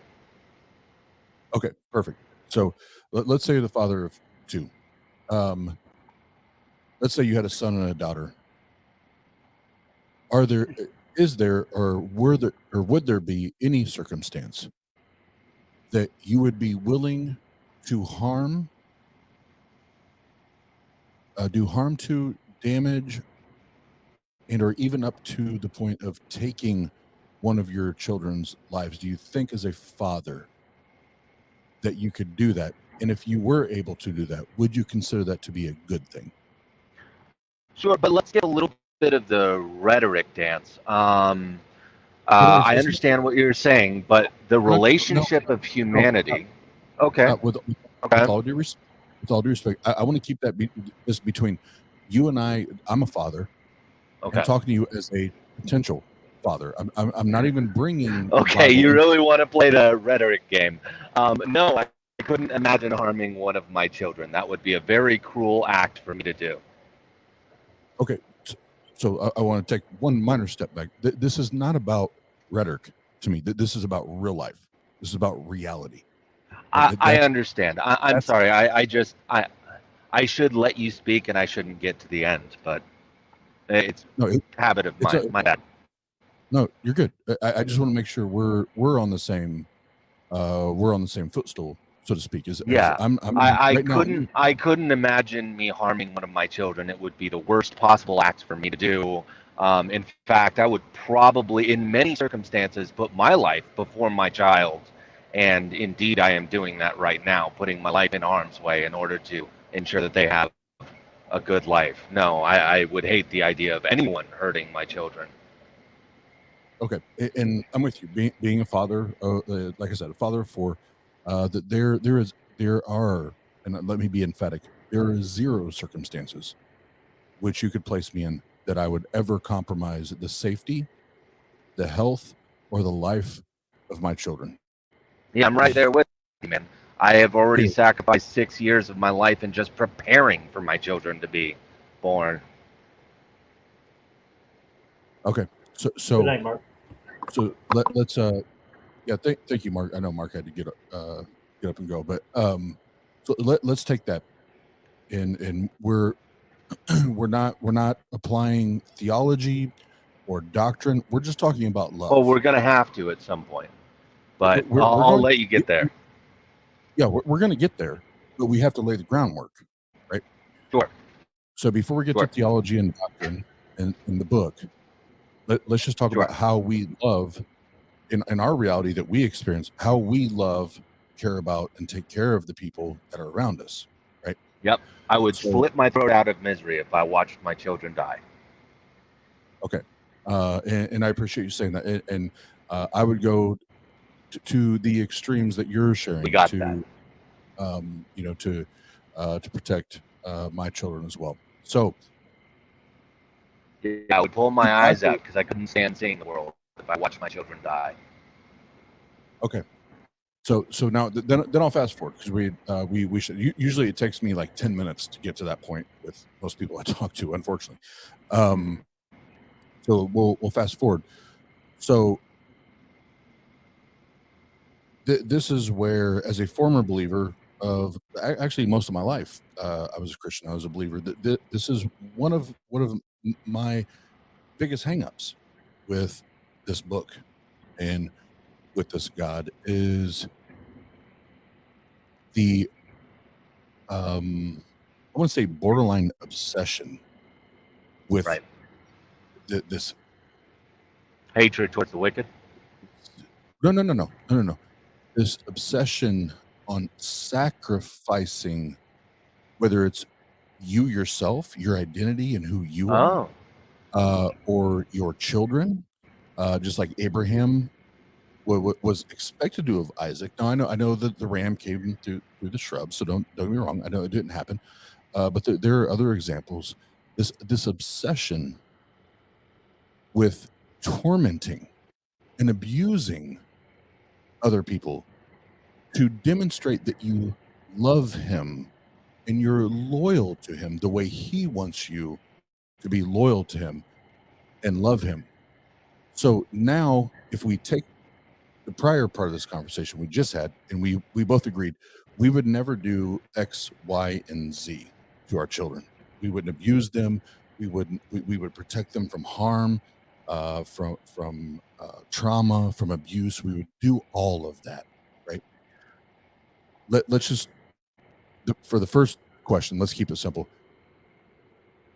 If that's the case, how can you, as a Christian, and to me, it doesn't matter what form of Christian you are, if you can read It does because they believe different things. But I've never talked to, and I was a Christian for 30 plus years. I've never talked to a Christian that did not align with the Abraham and Isaac story. So that's why I always go there. Okay. How can any father, any parent, after what you said, and I agreed with you, how can you say, no, that's cool? That type of traumatic abuse, psychological abuse, mental abuse, emotional abuse, that's cool because God. How do you sign off on that? Which part? God? Are you saying that God asking Abraham to kill his son is sinful and therefore God is sinful? Well, you're skipping ahead. So what I want to know is how would you, as a Well, I want to father, see the whole argument. if God, well, no, I'm going step. Look, I'm not smart enough to play games. I'm going step by step with you. All right. So I'm first of all starting with God has told you, commanded you, asked you, however you want to term it, that in order for you to demonstrate your love and loyalty to him, you have to take. Now, remember, you don't know that there's going to be this ram that comes through the thicket. Right. You don't know. And you know sacrificing your children is damnable to hell, right? You know that God expressed that in the law. Okay, but that's what I'm saying. That's why I'm taking this step by step. I want us to keep it where it's at, where it's meant to be. Right. Okay. If we're going to talk about doing the right thing, especially according to our children, God asks you, commands you, requests you, whatever it is, to take your, whether it's son, daughter, it doesn't matter to me, one of your children up to the hillside, the mountainside, whatever, and you kill them in order to show and demonstrate that you love me and you're loyal to me. No, I wouldn't, because I hardly love God and I'm hardly loyal to him. It does, honestly, there's very few things that God could ask me to do that I would do, especially those that make my life worse. And it's very hard for me to do what God commands when it's to my own detriment. No, I wouldn't do any of that. Interesting. Okay, so you said I'm not deluded of my state versus God's holiness. No, I'm an awful sinner. Like, name whatever you do, and I'm sure I do it worse. I'm not a good person, especially not towards the standards of the Bible, and I'm absolutely hopeless unless Jesus is to save me. But you, and I want to make sure I'm not mistaken, because we've been going at this for 2 or 3 hours since I jumped on. You're the same person that was calling people out for blasphemy at the beginning when you came on. Is that right? Yeah, I'm a person. I'm complex and contradictory, but it hurts me when people blaspheme the name of God. It makes me sad inside.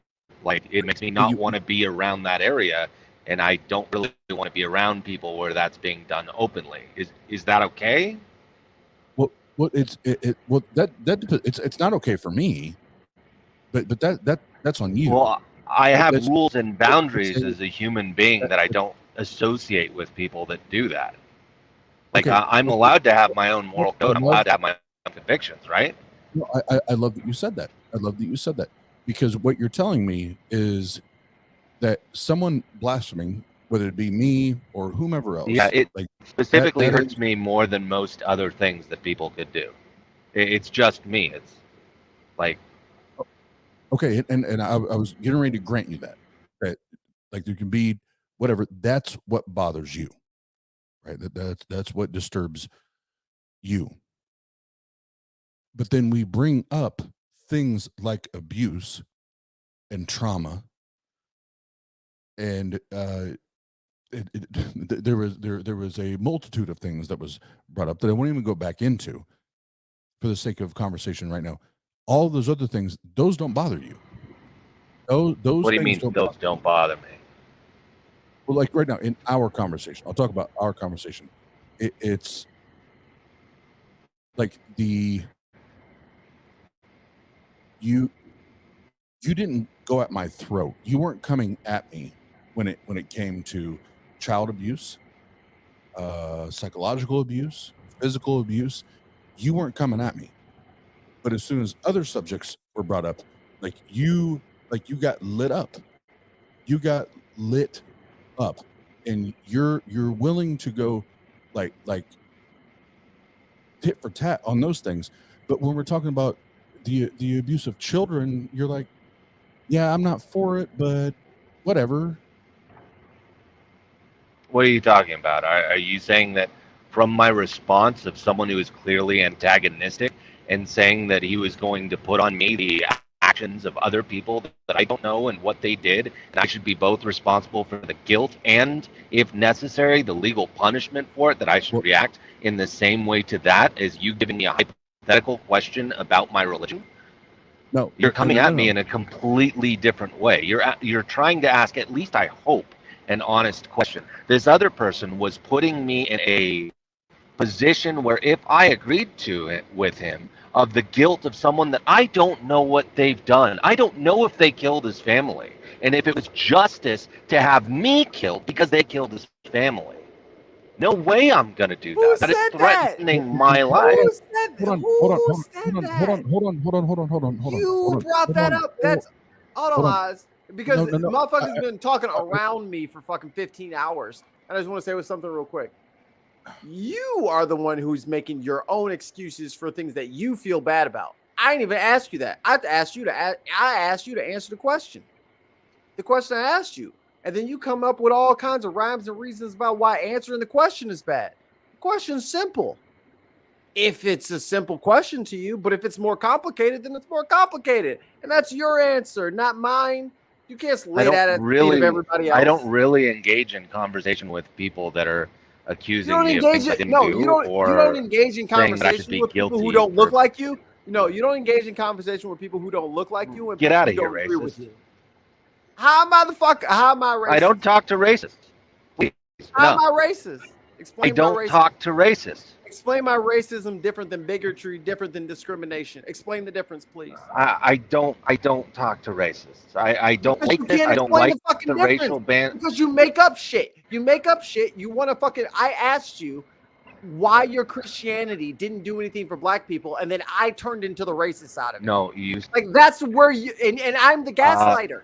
I'm the gaslighter. I asked you, why is Christianity so bad for black folk? And you told me, well, my half brother's African, so you're wrong. That's not an answer, dude. You never answered. You just obfuscated. Okay, you've misrepresented my point. What was your point? How did I miss? That is a direct quote of what you said. I said exactly what you said.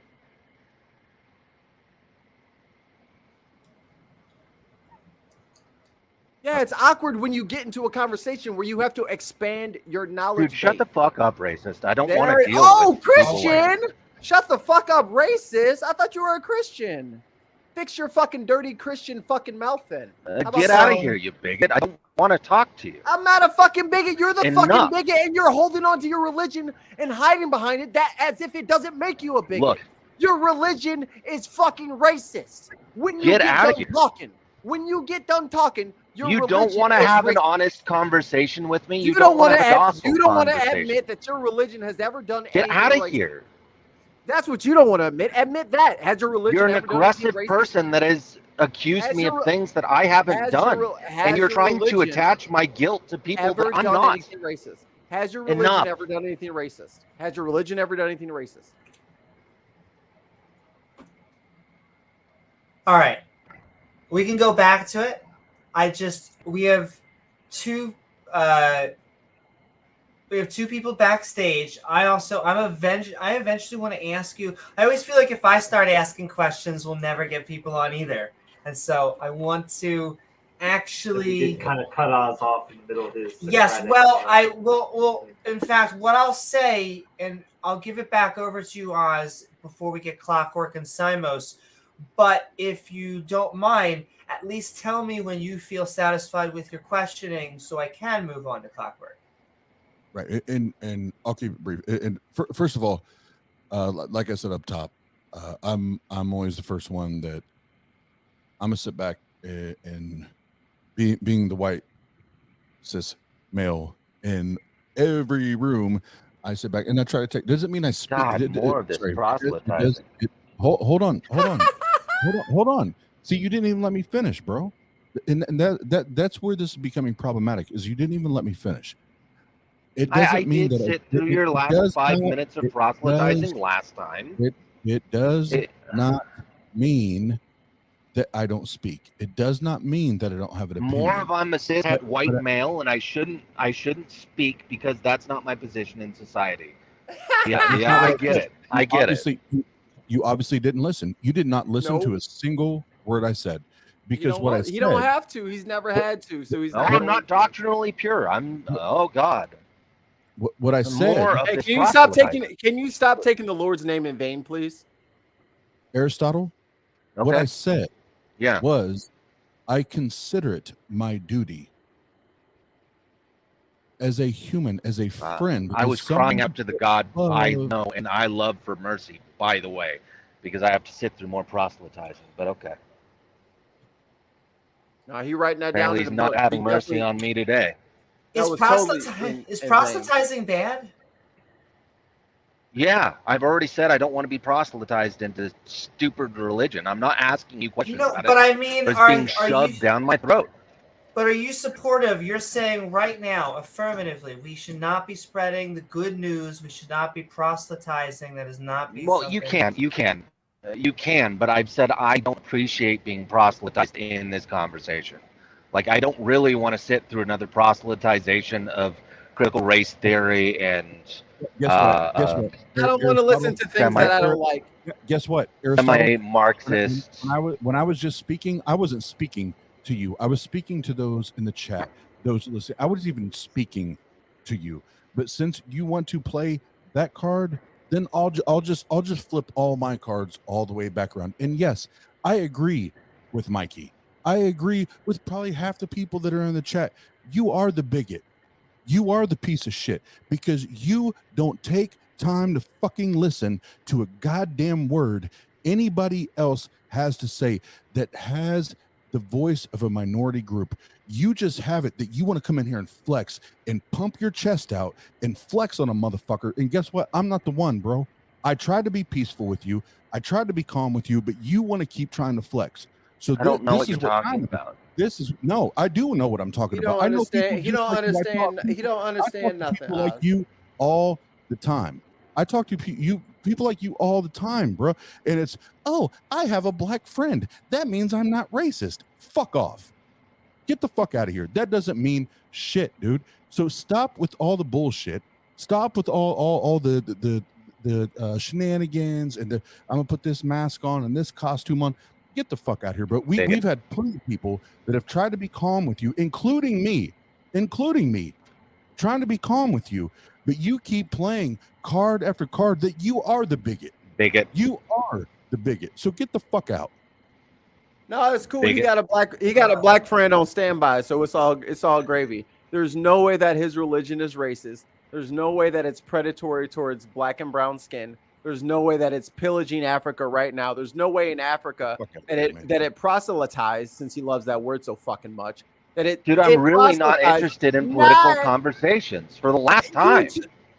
Christianity told Africans not to use condoms. Am I right or am I wrong?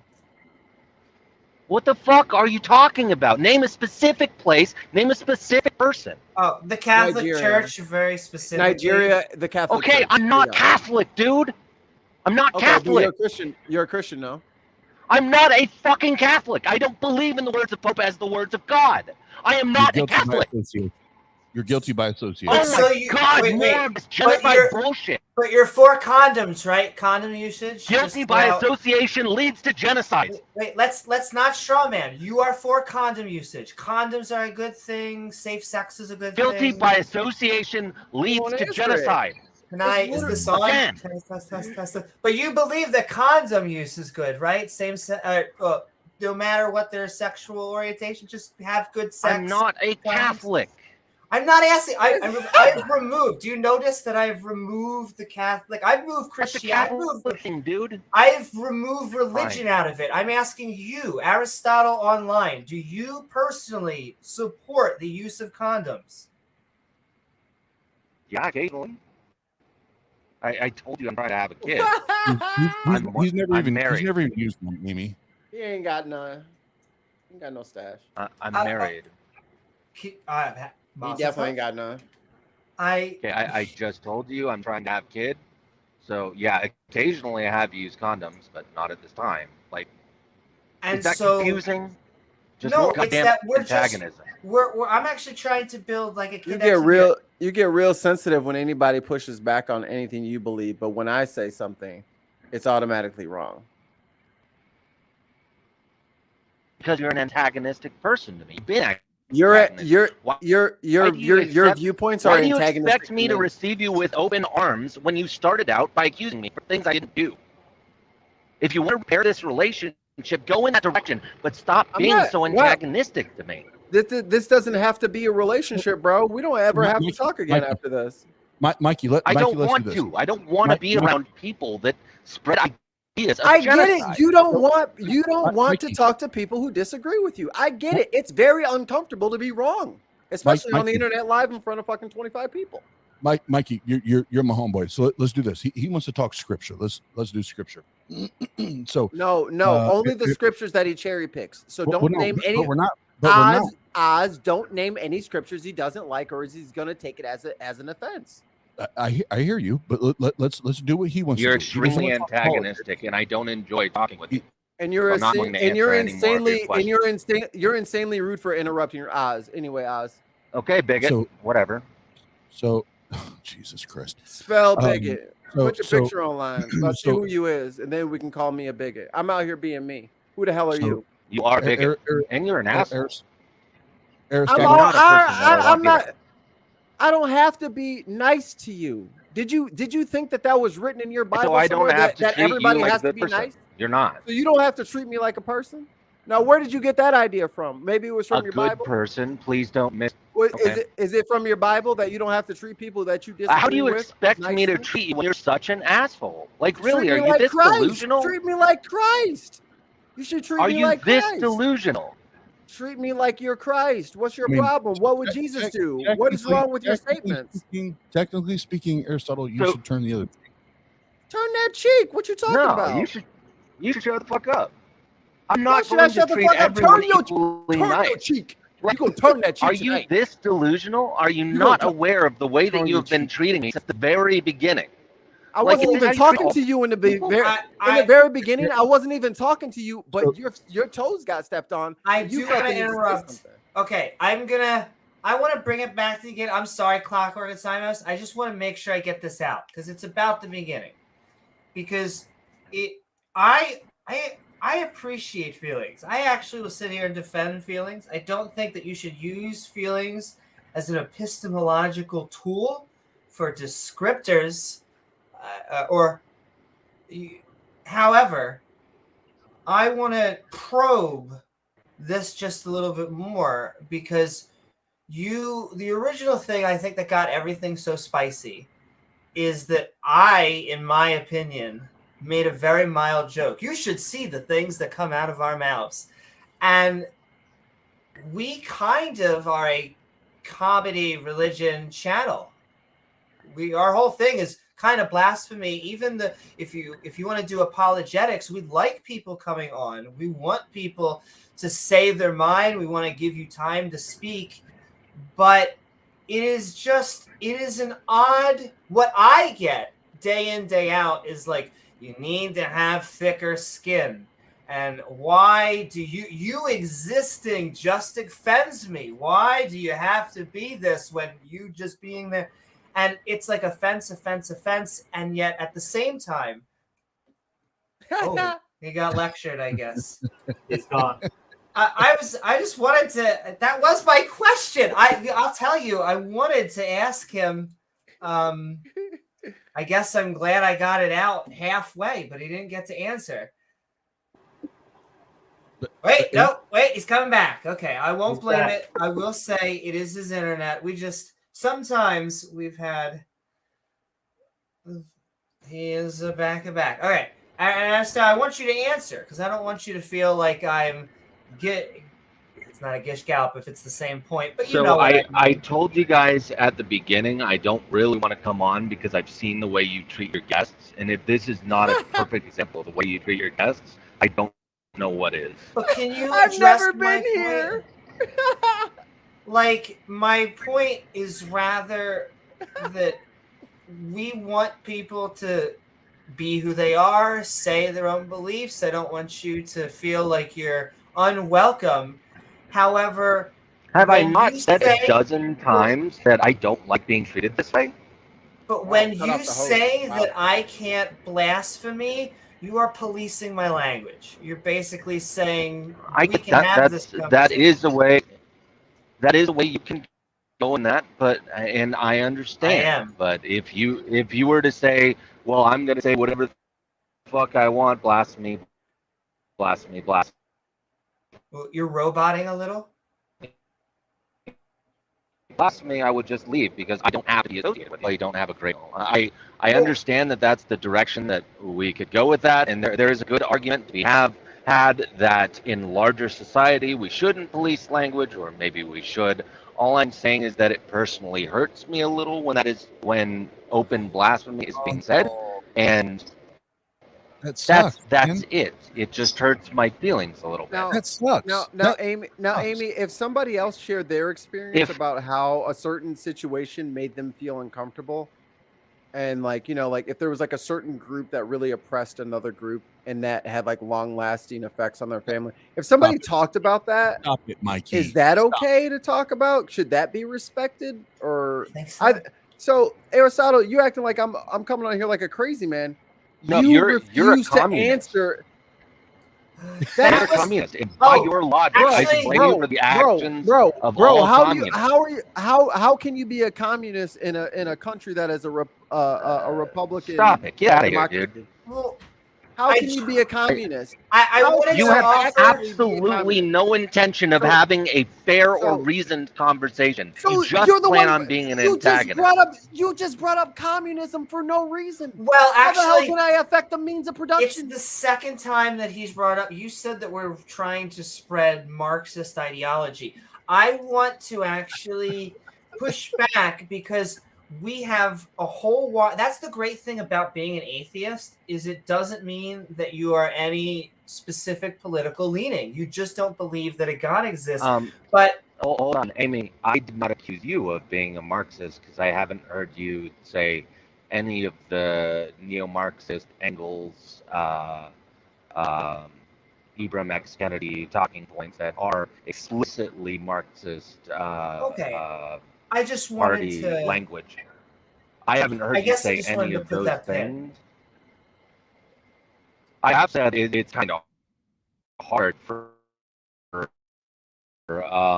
you not to have encountered critical race theory when going through all the stuff to be a teacher. Well, I will In say fact, I can't have apologize to say it I enough. had to learn critical race theory generally from the people who don't like critical race theory. Like as someone who has taken way too many courses, I have not encountered anything. The closest I have ever had was when you're trying to learn how multiple facets can collide.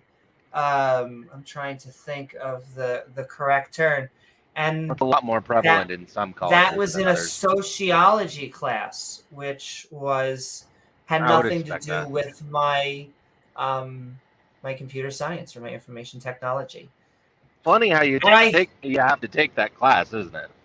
Well, no, that had nothing to do. That had nothing to do with my computer science. It had to do with biology. You have to take a psychology and a sociology and undergrad in your general ed. But then after that, it is all just biology. It is taking nutrition courses. It is taking epidemic courses. It is taking. That's all racist. According to him, is racist. So I'm just going with what he said. And okay, before we add in anything, we actually have 3 people behind stage, and so and I know all various opinions possibly, so we'll get them. That is the thing. Though we are at a certain point, I swear to you, if I were the devil, we are skeptic and ranting, and we are talking with Clockwork Rex. What's up, Clockwork Rex? We're skeptic and ranting on If I Were the Devil. And what are your thoughts about the subject, the video, or anything we talk about tonight? Oh, hey everybody. Hey everybody in chat. Rex. Hey Hi. Mikey. I am Mikey's white friend, so he is not racist. We talked for like 2 or 3 hours earlier tonight. No, I'm Just about- racist. Shut up. Don't tell them that. Oh, well, okay. Fair enough. But I'm your white friend, so I mean you're not racist. Damn it. Mikey, you racist motherfucker. Damn it. Sorry. Oh, we talked about a bunch of shit, TV shows and movies and just all kinds of crazy stuff. So, It was the Where you word got, was Amy? intersectionality. That was the word that I was trying to think. It's how many different facets can come together to compact a issue. Continue. Sorry, just had to put that. I have all this set. I might as well use it. Okay. And just let me state right off the bat, I'm not a fucking nice person, and I am a total fucking asshole, and I can be antagonistic as fuck. So, get over it. Your Thank you feelings so very don't make a much. damn to me. Whoop, And I whoop. always say I feel like we're the cuddliest version of politically incorrect. I feel like some people use that label to then be racist or bigoted or prejudiced. But to me, that means that you are not using sophisticated language to hide what you really mean. And so you can be a politically incorrect liberal or conservative. It doesn't matter. I find that I find certain phrases and when they say Jado-Christian, I find that's a politically correct phrase. That's a softened phrase that's trying to include a minority so that the Christian majority can be like, hey, we have these tan people over here, probably. And so... You think there's a Christian majority? No. Oh, Christian majority? Oh, yeah. Well, right now, currently, we're working on that. But yes, I think that... In America, yes, in America, it has been sure? slowly... Yes, I'm fairly sure. What do you think? What do you think the numbers are, Aristotle? Please say Freemasons. Please say. I'm just kidding. Oh, I am a Freemason. I would say that being a Christian, the single definition that must be adhered to, is that you believe that Jesus is God. I think that's the single one, and well, I guess, and you believe that the belief. Well, no. I think the lowest common denominator is you believe that Jesus is God. Well, I could use a lot of different definitions, and some are a little bit more picky than others. So I'm trying to use the most general one. I saw a survey somewhat recently done in 2019 that said about. I can't remember. Oh, okay. Can't remember. I go through a lot of information. I can't remember, and I can't look it up. Write none of that shit down. Yeah. But that survey said that 3% of America believes that Jesus is Lord specifically as a Christian, and then I think it was in that same survey, I think it was 31% of Christians, or 31% of people say that they are Christians. So Aristotle, I would go with the lower number. As of 2021, it says that 63% of Americans claim to be Christians. That's 210 million people. I was gonna say it's about 30% Protestant and 30% Catholic. Yeah. The claiming. I saw another survey that said the claiming to be Christian was a pretty high number versus those who say that Jesus is Lord. So claiming to group, I would definitely say is a lot higher, and I think 60% might be a believable number. Aristotle, what you don't have to tell us what city or what town, but approximately what is the population of the city or town you live in? Also, I'm sorry, I just have to correct this. I meant 33% of the U.S. population. Wouldn't make sense. 33% of Christians. 33% of the population is Protestant. 33% is Catholic, and then the rest is everything served up. Right back to you, Oz. You were asking a question. No, you're good. Aristotle, you don't have to. That would still put them in the minority. You live 66% is a minority. I mean, the numbers don't add up. I'm sorry, Oz. Did I hear that wrong? Did you not say that 30-something% said they were Christian, and of those Christians, 30% said they were Protestant, 30% said they were Catholic? Did I just hear that wrong? Yeah, you heard it wrong. All right, then because Catholics aren't Christians, right? According to the poll. The Pew Research reports from the last one was completed a year and a half ago. It's the first time Christianity in the United States has sunk under 50% as far as the population is concerned, as far as non-believers. And when I say nuns, not N-U-N-S, sorry, Catholics, but the N-O-N-E. Those that hold a non-belief or non-belief, the atheist, agnostics, so on and so forth. But my question was, Aristotle, unless you're a nun who becomes a nun. That's even more special. That's even more Yeah, special. but I was interested in the further delineation of those who say that Jesus is God, because it's the primary question that pretty much proves that you are a Christian and not just saying that you're part of a larger group. Right. It's like the no true. It's like that, like when the atheists try to pull that no true Scotsman fallacy. It's kind of like that. Well, that's exactly it. It's definitely approaching that. It's definitely approaching that. But my question was, okay, Aristotle, and you don't have to tell us anywhere in the country where you're at, but where you're at, do you live in a large city, a smaller city, a township? Like what kind of community do you reside in? So currently I live on the road, and I drive a truck with my wife, and I travel all 48 states, so I get to see a whole lot of the U.S., and I've been in nearly every city in the lower 48 states. Okay. But as far as where I reside, I'm doing some complicated financial things right now. So we sold our home and did some investments.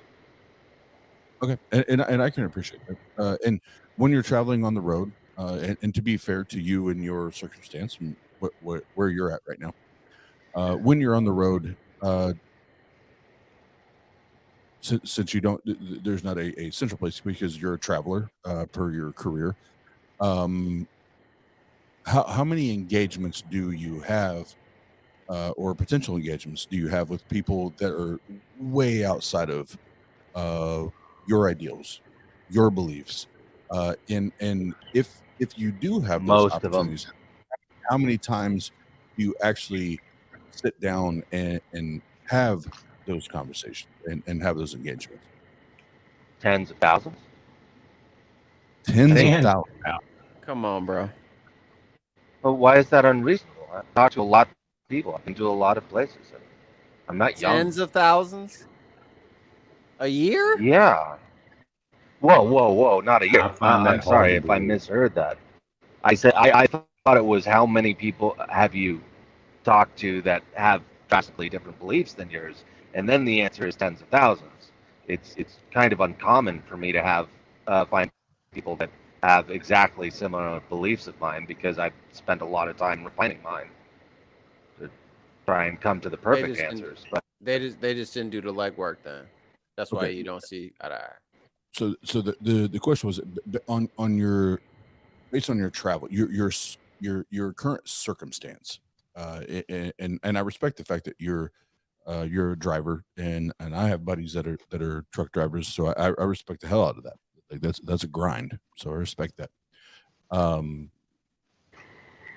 Based on that circumstance, and you being a traveler, and you doing a thing, not whether it's a month, a year, whatever, you're presented X amount of opportunities to sit down and talk with people that have completely different views than you do. How many times do you actually sit down and have the conversation, and not just have the conversation and wanting to convert them, but having the conversation and seeking to understand their position? That way you can better communicate to them or with them. Oh, Oz, I've got a better word for you. Proselytize. if we're How many saying times like do they per sit down year, and well, when I was a professor, I had a whole lot more opportunities, and I would say per day I would talk to 4 or 5, maybe 6 or 7. But now that I'm a trucker, I'd say maybe 50 a year. So I mean, the timelines are the amounts. Brian, I'm not really sure why that matters, but okay. Per year as a trucker, I'd say 50, but per day as a professor, I'd say 7 or 8, maybe 6, maybe 5. I don't know. It changes. And my apologies, I forget what were you a professor of? I forgot already. I'm not going to tell you, because I've written books and I have a pseudonym for a reason. If you have a were you pseudonym, in a never mind. were you in a state funded school, or were you in a private Christian? I really don't want to answer any of these questions. Yeah, because I don't want any question. I forgot about that. That's what piled the dog shit up. I forgot about that. Because What? we have friends right now that we can name that are actually no longer believers, but hold doctorates from Christian universities and proudly share where their masters or their doctorates come from without hesitation.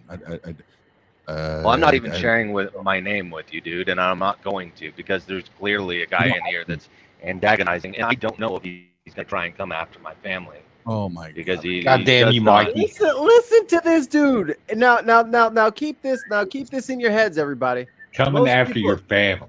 Most Yeah. people have known me in the atheist community. You for the share last communist 4 fucking- ideals, and communist Hey, ideals kill. Hey, colonizer. It's not your turn to speak. Anyway, Communist. I've been not in your the turn to atheist kill, is it? community for fucking Not yet. 4 years. 4 years. Wait for a couple of And weeks, this and is then you the get in power. only- How many people this are you is gonna the- kill, huh, commie? This is the only shit I get. And y'all wonder why I don't argue race with people. And y'all wonder why I don't talk about this shit. It's because this is the fucking privilege. Because you promote stuffed up ideals that promote asshole genocide. that I have Duh. to deal with every time. Oh my- Every time I have to explain to them. What are you gonna about do to the where privileged black people- Cossacks, huh, commie? Hold on. You're gonna strip them down? Commie. You're gonna skin them alive? Listen to you. You're The projecting privileged right now. Cossacks? What are you gonna do? You're projecting right now. So I get that your fear of people of color is that they're gonna do to you Communists. what you think and do to, and say to them. I get that. That's your Genociders. fear. That's not where I'm at. Again, you still never answered the question of where am I politically. Yeah, wait until you, You get have in no power, idea. then you're You gonna have play no something alive. idea. You have no idea what I am Mikey. politically. But listen to. But hold on, Oz. But this is the shit I have to deal with. Every time I try to bring Read up books, that people. you can't Read even history. spell You know book. where his You ideas couldn't go. even capitalize online. What You couldn't even the find a fuck? picture of Aristotle to make it your fucking background picture. You're a Mike- fucking college professor at a college that never existed for students that never existed. It was 4 of them a day, or 8 of them a day, or 10 of them a day. You're just a fucking liar, bro. But again, this is hold on, Oz. I'm cooking. This is what I have to deal with. This is why I don't argue politics and all this shit in religious circles, because it is so damaging to a white person's ego that America did Racist. something bad. I'm his white friend. How is he racist? My wife is white, dumb shit. My kid is half white. She'll be here in 2 You weeks. can still dumb hate shit. white people, even though you're How- married to how a am white I person. hate- What? how My am I friend is hating- white. How am I hating white people when I'm just pointing out the fact that you can't acknowledge that your religion is racist? That's all I've been trying to get you to say, and you won't say it. You flipped it all back on me like I'm the racist. Christians are racist. The Confederates. Your were- ideals were are pinning Christians. the actions of a single Yes. or a group on all. Did I say that, or did you choose to intentionally not understand the question? You said Well, that it's funny- Christians are racist because some Christians did racist things, therefore all Christians are racist. Well, I mean, it's funny how he says the that. Bible is Then he racist. flips it back around on all of us. That is like a all different of claim, us. and I are would It's love racist. to never- engage you on that claim. He doesn't want to That is a want to answer different the claim, and I would love to engage you on that claim. No, you don't want to answer the question, so it's If all you're of not going to our be an job asshole to about it, answer I would your love to fucking engage you on the claim that the Bible is I racist or can't it teaches promise. something racist. I'm not making any because promises. then you're man. asked, you're talking about ideas, and you're not talking about the actions of a single person or a group and putting it on but- all who follow that Mike- or that name. But see, you accidentally let your little American side slide through, and American No, whites feel If reflexively. you were saying the defensive ideals whenever or the something rules comes of the up- laws whenever of the something comes Bible up are that's racist, and it has to do then I with would love to anything talk about that. like if you were a Boston Celtics fan and I said Boston Celtics fans are racist, you That would mean you're not a potential genocider. That would mean that you just have a different opinion of ideals. What do you call Oh, the chattel fuck they slavery? don't. What do you call chattel slavery supported by the Bible? What are you talking about? What That's am I an talking about? accusation. You're a fucking I am. You're a fucking professor. See? You don't know about chattel He fucking dodges better than Neo. Oh my Mikey. God, he's No. the one. I Mikey, don't know that term. This is, I don't Mikey, understand that term. Stop, Chattel Oz, slavery? stop. Probably have Oz, to get the Oz, Yeah, the Oz, rest of he the has picked people up on. another shovel. We got to dig deeper. Hold on. well, You hold said on. no. Hold on. Hold We're on. going into Stop, Oz. Shovel Oz, this. You don't. Oz. He doesn't. Sir, you don't know what chattel slavery is? Hold on. Before you answer, I'll give it to both of you. I want both of you. Just in the next few minutes, when you are done, I would like both of you to say when you're satisfied. When both of you are satisfied, I gotta go to Simos and I gotta go to Stilette. Now, Mikey, you were in the middle of a question. It's all you to ask that. But when you feel satisfied with that question, we gotta give it to Oz. Oz, when you're satisfied with your question, we're going to Simos Funk. But Mikey, Aristotle, do you really not know what the term chattel slavery means? I know you're Googling it. I know you're Googling fast as fuck, but I don't Chattel have Google slavery. up. I'm driving. And you're operating a thing. What's your operator ID? Because you're not supposed to be manipulating any kind of electronic device while you're operating that I'm vehicle. not manipulating anything. How did you get back in the party? I'm not doing it. Hold on. How did you got Hold kicked on. out and then Are you got back pushing in? How did you slander get back right now? in? Are you pushing did you get slander back right in now? the- Because I will how sue did you your get- ass. How I did will you put get you in back the in the ground. How did you I get will back in the sue party? your ass How into did you nothing. get back in the party? I can yell too. Do it. well, How if did you you get sue back in the him, party? we would know your name. Do it. I will Accuse say. me of doing you sue something him. that I'm not doing. Do it. How Accuse did you get me of back in doing. the party if you're Accuse me of doing driving something I'm and not you're not doing. supposed to be operating your electronic device? How did you get back in? I have voice commands on everything. Bullshit, you liar! You lie! And your God watches you lie. Fucking liar, dude. You I have fucking voice click the commands on button to get everything. back I'm in. not using You a lied. standard headset. You lied. You're a fucking liar. You just lied. You know I have you a Blue Parrot headset that has voice controls. You cannot click open a window on voice controls. bro. You have Backtrace to- this call. You're gonna have to click a link. You're gonna have to touch it with your fingertip. It's only one link, but you probably had the stream No, up I am already, and you allowed to clicked the press one StreamYard button link. on my headset, which is a voice control button. Okay. I'm gonna go on YouTube right now, and I'm gonna see if somebody. I can don't fucking have to. join I don't our have to stream- explain this to Join the you, StreamYard but I will sue your by ass if you clicking think one button. Go ahead. You and know sue how me. many Get out times? there. Go ahead. Wait, Sue hang me- on, Mikey. Sue me, and your name is going out everywhere. How about that? Yeah. You know how many Sue me times now. we've had people on the internet claim that they were going to sue the fuck out of us just Fucking because we sue were me. I mean don't have to any them? fucking money with your dumb ass. What are you gonna take? $8? I will fucking sue you YouTube. into. Yeah, you're going to take the I will 20 out of make my sure you wallet. can never What are I you get got, gonna I take? got $30 on me. You want that? I'll give you 15 if you need gas money. If that's what you Oh want. my, Ozzy, you got one That is question when you breaking the feel rules and satisfied. laws of the United States. Shut your hoe ass up, you liar. Tell the truth, you fucking Christian. He's probably a sovereign citizen. too. Dig it.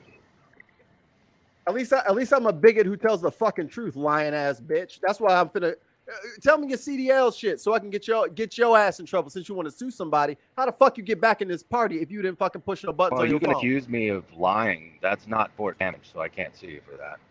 I know you can't. Well- And because it's not a lie, because you pushed a button on your phone to join the call, lying ass.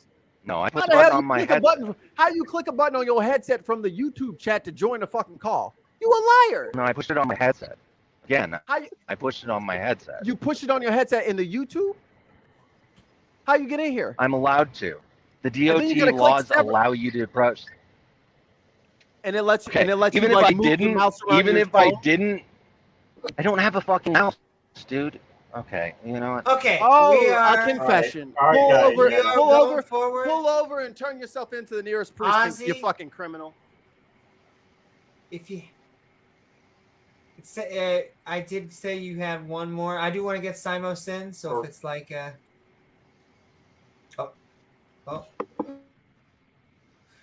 Obviously, that's okay, why, we're not going why I'm forward. giving my name. we're going forward to Simos' Because you're a phone. Because you have this That's rabbit fine. beast. No, because you're a rabid beast. Listen to your little pocket racist things I coming just- out. I hear your dog whistles. I just want to know if Yeah, Kami. Aristotle agrees that the Old Testament endorses slavery. That endorses slavery? I got no problem with slavery, dude.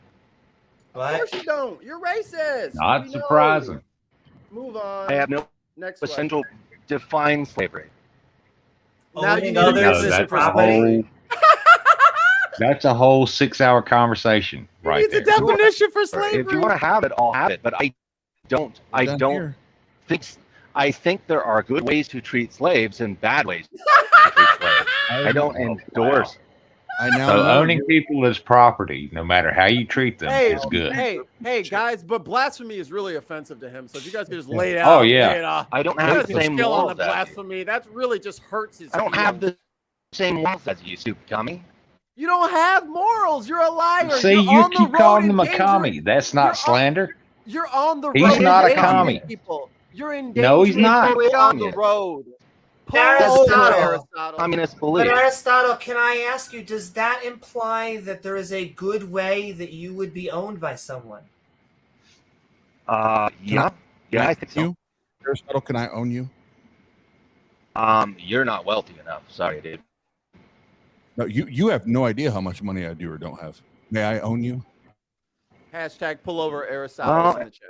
It depends on how much money you have, and it depends on what your religion is. It depends on what your No. That does not. depends on what your morals are. May I own you? Yeah. It depends. May I It own depends on what the. It depends on a lot of things, like what the rules of the ownership are, what the rules of the country surrounding the ownership pull over, are, bro. what you can Hold on, and can't everybody do. Everybody stop. And Simon, I'm sorry. I know you just jumped in, but so Aristotle, we're just going to play it by the book. Your book is I can treat you however I want to treat you, as long as I don't beat you. No. And you die in 2 days, then you're good. Can I own you under those particular, very specific parameters? Well, you've misrepresented the parameters pretty badly. No, If I you'd haven't. like me to explain them, I can. No, I have not at all. I know these scriptures I very disagree with you. well. If I beat you, and you don't die within 2 days, If you beat me and you, I don't believe you. if you beat me and destroy my eye, I am to be let go for the sake of the eye. No. That's not what it says. If I beat you, and you don't But die, that within is what 2 it days, says. no, that's not what it says. You don't know the scripture. If I beat you within 2 days, There's additional rules. You're naming one, and there's like 50.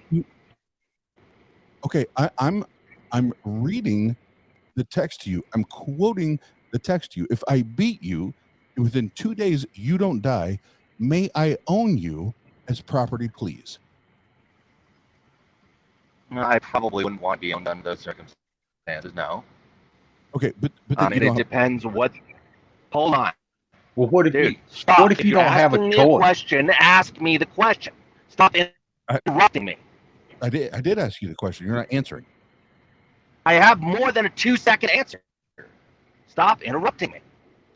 Oh, stop interrupting me. Oh, you're so fucking mean.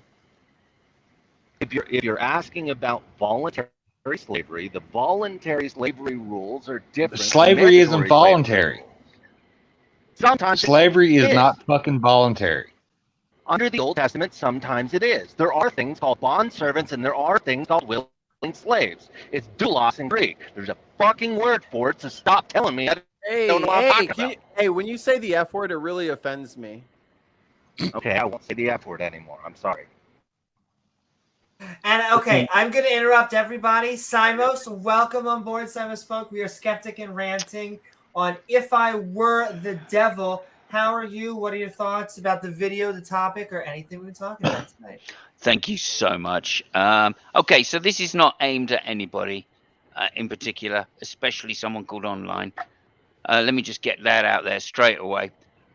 Firstly, if I were the devil, I would have been to Georgia. I haven't been to Georgia, therefore I'm not the devil.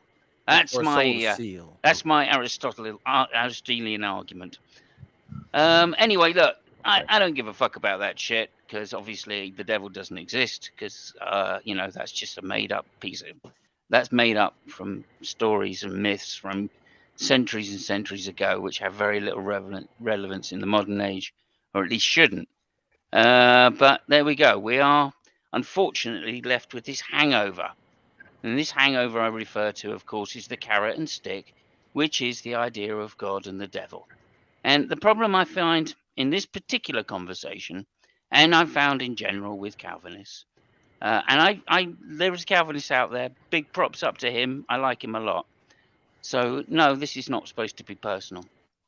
Is that Calvinists just ignore the stick because it doesn't apply to them? Apparently, they get to ignore half of the deal, right? Because it doesn't apply to them because they've been given grace, right? But my question to all Calvinists out there is, what does that make? What does that mean, right? It means that I could been given grace, right? So you don't get to tell me that I'm doing bad shit and that I'm going to go to hell because you have no idea who is and who isn't going, right? It's nothing to do under your own terms with accepting Jesus as Lord.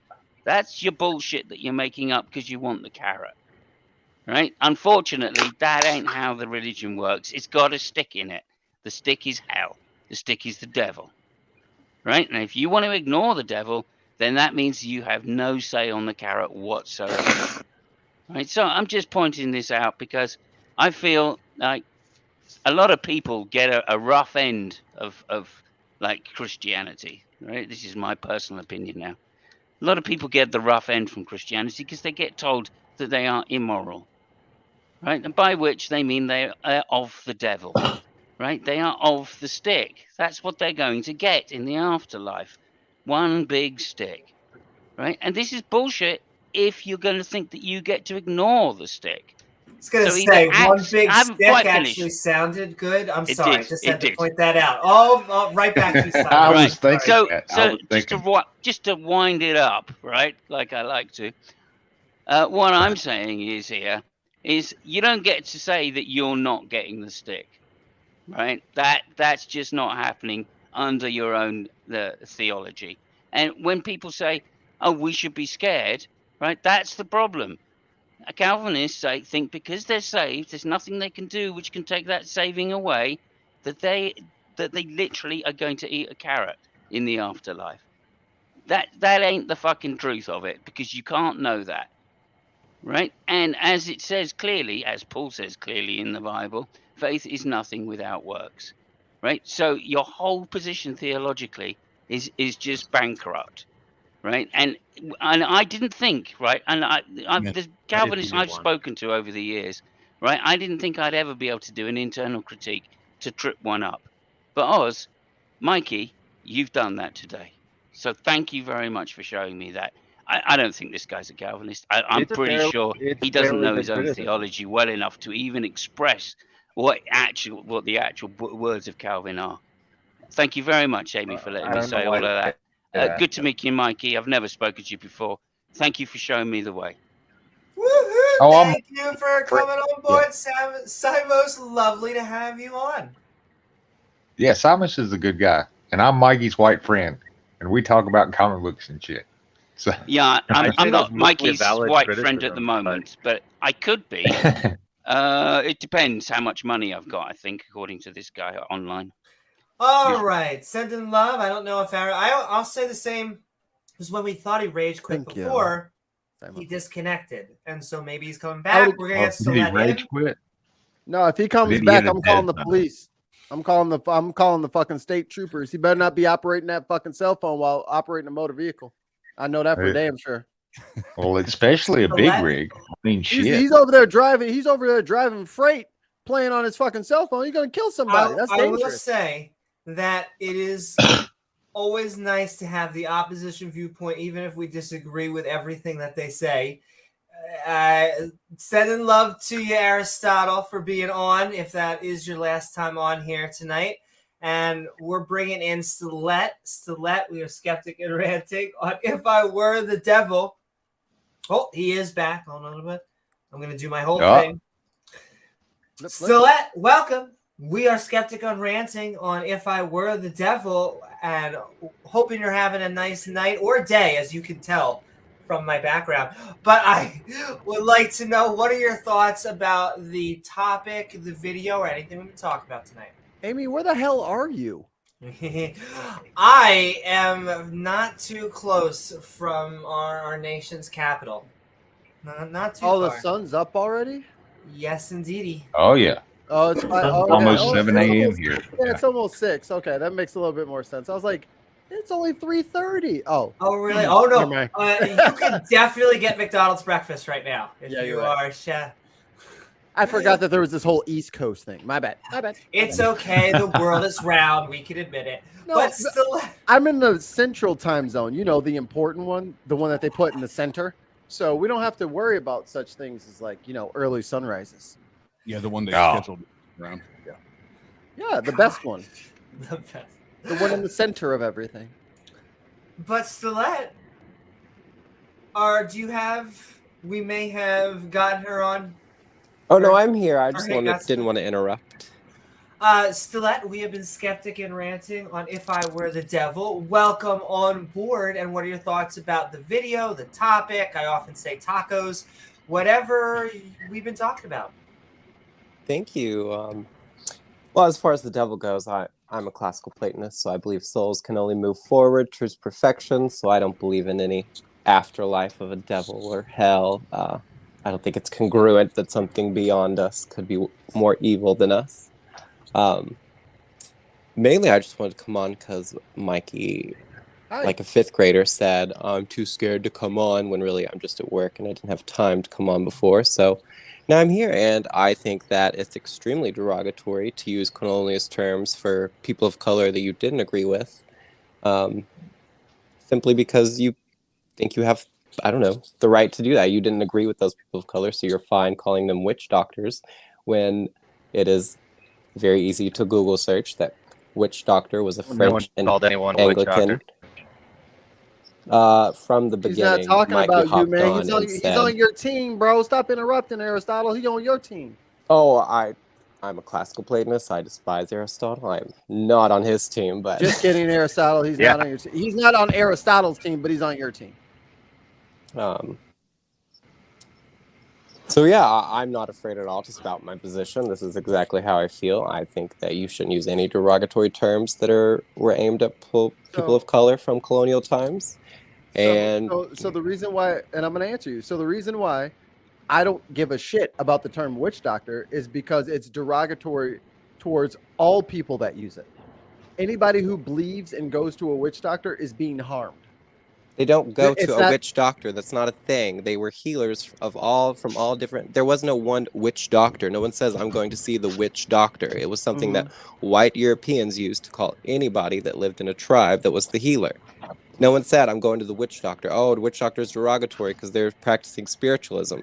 No, it was any healer from a African or Indian tribe. Okay. But at the same time, they weren't using science. They weren't using medicine. They were. No, they Science weren't, is a method, and they were using what worked for them constantly. You don't think that they were smart enough to observe their way of life? But they were also killing endangered species because he wanted to make his pee-pee hard. Like, cool out with the whole. All healers around the world killed endangered species just to get erections. Did I say all? Yeah. Witch doctor is a catch-all terms, and you just said they're going to do this to the witch doctor, and that's a catch-all terms. And no, they weren't all going to healers because they had erection problems. So witch doctors is bad because the colonialists said it. But when I say Christianity is bad because it's colonialist and predatory towards black folk, brown folk, people of color. So when I say that, I get no reaction out of you. But because I use the word witch doctor, I am the great Satan now. Christianity, the etymology of that goes way back 2,000 years. Witch doctor goes back less than 200 years. So I don't know what the comparison is that you're getting at. And I'm not a Christian. I despise dogma and theology. Well, to circle back around to the whole, let's make a stew that makes your pee-pee hard.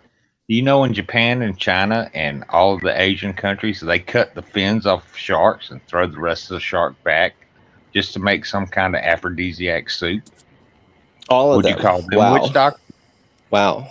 All yeah, they do countries. That. Well, most Asian countries. Liberals. That have access to the ocean. You're not going to call that out, Mikey, as racist? He wasn't. Oh, I'm fucking racist as hell. Yeah. He wasn't done talking. So now talking. I mean, it happens. So now, no. Still, you have my mindset to a T. So what should I say in response to him? Because you're now the arbiter of what my brain should do. Because I don't respect religious people, just no matter where they're from, no matter I'm what sorry, they're did called. you say me? Then you should call them shamans, or you should call them healers. A witch doctor was literally used to prescribe to any person of color who was healing. And for you to say they couldn't follow the scientific method is, yeah, pretty colonialist. I'm sure many of them had years, centuries of history of healing people and using the same antidotes, the same natural remedies that they had for their problems, and it healed them, and that is the scientific method. You know what they call alternative medicine that works? Yeah. Oh, I'm right with you, medicine. Medicine. So, fuck out of here. They weren't. What? You're saying all tribes of saying. Africa were practicing tradition. Were practicing. He's also saying that all Christians were involved in whatever they were involved in. I asked you to explain yourself. I don't really care. That's how we think. It's all in groups. It's never the individual action of individuals. It's always in groups. Bro, and you all already people of said that you're group are pro-slavery. responsible Just for the take your actions L of and move on, bro. You already said you're pro-slavery. Just take your L and move on, bro.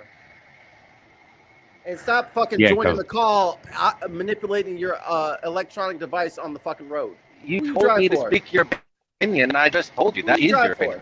That's how you think. Who you drive for? Well, that's your opinion. So anyways, so doxing people, why are you in favor of colonial terms against indigenous tribes, but you're against the term Christian? I never heard that as a colonial term. Look it up. You can do it right now. You're on a computer. You said something earlier that Google should be Aristotle's friend. Google should be your friend. You can easily see that witch doctor didn't come around until the mid-19th century, the mid-1800s, and it was coined by English. Yes, and English news report. Yes, Irish and English, an Irish Anglican man who was going to India and to Africa, and he called all the healers in the tribes witch doctors. And no, not all of them were shamans who were promoting ayahuasca for people with schizophrenia to live a happy, productive life, even though that can be good. I'm sad Mark's gone. We could have talked about that. But no, they weren't all just practicing alternative medicine.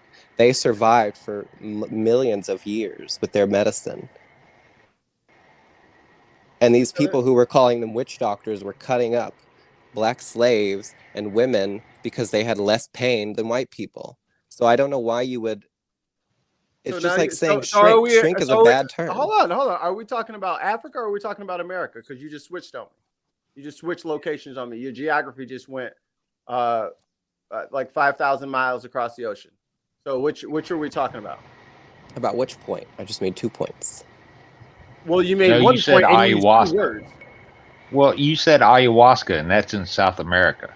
That's not in Africa. I said all indigenous people were considered witch doctors if they were healers, whether they be shamans or just a local doctor, whatever they had for that terminology in Africa.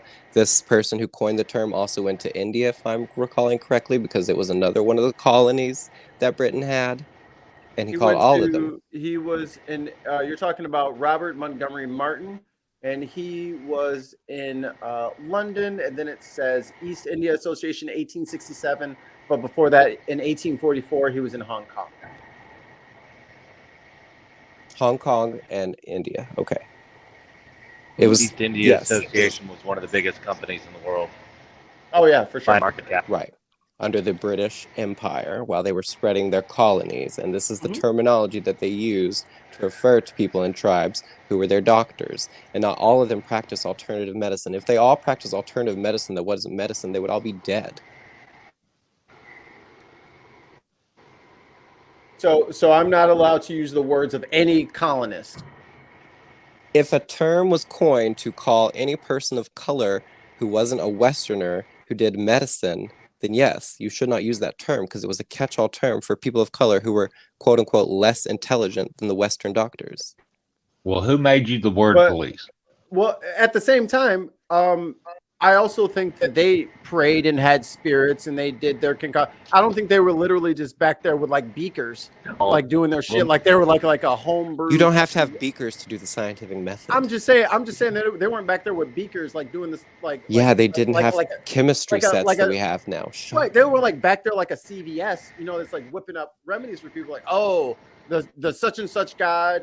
Yeah, that's exactly what it was like. Right. Minus which the makes Western it colonial which makes it religious, which means I don't have to fucking respect it because I don't fucking respect anybody's religion, whether it's black, white, or they were whatever. not all doing alternative medicine. There were plenty of medicine that the Europeans learned from indigenous tribes across the country about new plants. Just because they couldn't break down the chemistry in the plants to make it into an ibuprofen doesn't mean they had medicinal herbs. Medicinal herbs go back probably millions of years, if not definitely tens of thousands.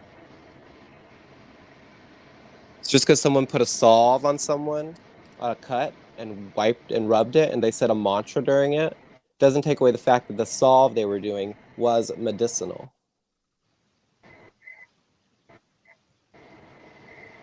You don't get to just say, oh, they said a chant while they were rubbing. Because I get what you're saying is that people called all healers witch doctor. Yes. But at the end of it, the witch doctor part was meaning like, yes, there was like the natural herbs and stuff like that, but there was a spiritual kind of extra supernatural element to it, or do you not think that was the case at all? No, I do not believe that every single case of every single tribe they came across had religious views. There's I know at least one instant of a tribe that we haven't interfered with today that doesn't have a god belief. Right. So what I'm saying saying is, when they not all necessarily had god beliefs. So witch doctor to me, at least, is referring to people who are trying to heal, at least. And those people didn't just rely on the chemicals inside the fucking crucible. They depended on also some supernatural assistance, and these chemicals will aid in the supernatural assistance. Which is why it doesn't matter to me that it is a term coined by anybody, because I don't care if it's that's why I started my thing off. I don't care if it's pastor, priest, shaman, witch doctor, whatever. If you're preaching supernatural, you're wrong. Always, 100% of the time, every time you're wrong. Well, hang on, Mikey. You probably know this. What did they call the old healer woman that lived in the woods in Europe? Baba Yaga? No, that was a demon. You would go to her and she would give you like a herbal remedy for whatever, if you had the crabs or the clap or whatever. The hag? Yeah, that's probably close enough. Yeah, that's probably close. I don't know. Well, alchemy is the beginning of all chemistry and physics. So yeah, I get your rebuttal about the term witch doctor, but I'm attacking it from the religious point of it but it wasn't created as a religious standard. These weren't atheist white men saying, "Oh, look at these hoodoo voodoo people." These weren't atheist white men saying this. These were believers. Okay, I'll give you that. And in a second, or right now, in fact, we're gonna get Tsunami in. Tsunami, what is up? We are Skeptic and Ranting on If I Were the Devil. Lovely having you here. And what are your thoughts about the topic, the video, or anything we talk about tonight?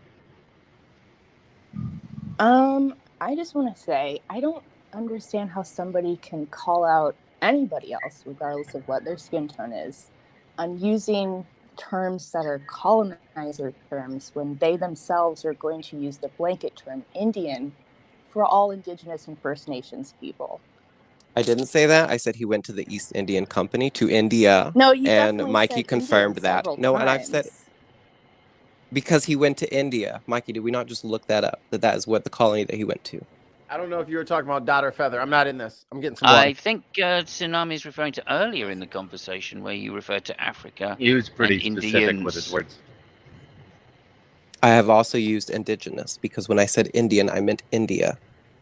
I mean, I heard you use Indigenous after it was brought up that Indian, as a term for all Indigenous people, is a colonizer term. But I No didn't one hear you here saying brought that up. before. Who in this chat Hey, said can that you let her Indian is not finish? good? Can you I let brought her it up finish? in the comments, and you've definitely been paying attention to my comments because we've been like engaging back and forth in the chat. Actually, since you can't type in YouTube comments when you're in StreamYard, so no, I haven't been No, you chatting can't since type, I was in but you can StreamYard. definitely see the comments. And Open the another fact tab. We can is totally that you type. were saying Indian as a blanket term for I all was First not using Nations and Indian as a Indigenous blanket people. term for Indigenous people. Well, you did. I did it's- not. It's definitely on the recording. Yeah, and anyone who's recording can see I said Indigenous, and that the guy, you can Google right now, the guy who coined the term witch doctor was posted at the East Indian colony of Europe, of England, the British Commonwealth, That's a India, fact that you were, which they were that's a fact that you were Indians. chucked on midstream. Yes, I'm aware of that. I definitely heard that part. He was never in Africa, but I'm not even talking about Africa. I'm talking about when you were talking about Indigenous and First Nations people of the Americas using ayahuasca, bringing up things like that. You definitely used the blanket term Indians to describe everybody. I definitely didn't, but okay. You Keep going with your definitely liberal did, fun. and you can like I definitely didn't. You can start acting childish and trying to mimic So can my you voice. and tell me That's- what's in my that's head fun, and tell me but what I said when I didn't say it. That's I fine definitely- too. See, this is the level. This is the level they I go don't to. understand why you need to have it reiterated yet again. Because I never said it that way. But Purity you did. virgin. But I that's my didn't. point. That's I don't my understand how you point. can call somebody else out for using the term witch doctor, but you use a very blatantly colonizer I term didn't use a yourself. very blatantly. Quit misrepresenting my point.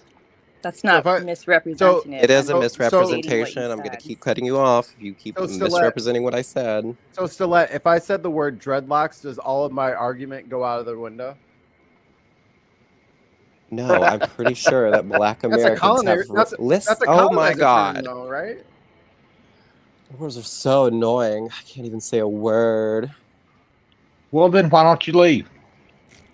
No, go ahead. I'll shut No, up. because I was called a baby if I wouldn't come. So here I am. So I'm not a baby. Well, there you are talking that baby bullshit talk. Indeed. No, I'll let him. And there you are being a big bad. I'll let you finish. I'll shut up. I'll mute my mic. Here we go.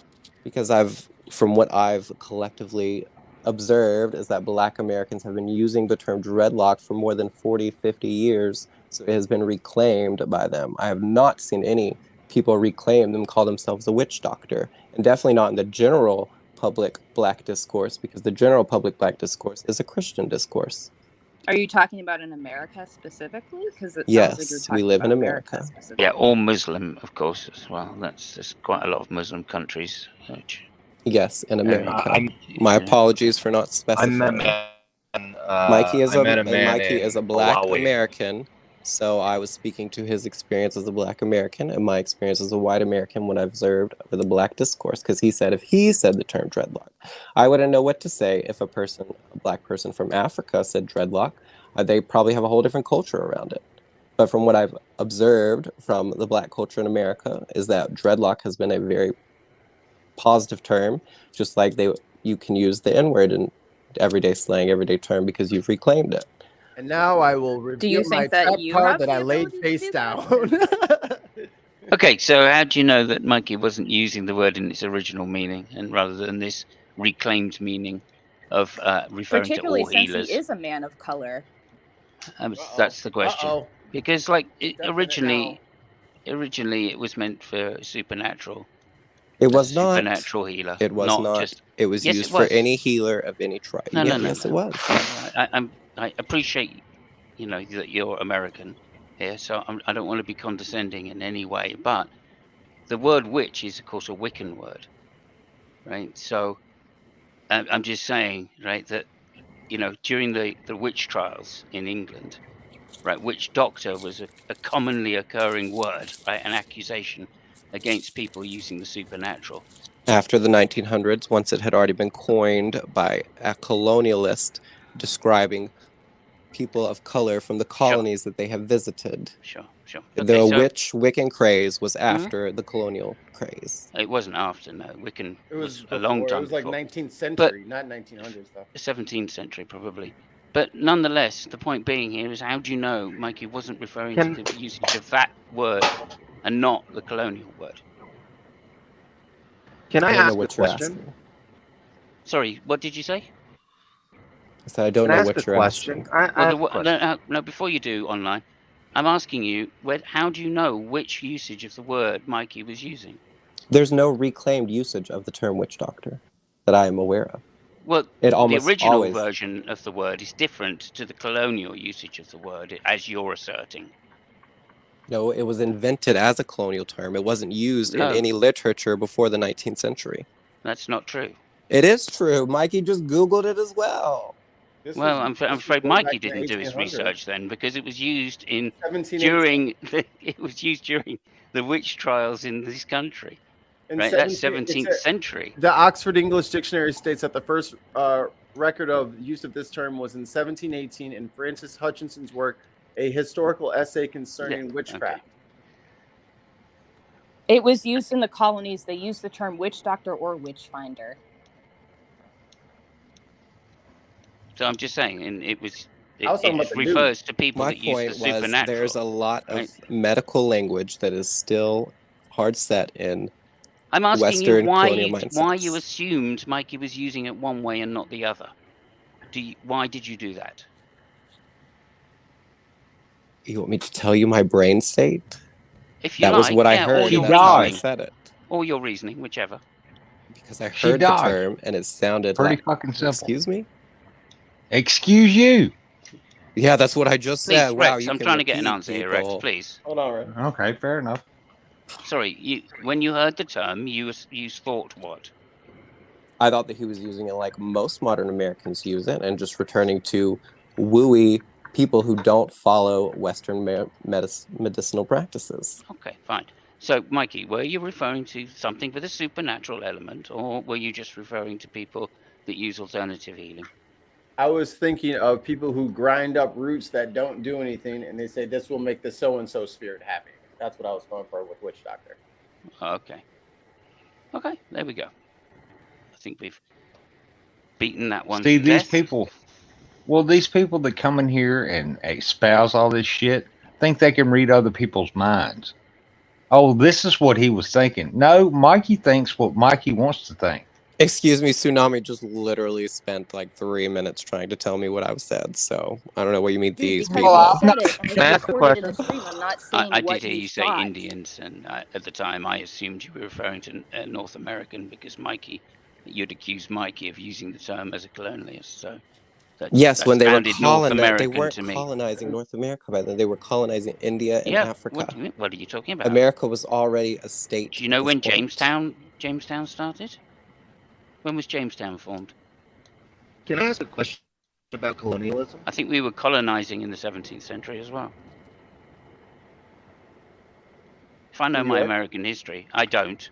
But if it was I did, the 1800s when witch doctor was coined popularly to describe. Okay, so we were colonizing a long time before that in America. I'm sorry, dude. You guys are using that word a lot. I don't mean anything And I'd like it disrespectful. Right? I'm not trying to assume pronouns here. So it I sounds. mean that for anybody. Oh no, you're amazing, son. Sounds like Aristotle has a question. I think that we're gonna do another 40 minutes, hour of open conversation until we go into outros. Still have some time, but we are talking also about if I were the devil, and I will hand it back over to you, Aristotle. It sounded like you were in the middle of a question, but then we're going back over to Satan. All roads lead back to Satan, ladies and gentlemen. All right, so I have a question about colonialism, just because I don't understand it that much.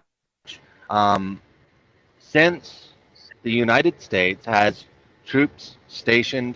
military troops stationed in nearly every country in the world, maybe not nearly every country in the world, and since every country in the world must use US dollars in order to buy oil, and oil is the lifeblood of industrialized and industrializing countries, and since we have fiat dollars which can be printed at the behest of the Federal Reserve, and when we print those dollars, we are effectively taxing all who own and hold US dollars, especially those who are industrializing and industrialized in order for the use and purchase of oil. Are we still colonizing, and have we indeed, the US, colonize the entire world because we can essentially tax the whole world, and we have our military troops stationed in all or most of all of these countries. Are we still colonizing?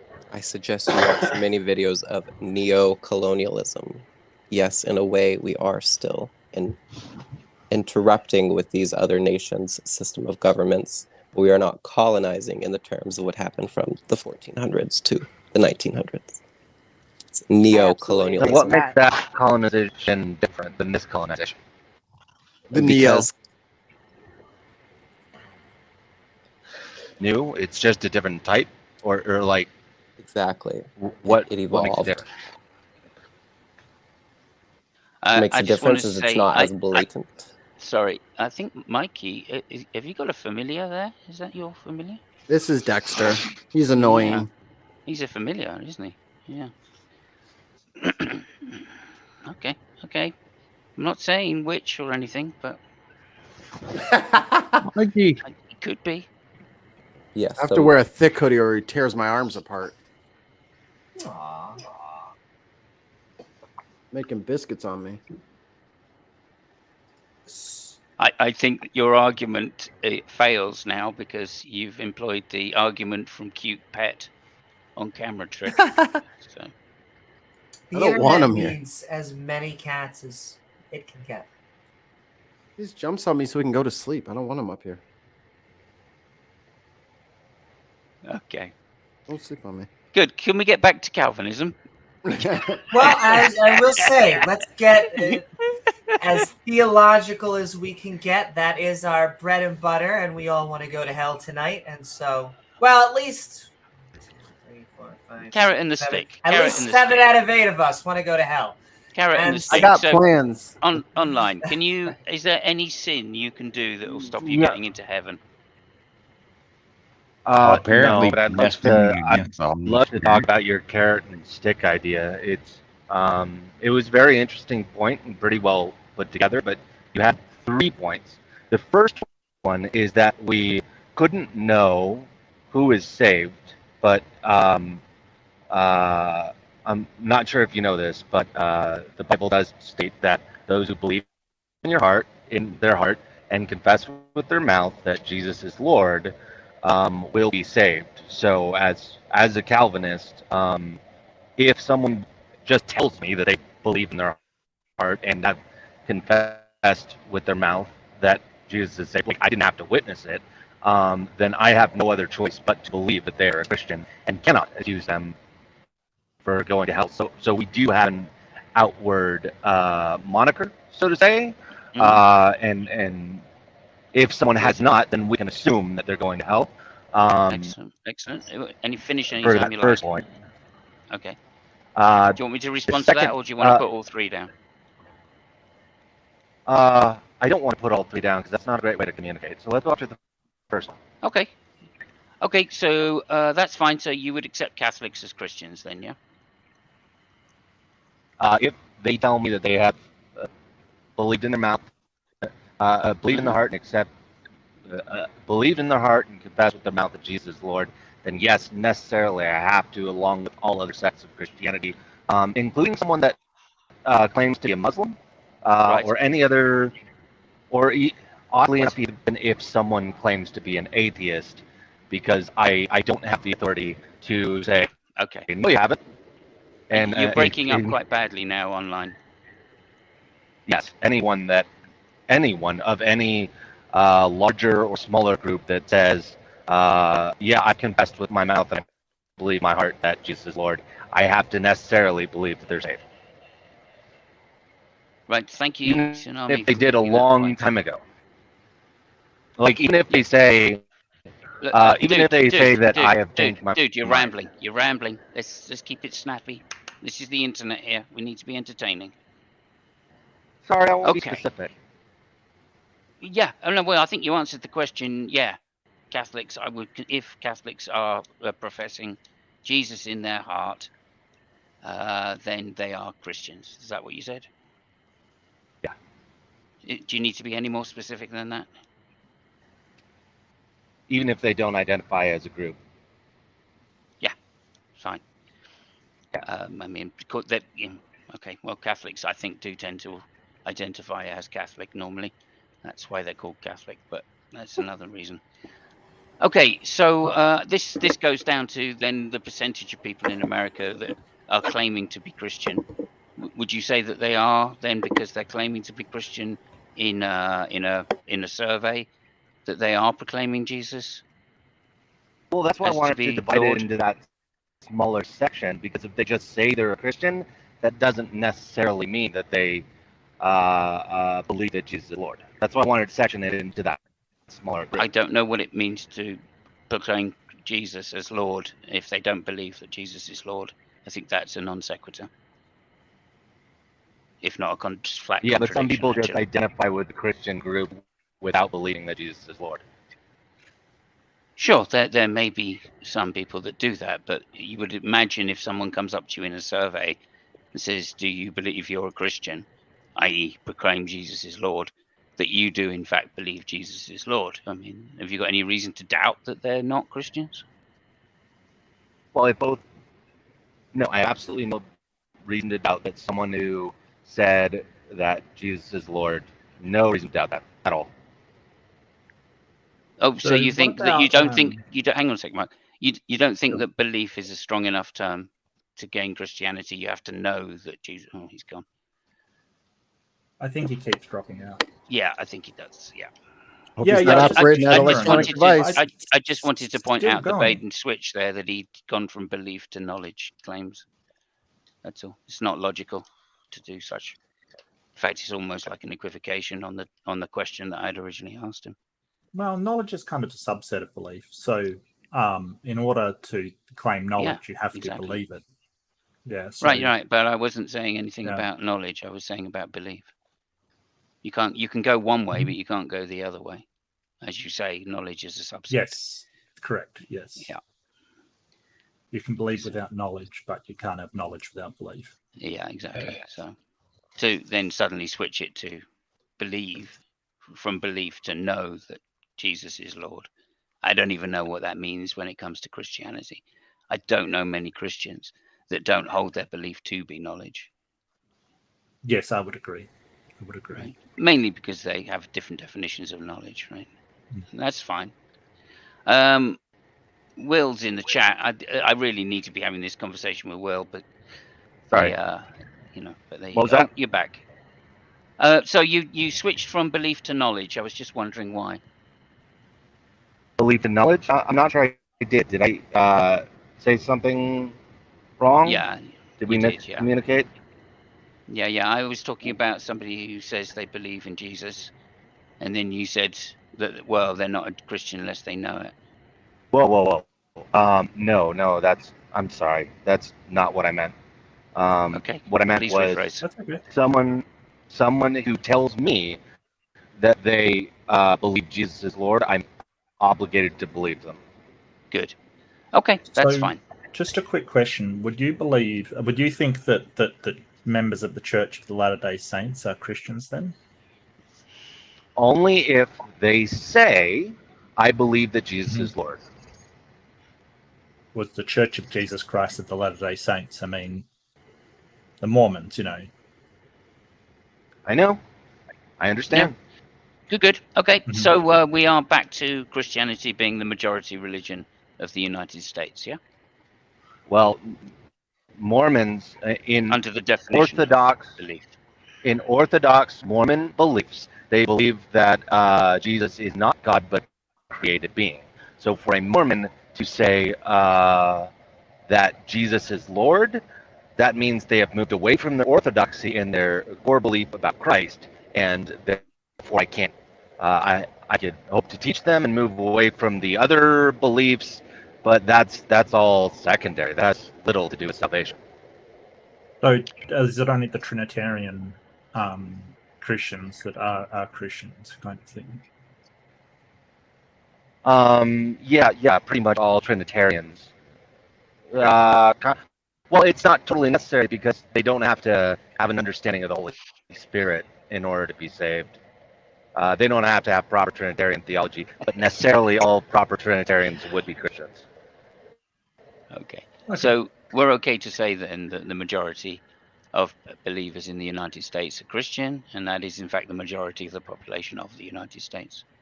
Well, I disagree with that because of a poll that I read that said it was a much smaller percentage Sorry, that said I won't accept random. I read a poll somewhere. That's not going to work. Okay, you've that's been fine. referred to the Pew poll of 2021.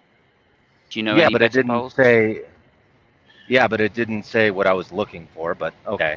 It said they identify with the Christian group. Well, no, they 100%. identify as Christians, and I think that was the question which I actually put to you.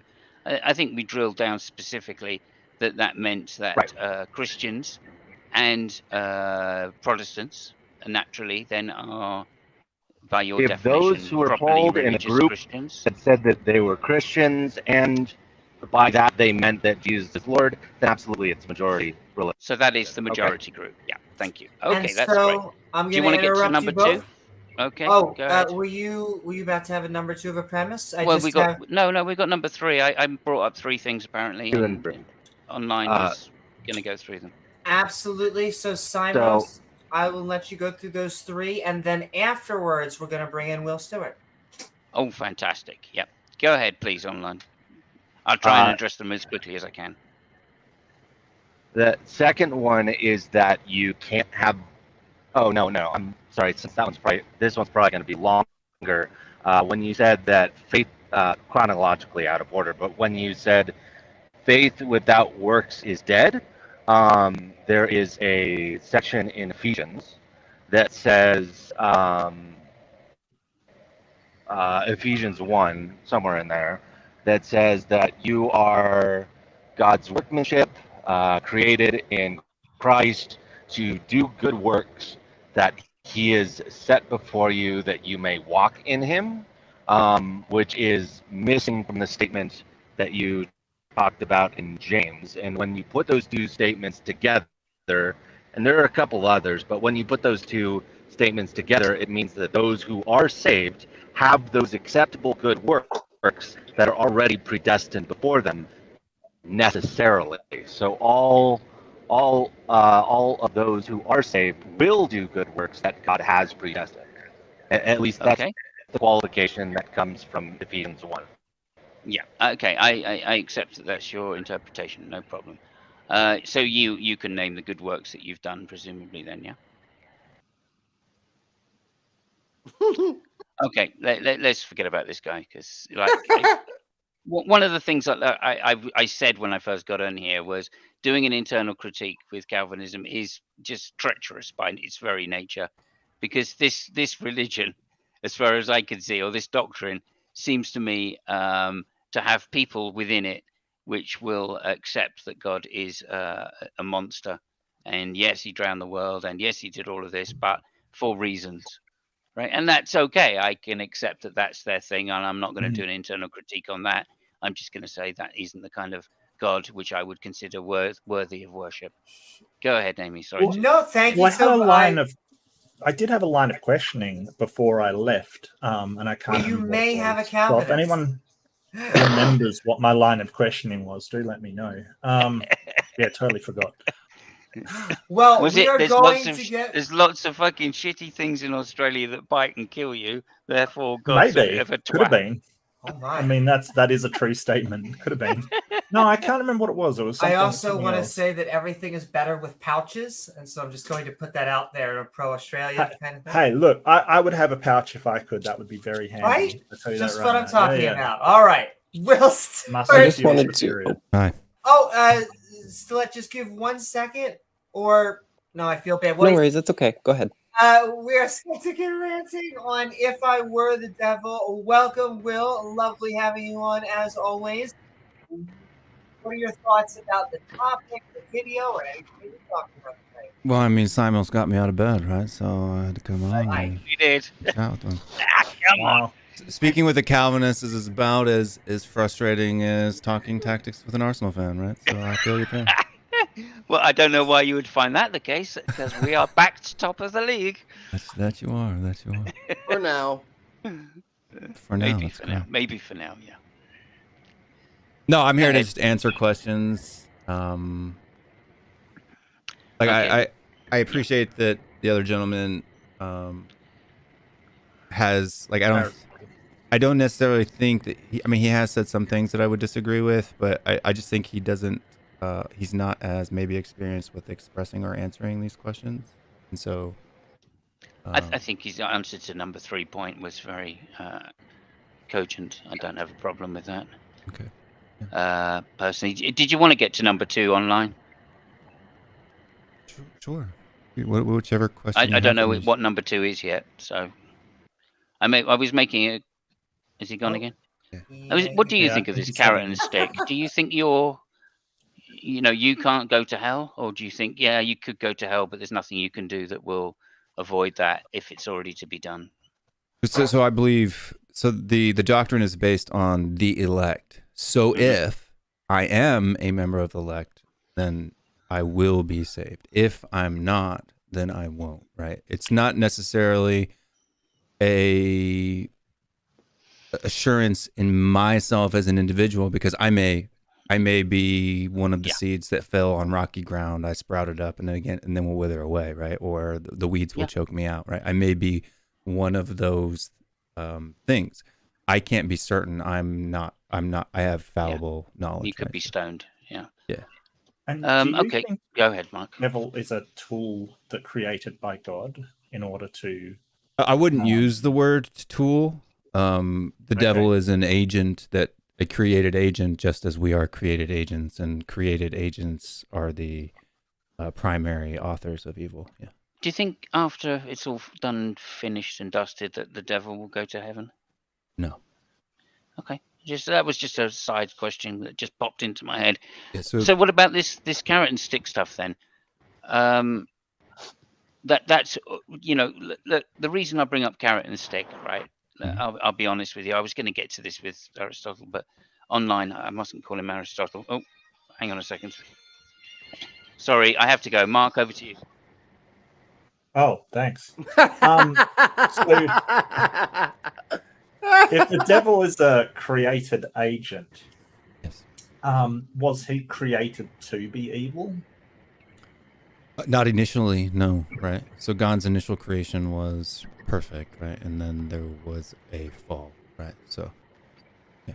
And that was before the fall of man? I think that the orthodox position of that is yes, right? Because, but I don't necessarily know if it's 100% clear if it lays out a timeline, but I do believe that the orthodox position is that was pre the creation of man. Maybe not necessarily the earth, because he was cast to earth, right? But yes, pre-man. Yep.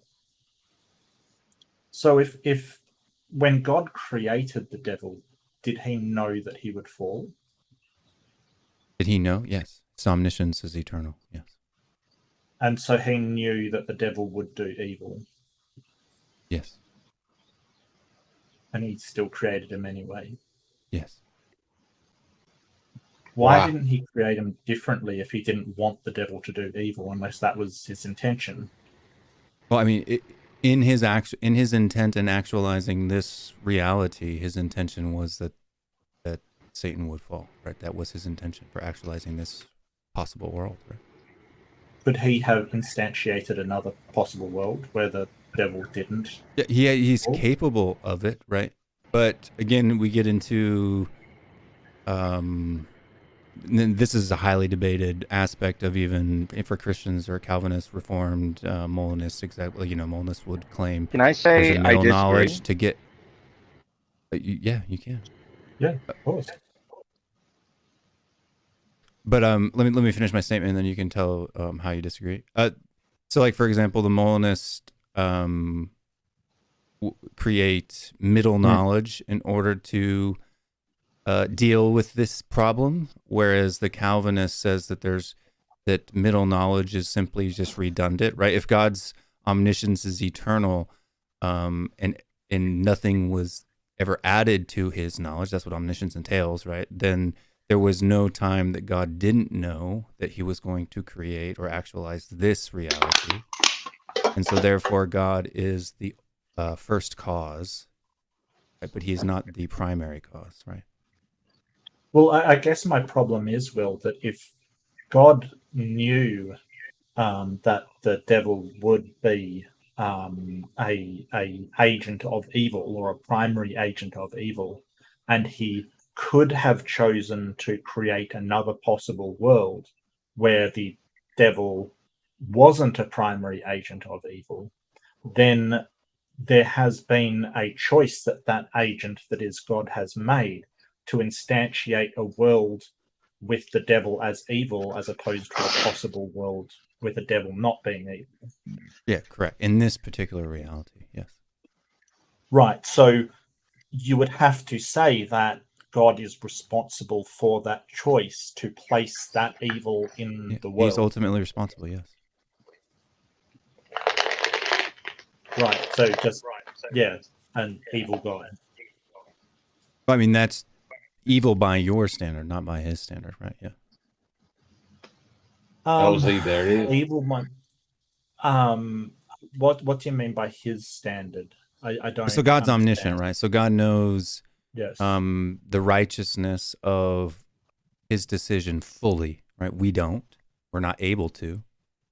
And we know that God, in his revelation of himself, says that he is, good. He is the only one that is good. So he uses man's evil intention, right? But his intention is always righteous, right? So as an agent, we are agents. We're not robots, right? We're not doing things for the same reason we don't intend to do things for the same reason he intends to do things. And our intention is what we're judged on, not the action itself. What is it? How would we have intentionality? Doesn't God sort of know what's going to happen always? God knows. My intention, God knows the intentions of our heart. Absolutely, yeah. Well, just say I have the intention of being saved. That's not up to me, right? That's outside of my control. Well, you wouldn't have that necessarily. You wouldn't have that intention if God hadn't called, right? I don't know. Would I have had the intention if God didn't call? No, you wouldn't. You would not have the desire to be saved if God had not called. Okay, so are you trying to sort of say that God has a different morality than the one he places on us? That he will ask us to do things that don't adhere to his own morality?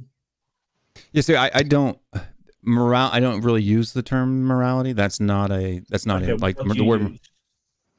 So for us, for creatures, right, for the category of creature or created being, right, our morality, right, if you will, just to use that word, would be transgressing or not transgressing the law, right?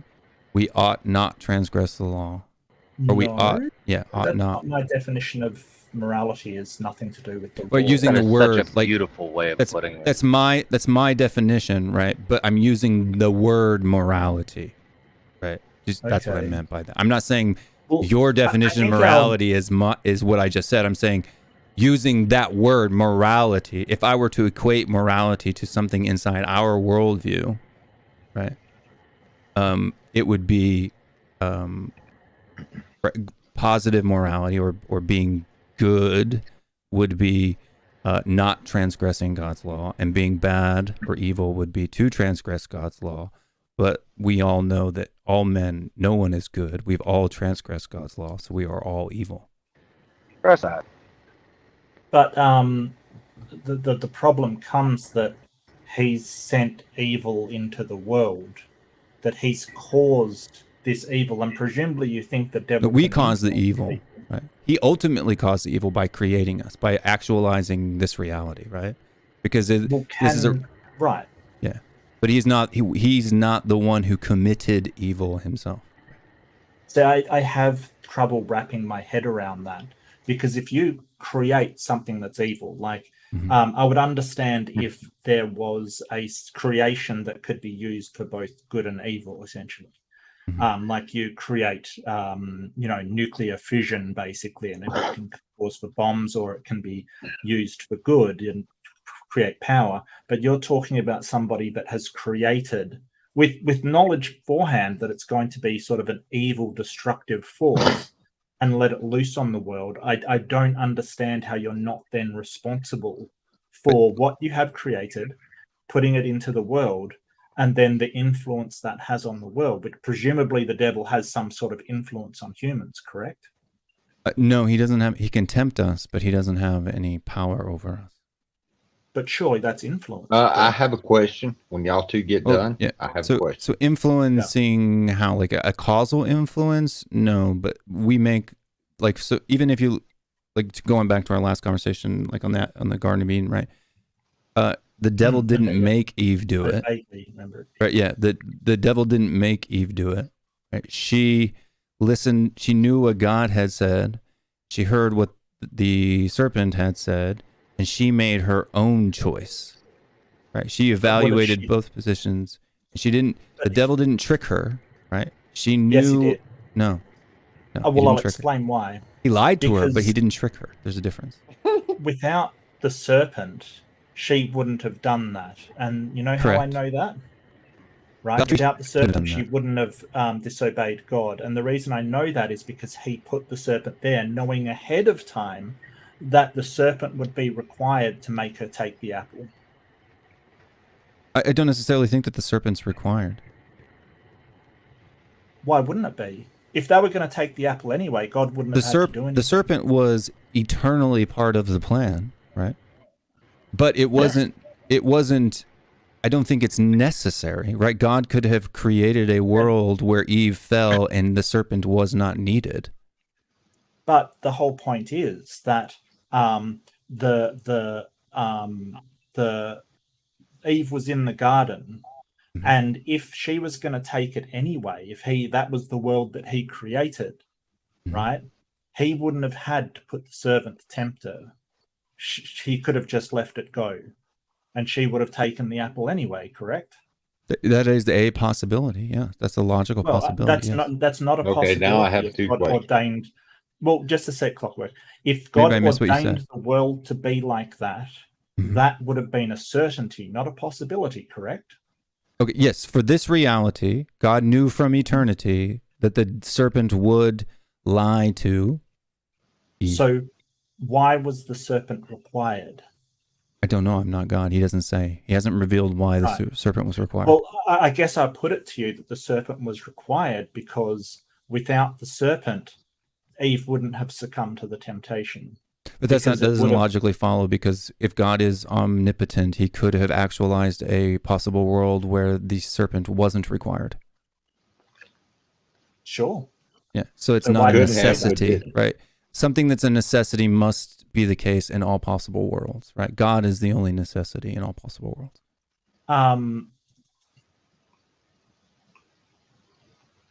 Well, I mean, I don't understand how you're using possible worlds when God dictates the possible world, the only outcoming world. I guess you're right that there could have been a possible world where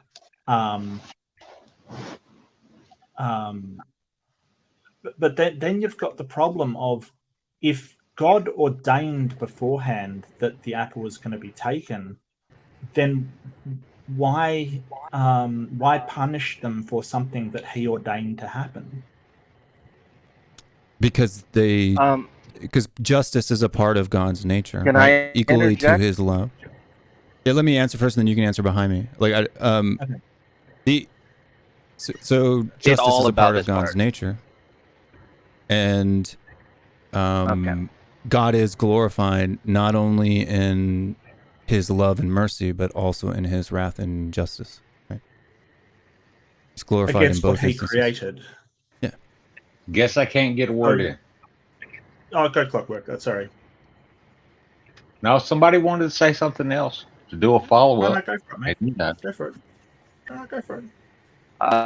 Can I clarify that there are two different views on when God predestined the fall of man and redemption?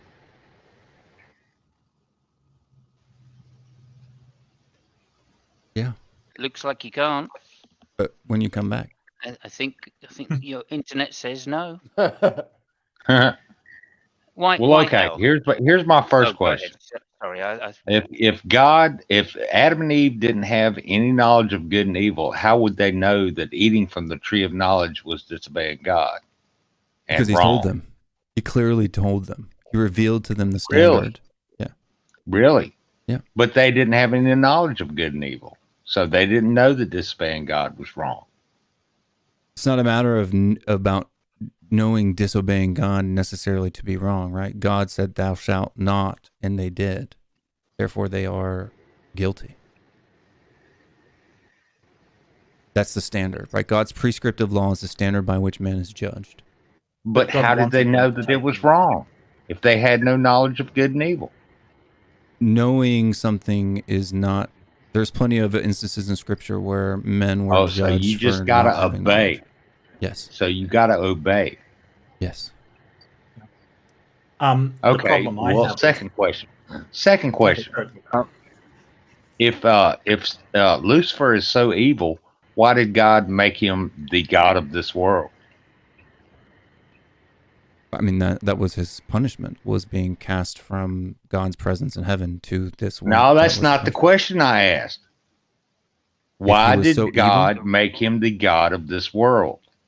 I don't know why God made him the god of this world. Well, exactly. You don't know. Me not knowing doesn't mean there isn't a good reason. I'm not omniscient, right? And just to say, that was my prophecy. Okay. Just quickly here. Well, this is a softball question for you, I'm sure. Why hell? Why do we need a stick? Why couldn't God just withhold his carrot?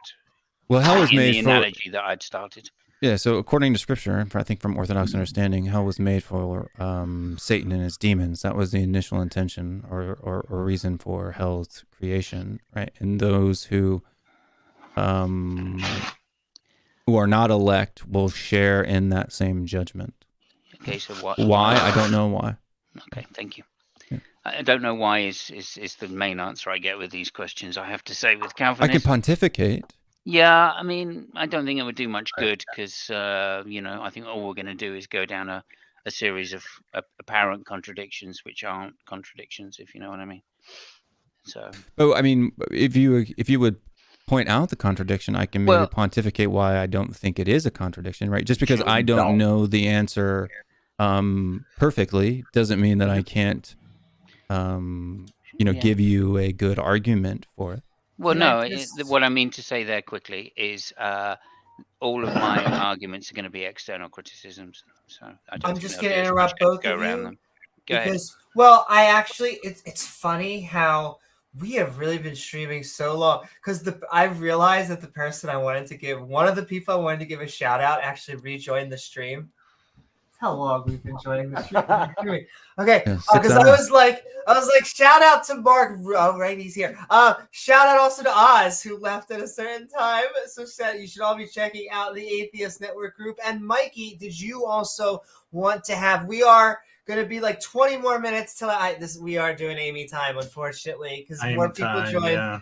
But Mikey, if you would like to have an outro, you should all be checking out Mikey Family's channel. But also, we are Skeptic and Ranting on If I Were the Devil. I hope you had an amazing time. And what are your final thoughts? Be cool, be kind, be you. And I'm out.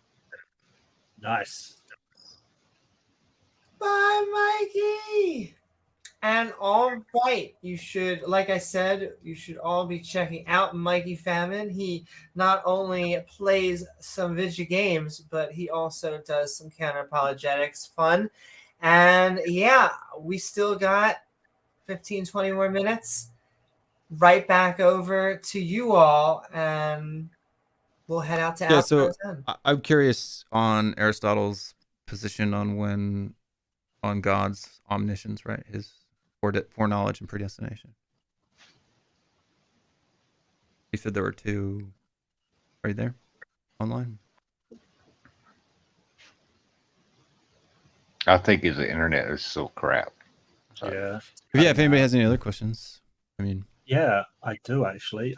So let's talk about possible worlds. Okay. Since you sort of brought it up.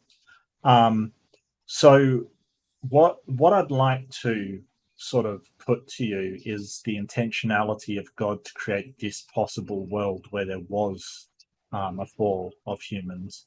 So he could have made it so there was no fall of humans, that we were created perfectly. So how can you not hold God responsible for the evil in the world? Because ultimately he created this world with the version of humans on it that would be evil. And more to that, that was his intent in the first place. Yeah, I mean, obviously, if it wasn't his intent, he wouldn't have Only in the actualized Emperor's it, right? lapsarian view. Yeah, if it wasn't something he desired, he wouldn't have done it, right? So, I agree with that, and God is ultimately responsible for all that is, right? But that doesn't necessarily mean that it abates us of the responsibility for our intentions, right? Why? Because we're agents. We have an agency. That's part Do of we have our free will? Imago Dei. We have a will. I don't believe in free will in the libertarian Arminian sense, right? But I do believe that we have a will, that we are free to choose that which we most desire. If that's what will is, we have that. But didn't God We do. ordain It's actually all right of down that to there. happen? We had to do it. Tip your waitress. Isn't that already ordained to be the case? Isn't that how God created us? Yeah, we're made in God's image. That's still a will. God has a will too, but God's will is also restricted by his nature. So how can he? So let me get this straight. And I want to make sure I'm still manning a position or getting it right. That he created humans with a will, but he also created the devil, who tempts us. But we still have the choice whether to choose to listen to that temptation, or we have the choice not to listen to that temptation. We have the capacity. I mean, it depends on what you're defining choice as, right? What do you mean by capacity? The logical possibility. So the logical possibility, there is a logical possibility that we could have chosen in a different reality, because that's not this actualized reality, right? Right. That we could have chose other, right? In this instance, we have. It's so God knows there counterfactuals exist in our worldview, right? So we believe That's that the problem God's with infralapsarianism. That's where you always end up. What? That's the essential problem in infralapsarianism, the infralapsarian view of predestination. It's where you always end up. You end up with God could have decreed something else, and that's why I think infralapsarianism is just weak. Superlapsarianism is better. Yes, it's easier, right? But if God's omnipotence entails his ability to actualize his omniscience, then it entails the God omnipotence knows, comes first. Why does the omnipotence come first? Because God's foreknowledge is based off of his decree, based off of his power. It's not based off of his seeing what possible futures there could be, because these are the way things would be. So it's God's hand in a working through providence in all things that create them as they are. God says, "Let there be light," and there is light. Not God knows that one day there would be light. But both are true, right? God says, "Let there be light," and God one is knew primary. that there would be light. Well, one is I don't know. primary. It's his decree first. I don't know if we can in God's incommutable attributes, right? I don't know if we can put a logical priority on that, because God doesn't reveal that in Scripture, right? So if we're he does, it's just kind of hard to show. It's just kind of hard to prove superlapsarianism. This is pretty commonly debated, even in Reformed theology. So I wouldn't say that it's necessarily proved, right? Because like for example, I don't think James White is a not a rock superlapsarian. solid case, but I think I actually don't know a lot about James White.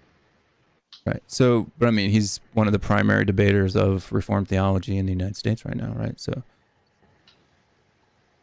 I'm not saying that what he says is true, but I mean, that Dr. White does a lot. He does this, what I'm doing right now, every day for the past 50, 60 years, right? So, And you're incredible. maybe not that long, but yeah, and he's pretty good at it. You're good at it. I look terrible at expressing things. I for me, when it comes to the order of things, I try not to put an order on things because it doesn't make sense to me logically that there's definitely not an effective difference, right?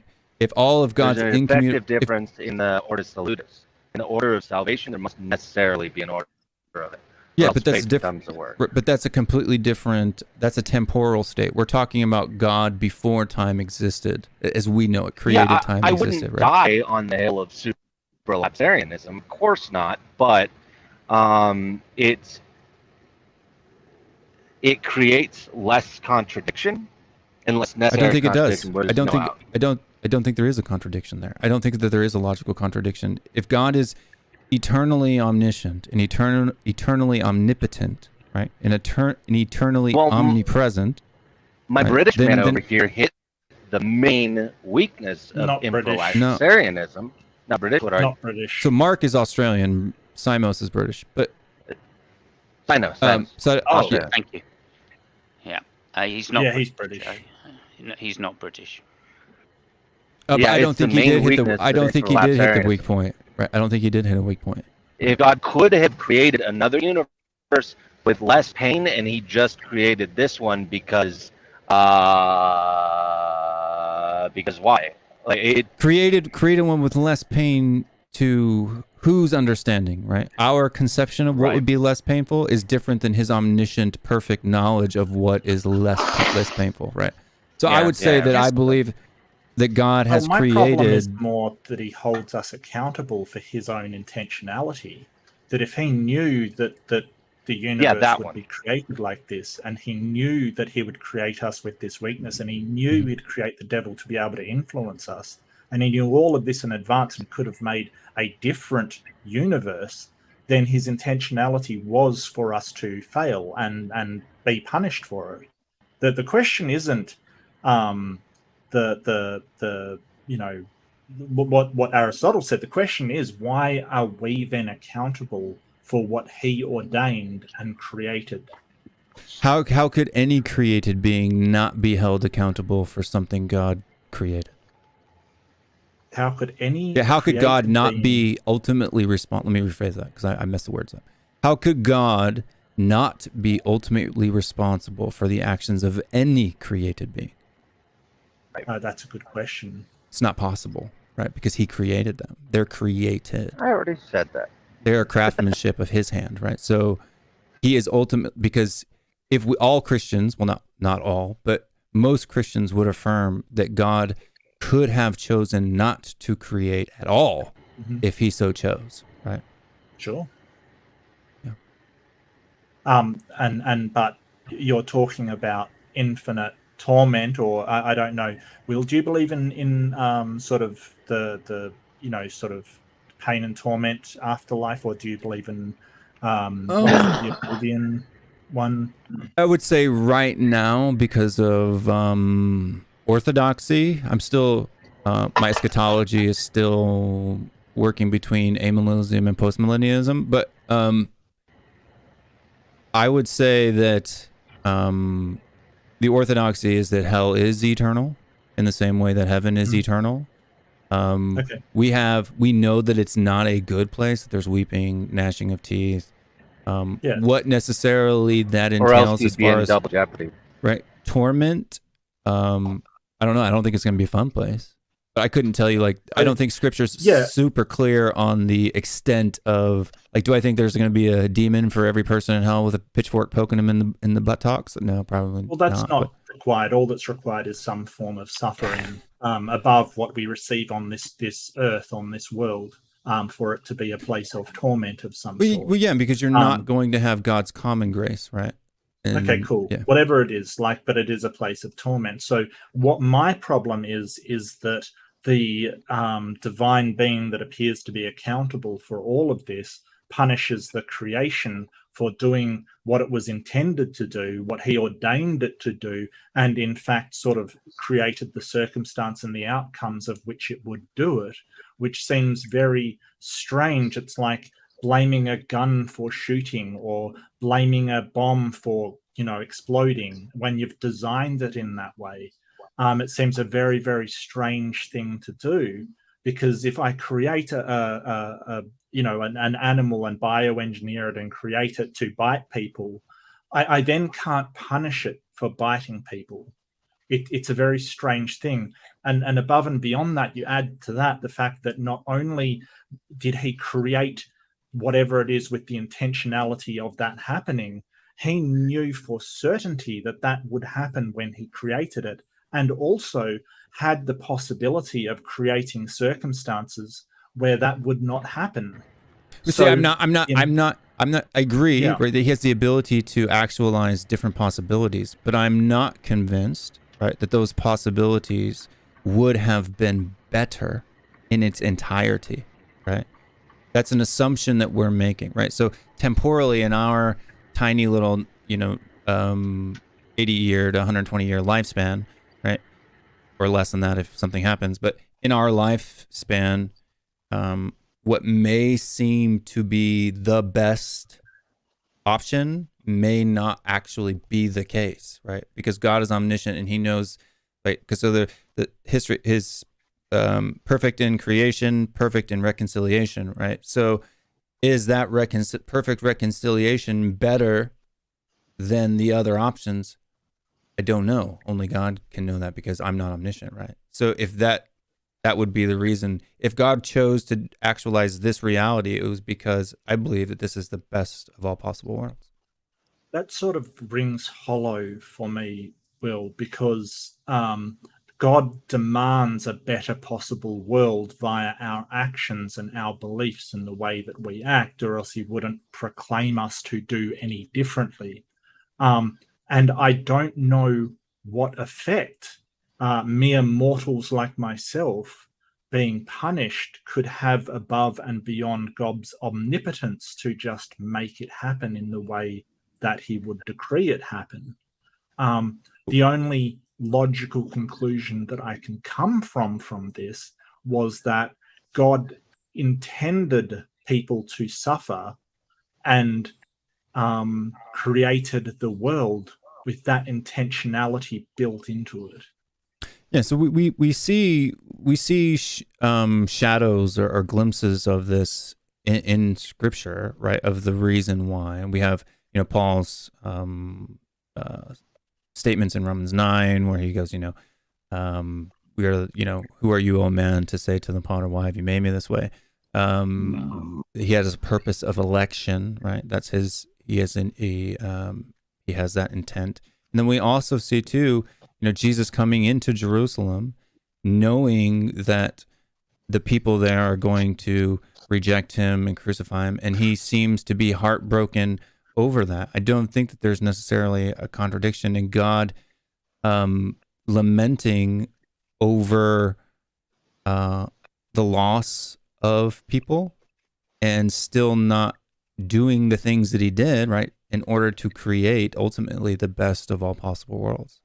Right? If this is could God have achieved the best possible world without any suffering at all? No, there can only be one best, right? So how is he omnipotent if he can't achieve something without suffering occurring? It depends on what you mean. Like, we're talking about logical possibilities, right? So sure. God is restrained by his nature. He can't do things that aren't logically possible within his nature. And so if it just depends on how you define omnipotence, right? So I define omniscience as God knows all that is not, could and could not be, all facts and counterfactuals, yeah. right?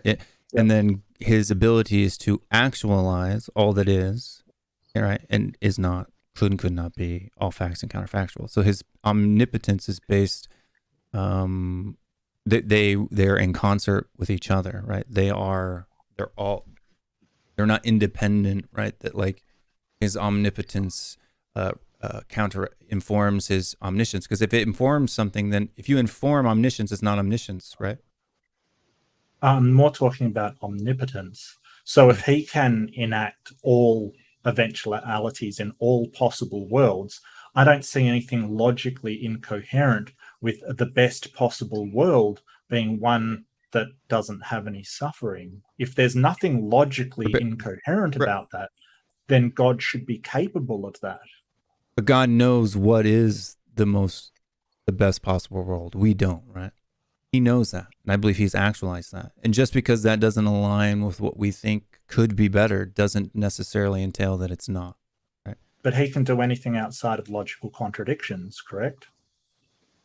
Yeah, and so if it would be a contradiction to not actualize the best if it's the best, right? Like, if something is the law of identity, there is a best.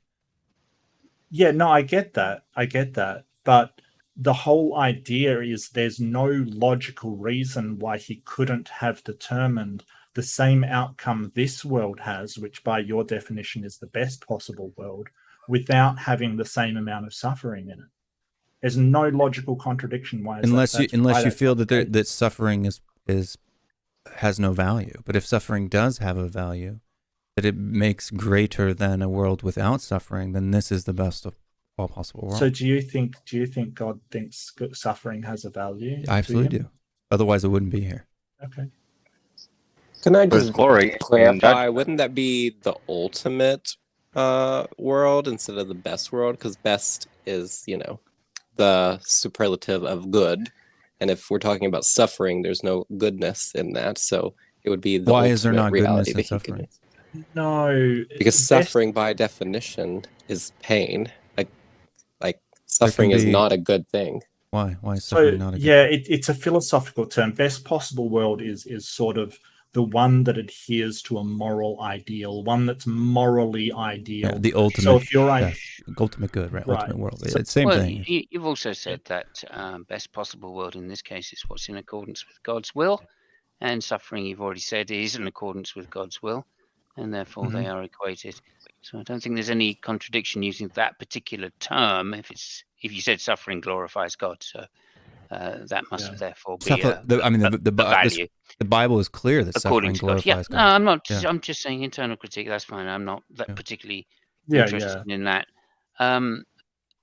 So, go ahead, Mark. I don't want to get in the way if you've got more to say. No. It's just more the responsibility of us agents when we don't have any control over it.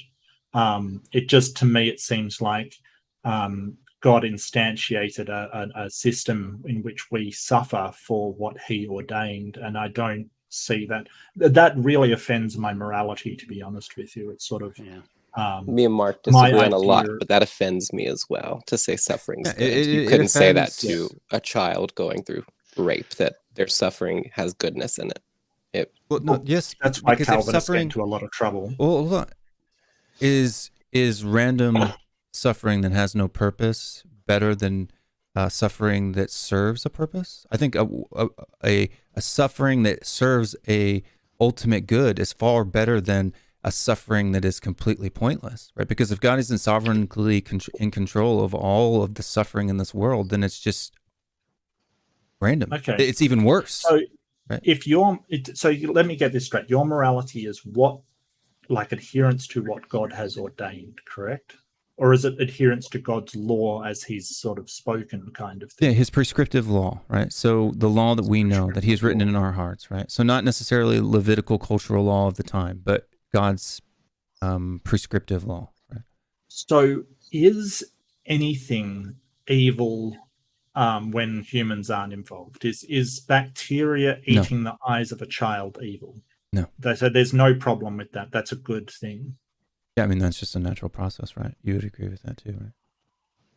Well, I mean, if God ordained it, he's ultimately the one that made it happen, right? I mean, it's suffering, right?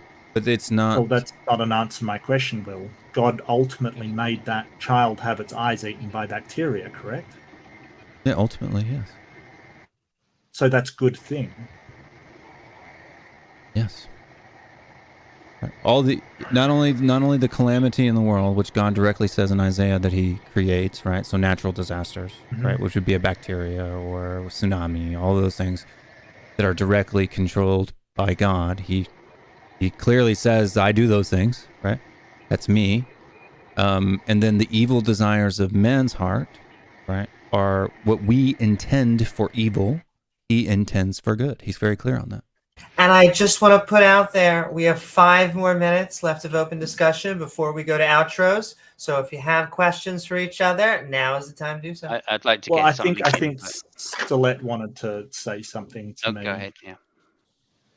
I can keep it brief. We don't have to do it back and forth, Mark. Sure. But I just want to say from our earlier conversation, my disdain for medical terms that I deem inappropriate comes from my own personal experience with mental illness and my family's experience with it and the failures of the medical system. And I live in one of 17 states where it's illegal for med students to go in and do invasive exams on women's private parts when they're under anesthesia. So I think the medical, social, whatever you want to call it, is one of the most corrupt infrastructures that we have, and it needs to be reevaluated to a large scale. So I wasn't speaking demeaning to mental illness. I was speaking from my own experience of how Western medicine has not assisted me. Okay, so speaking from sort of one of the neurologically diverse that you were talking about, the world that I traveled through was very confusing and very upsetting before I got that diagnosis and started to understand how it is that I operate, why I do the things that I do, and how my brain works differently, and begin to reconcile that with the world around me.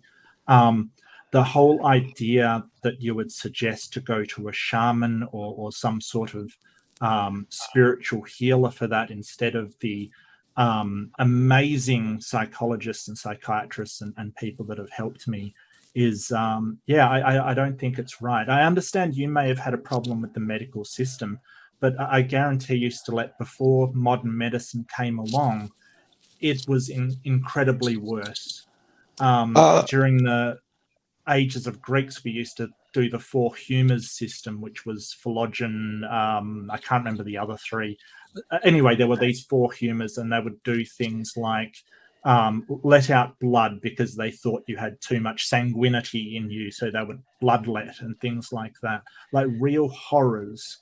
And medicine's always progressing. I'm not saying it's perfect, but it's a lot better than sort of the old tribal remedies that used to be put in place. Don't even have to go that far. I don't think you back, could Mark, even do say we? a I mean, blanket statement about that because go ahead. Don't even have to go that far back. Just look at what happened to Alan Turing. That's it. That's enough said. So if you want to use a modern example, look at the oracle of the Dalai Lama.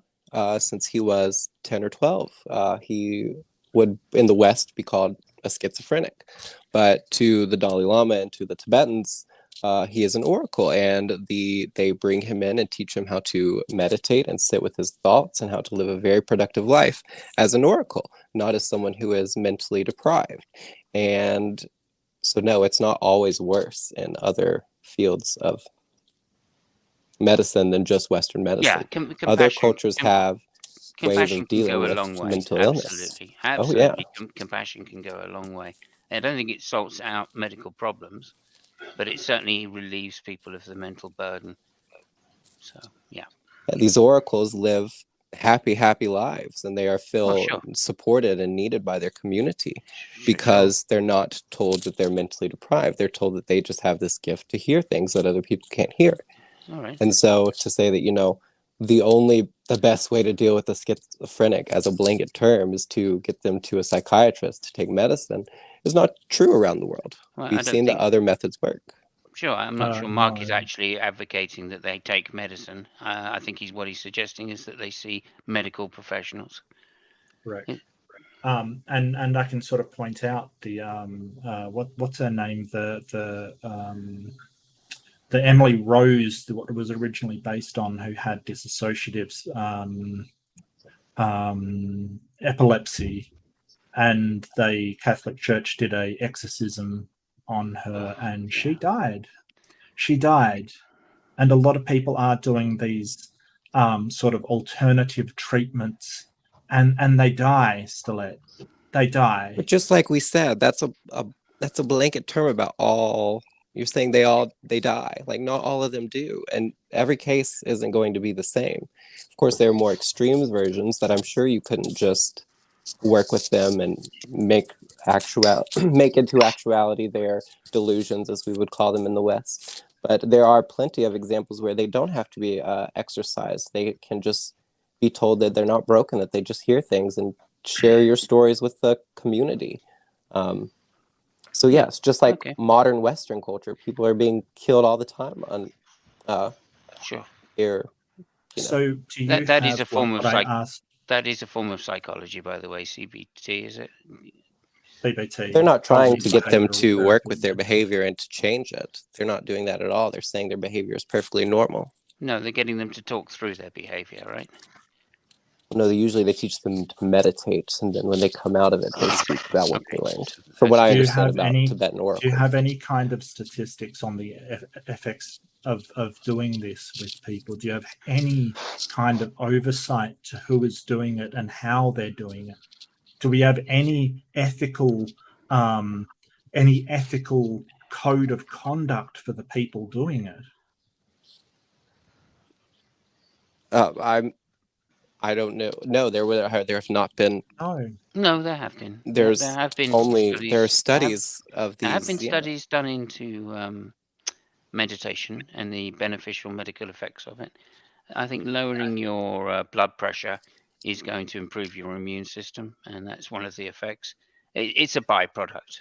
Let me say that. Well, I don't know if I need a study, Mark, but I can give you a living, different. breathing person who is. Just saying. Hang on a minute. I'm just saying, Mark. There have been studies done on it. They're quite serious studies, medical studies, and a lot of people do take them seriously because they've been shown to have some efficacy over psychosomatic effects. We're not talking about stress and things. We're talking about neurodivergent people, with serious neurological conditions here, not just stress and things. And don't get me wrong, there are health benefits to doing meditation and stuff. Yeah, that's it. But exactly. that should not be substituted for modern medicine and psychological treatment when you do have a serious neurological or health condition.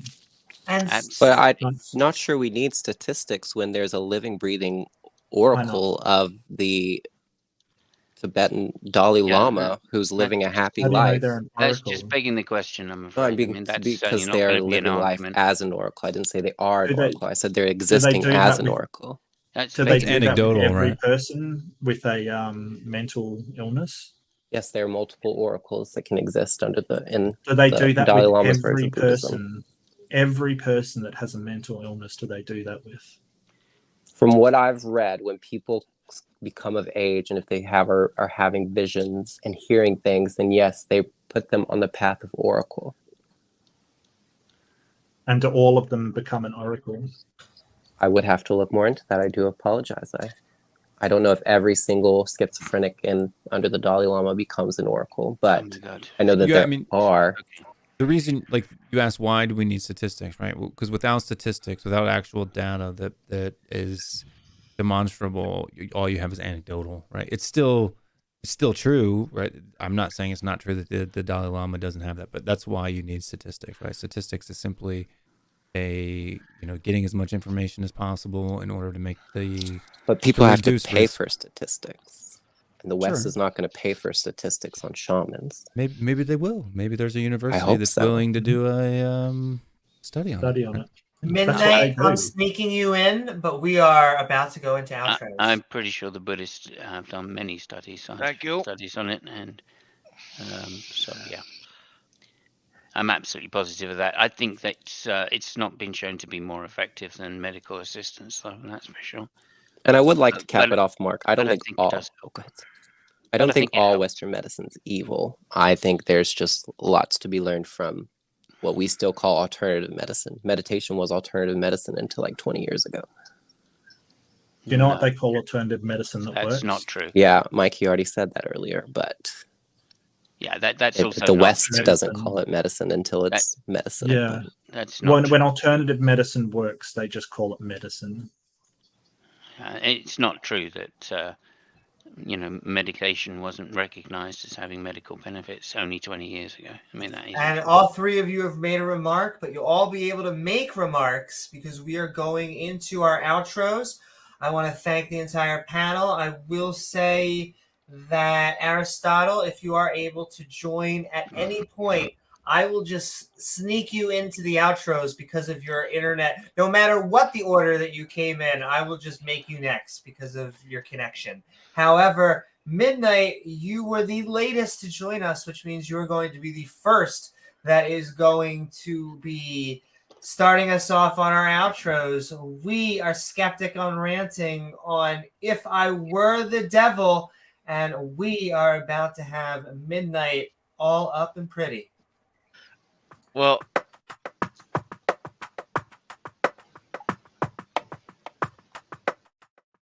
that's right, a wishing well. We were Skeptic and Ranting on If I Were the Devil. Lovely having you on with us tonight, Midnight, or the morning, if I'm being honest. Because it's morning over here. Yeah, I could definitely get breakfast right now. And so, Midnight, it's lovely having you on. We've been talking If I Were the Devil. And what are your thoughts about the video, the topic, anything we've been talking about tonight? Well, I mean, I started watching right now, so I never saw the video. I never saw the stream. This one. Well, then I have a question for you, Midnight. What would you do if you were the devil? Well, if I was the devil, I certainly wouldn't be wasting my time trying to get people to sin against God. It's like I'd have better things to do in my time than be like, hey, you know what? Sin against your creator.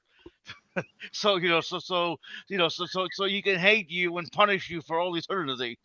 It's just but let's see. If I were the devil, that's an interesting question that I never really thought of. I mean, I guess, like I said, I wouldn't be wasting my time really, really trying to get you humans to sin. I don't really have anything else besides that. Sorry. Woo-hoo. No, not at all. Unfortunately for our theist friends for the statement, I would say we love to sin. And I love to sin. Thank you so very much, Midnight Sparkle. And all right, I said I would front load him. And because I know I could just see Will's resolution, so I know he has a good connection, we are going to put Aristotle up. Aristotle, we are Skeptic and Ranting. We have been on If I Were the Devil. I really want to thank you for coming on. There was a lot of back and forth, so it was very brave for you to stick it out. You joined us from the Twitchosphere. Lovely to have you on the panel. We have been Skeptic and Ranting on If I Were the Devil. Do you have anything going on the interwebs or anything you want to shill for? But more importantly, what are your final thoughts? No, I honestly have enough money outside of the internet fame and stuff, and that's just fun for me.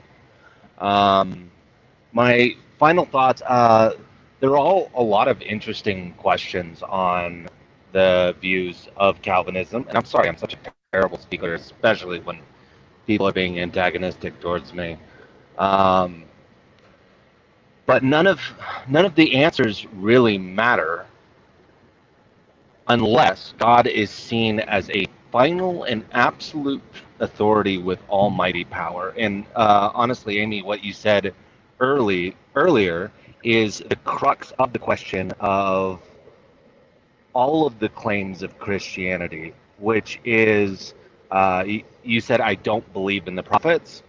That is the base and the core thing that matters, because none of the Bible can be trusted outside of the witnesses who were there, the people that lived on the during the time. Outside of those, but even all of those people claim back to the prophets who claimed to do miracles. And if those miracles can't be proven and the prophets can't be proven to be reliable sources of those who are able to speak for God by having done miracles, by having properly been given the authority to speak for the Almighty, none of it matters. So if you were the complex questions on predestination, it doesn't actually matter for anyone. The only thing that matters is, did the miracles happen? If you're taking it in an intellectually honest way. If the miracles didn't happen, if none of the prophets were proved to be speakers for God, then none of the Bible is God-breathed. None of it's inspired, and none of it matters. And the core miracle, of course, is the resurrection of Christ. So all of the ancillary stuff, that's just study. That's just it's just an understanding of how the faith works together and how the words of God are proven to be true, not the speakers. What primarily matters is the speakers, almost all of whom did miracles or were affirmed by Christ himself to be apostles. So I think, Amy, your question is, if you're looking to, well, either undermine or prove Christianity, would be the most important. The prophets, were they who they said they were? Absolutely. I think that I agree. We have found common ground. I think that is the crux of the question, too, and worthy of looking more into in further podcasts. And so thank you so very much for coming on, Aristotle, and for having the fun with the back and forth. Keep on coming on. And all right, we are, Will, you can tell me if this is a common occurrence, but we have back-to-back Calvinists.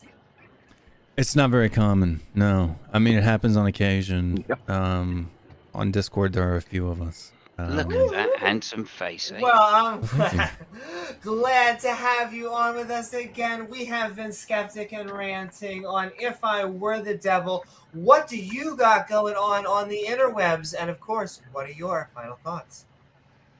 Yeah, to answer Chris's current question in the comments, do you guys feel atheists are attacked? Yeah, so are Calvinists. We get it from both sides. So... True.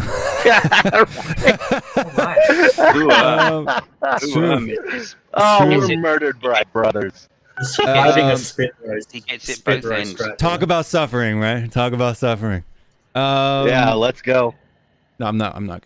It was a joke. I'm not actually comparing being criticized from two different positions, equating that to other actual physical suffering in the world. But I have to make that clear, otherwise. No, but yeah, I do this sometimes on Discord. It's Will Stewart. I use my name. And then so if you see me running around with like a bald head with an orange beard, that's me on Discord. Thing. I also do podcasts on English football. I'm going to say English because most of the audience is probably not English. Otherwise, I just say football. And I'm going to, I keep saying it, but I haven't done it because I've been busy, unfortunately. But I'm going to start doing all kinds of other stuff on my channel. That's why the name's changed from Will Stewart THFC Rants to Will Stewart 365. We're going to be doing fragrances, watches, stuff like that. Stuff I enjoy, sunglasses, stuff like that. So streaming gear, cameras, microphones. Can you type that out somewhere? Yeah, it's just at Will Stewart 365 on YouTube, man. Will Stewart 365, and yeah, maybe some conversations like this. If you are an atheist or atheist and you would like to discuss Calvinism or berate me publicly, you can reach me at Will Stewart 365 on Twitter. So. Will Smith 365 berating. And Okay, if you'll thank you. just give me 1 second, it will be in the Shadowsphere on all platforms out there. And so go check Will out, because he does not only... You've expanded. You're now You all expanded. over. Yeah. We're expanding the content when I actually get around to making that additional content.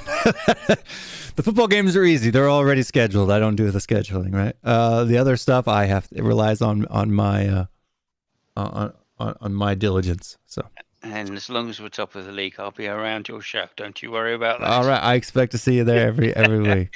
I was so pleased to see you have an Arsenal supporter on. I got to recommend Will's football show as well. It's thoroughly entertaining, even if you're, not necessarily a Diane the Wolf fan. It's just entertaining to hear them talk about it. Well, it's also nice, I feel like, after you have all these kind of super, intense. Yeah, you just gotta sometimes kick back and kick a ball, right? But those shows are equally as intense, I would say. Oh, I Sometimes. can only imagine. Can I tell you? And this will be the last thing, and then I'll hand it over. It's Stilette. But like, I have never seen. I always called sports the fun tribalism, but sometimes people get really angry. Like, I will wear like a hoodie that I got because someone threw me a hoodie at me, and I'm like, oh, this is warm. And then someone will come up and they're like, how you take that off right now? How dare you cover yourself up? I'm like, no, it's 3 degrees out. You go cover yourself up. Let's put it this way. I have never cursed in debating religion that I can recall. I curse often in the other shows. So listen, it's that foosball. Goes right to the head. I also want to say this is the last comment, and James would get angry at me because now I'm saying Bill Burr twice, but you are just slowly. I just want to say, if you look, it is the redhead bottom but shaved top. So I'm just saying. Yeah. So that if you see this purple logo with that bald guy right there on Discord, that's me. THFC Rants and 365. Yeah. And all right, thank you so very much, Will, for coming on. And like I said, I think Aristotle, it's always nice to have multiple theists. It evens out the when you're making a cocktail, it's like if you put too much alcohol, you put too much mixer. And so always nice to have a good mix. And with that, we are going to Stilette. We are Skeptic and Ranting on If I Were the Devil. We have been having a whole bunch of theological fun and some others. What do you have going on in the interwebs, but what are your final thoughts? Yeah, I guess my final thoughts regarding the devil, to touch on that real quick, is just I don't see any way that an afterlife could be worse than this life. So I don't see any reason to even consider a devil as a logical possibility. It seems if anything is to be beyond humanity, it should be improved upon, and especially if the devil was an angel and the angels didn't have free will and they were witnessing God. I don't know why you would really fall from God's glory if you're witnessing the glory. And on the other things, I just want to say to market, it's just really the medical field expanding and growing is one of my passions, and I don't know, I think it's demeaning to cultures to refer to alternative medicine as not the right way of life, when our medical field has so much to grow, so much room for growth. Even in 2023, it's one of the most corrupt fields we have. So I guess that's all my wrap up. I appreciate you having me on, Amy. I do apologize. I got a little sassy tonight. Tsunami, I believe it was, and Mikey. Sorry. I will say I apologize for getting sassy. Not at all. We enjoy the sass, the spice. We enjoy it all. And thank you so very much, Celeste, for coming on. Keep on coming on. And all right, we are going to keep on going down, but I will say the after show, the after party will be opening up after the show is done. I will probably be attempting bed, but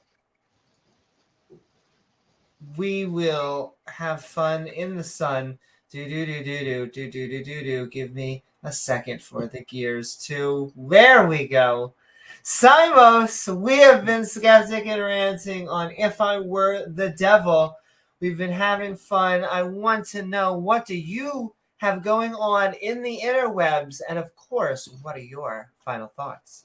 Okay, thank you so much, Amy. I've got 3 things to say, so I'll try and get through them as quickly as possible, because I'm sure it's been 6, nearly 7 hours. So here we go. First thing is to address your point about football, and by which I mean English football, of course. The game played with the foot and a ball. Yeah, just to address your point, Amy. There's a famous manager called Bill Shankly, and he said, and I quote, "Some people think football is a matter of life and death. I assure you, it's much more serious than that." So you know what? I have seen that and with each pint, it seems to just get a little bit more serious. But yes, right back over to you. There you go. That's Liverpool for you. But anyway, so that's the football point. Great to see Will again. I haven't spoken to you for a little while, face to face, and maybe we can come on my channel and we'll have that final Calvinistic kind of conversation. Although I'm not sure why I'd want to subject myself to that kind of abuse, but nonetheless. Secondly, the devil. I want to leave you with something which I thought is quite fitting in this age. There's a wonderful film by Peter Cook, and I think Dudley Moore's in it as well, called Bedazzled, and in which the devil, spoiler, by the way, the devil tries to get back into heaven, and that's by finding a loophole in the Bible, which he then tries to exploit. Which leads me to the conclusion: if I were the devil, I would simply accept Jesus into my heart and repent, and everything would be fine again. So I think that would be my answer if I were the devil.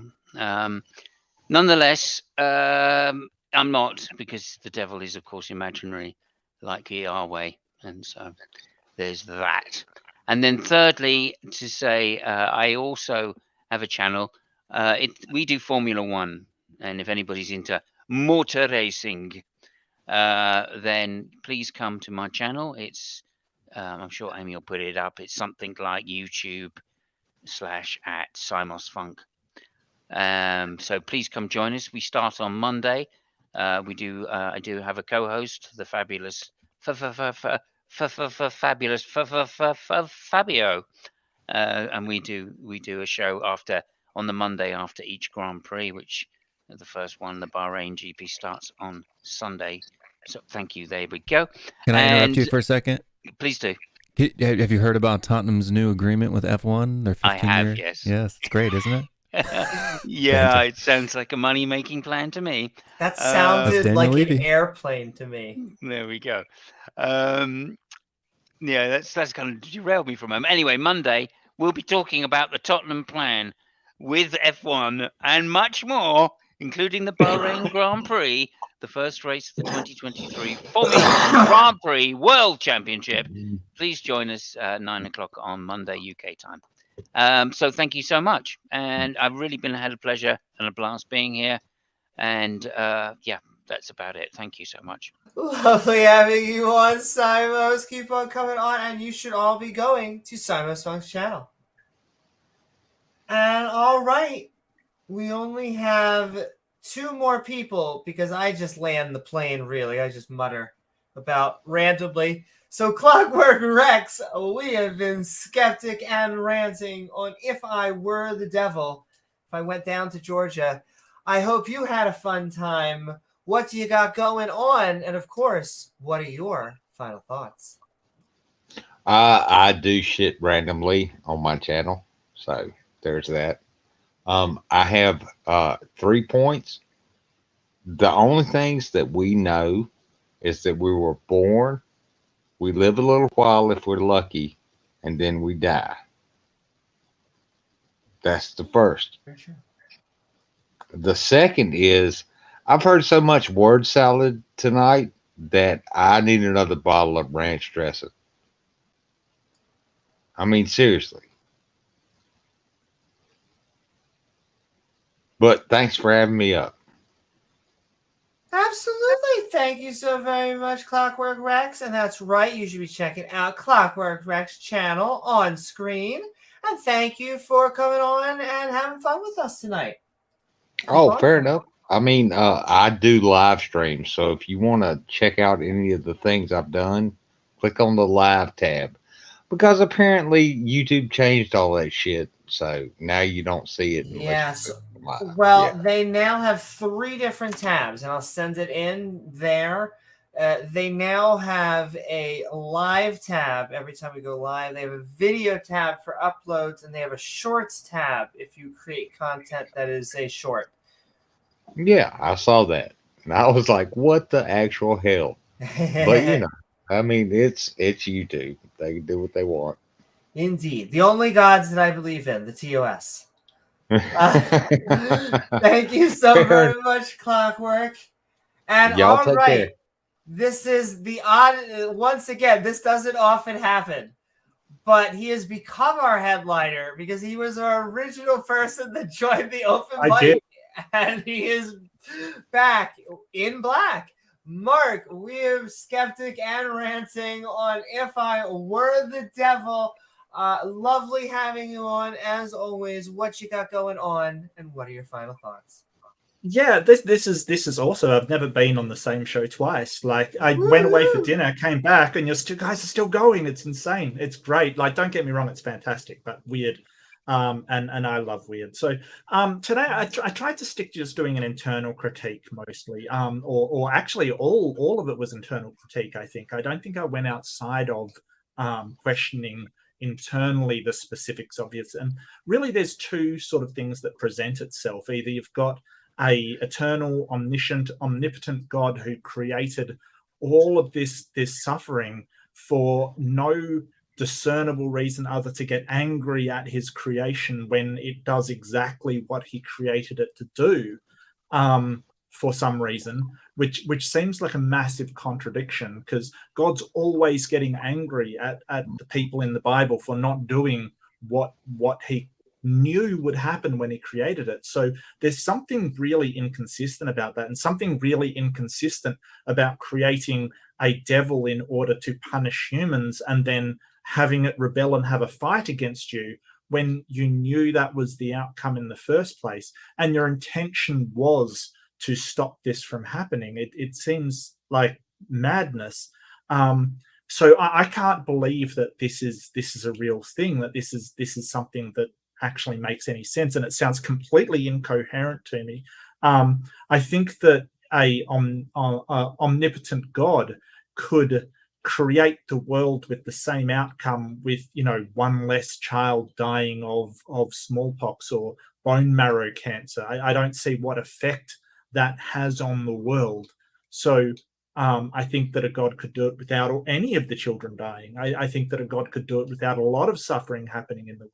I think that if a God was real, it could do so without any suffering in the world. But it doesn't. And so the whole idea of an omnibenevolent, omnipotent, omniscient God is sort of thrown out the window at that point. You can't get around the problem of evil.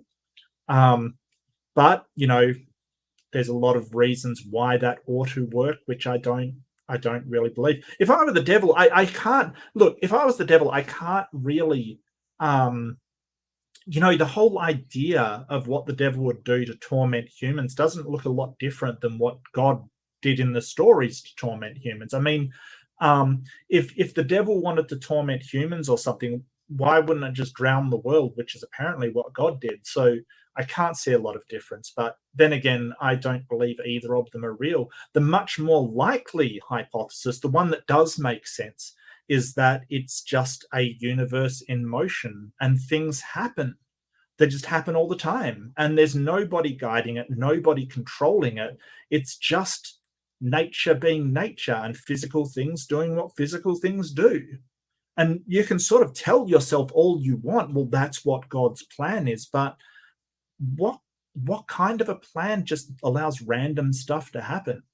I honestly, like, I love Will, but I think he's fooling himself. It's just random stuff. There's no rhyme or reason to it. It's just random stuff. And that makes a lot more sense than a God who sort of designed a devil to torment us so he could get angry at us. And, it's all just so ridiculous to me. I don't mean to be rude, but it just is. I'm Mark Reid. I do debate. I do discussions. I have a lot of questions that appeal to my strange brain that, I air, and people give me answers. And I enjoy doing that. So come along, join my channel.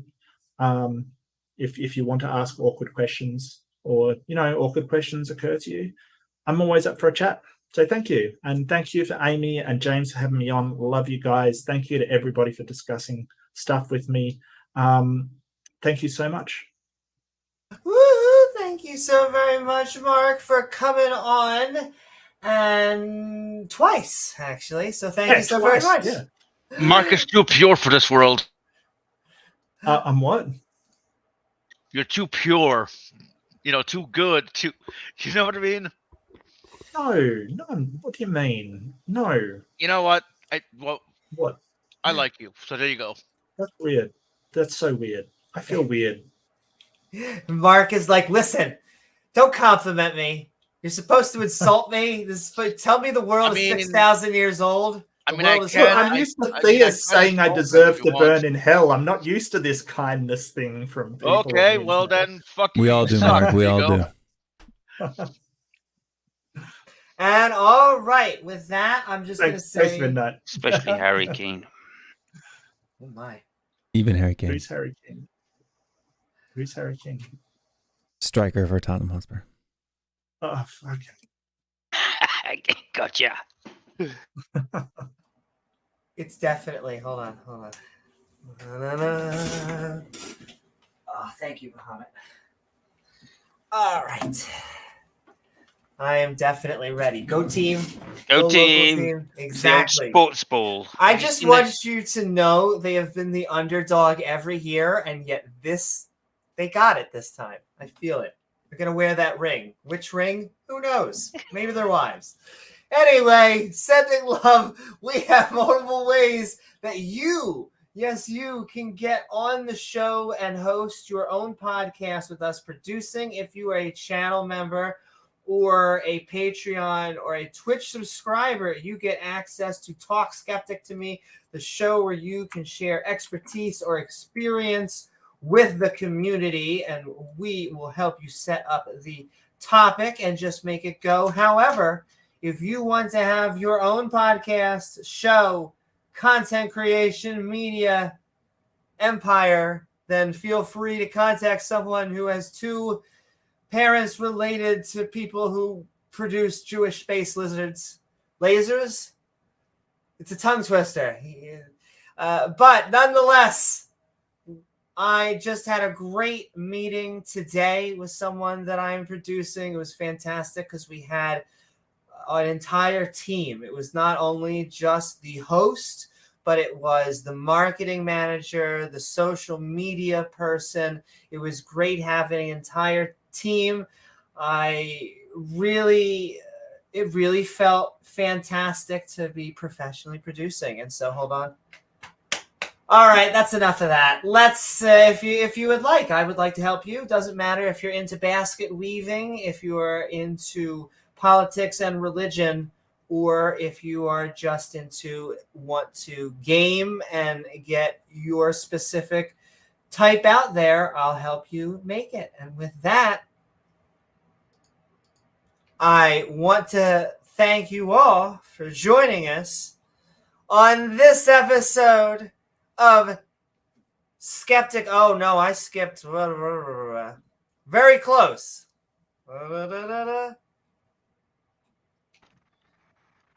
Yeah, close enough. I hope you all had a good time on this episode of Skeptic and Ranting. If I were the devil, you can feel the gears, but it's been like a shift. It's been a long one. I've been the cashier at the pharmacy. I'm not the pharmacist. The pharmacist has good hours, but I've definitely been on my feet. And so I hope you had a good time on If I Were the Devil, where we watched a video from the channel American Brief, off of very specifically, you have to go America. America. Yes, that's right. It's in the law somewhere, Constitution. Yeah, I'm probably. sorry that you've been on your feet, and I wish and pray that you'll be on your knees.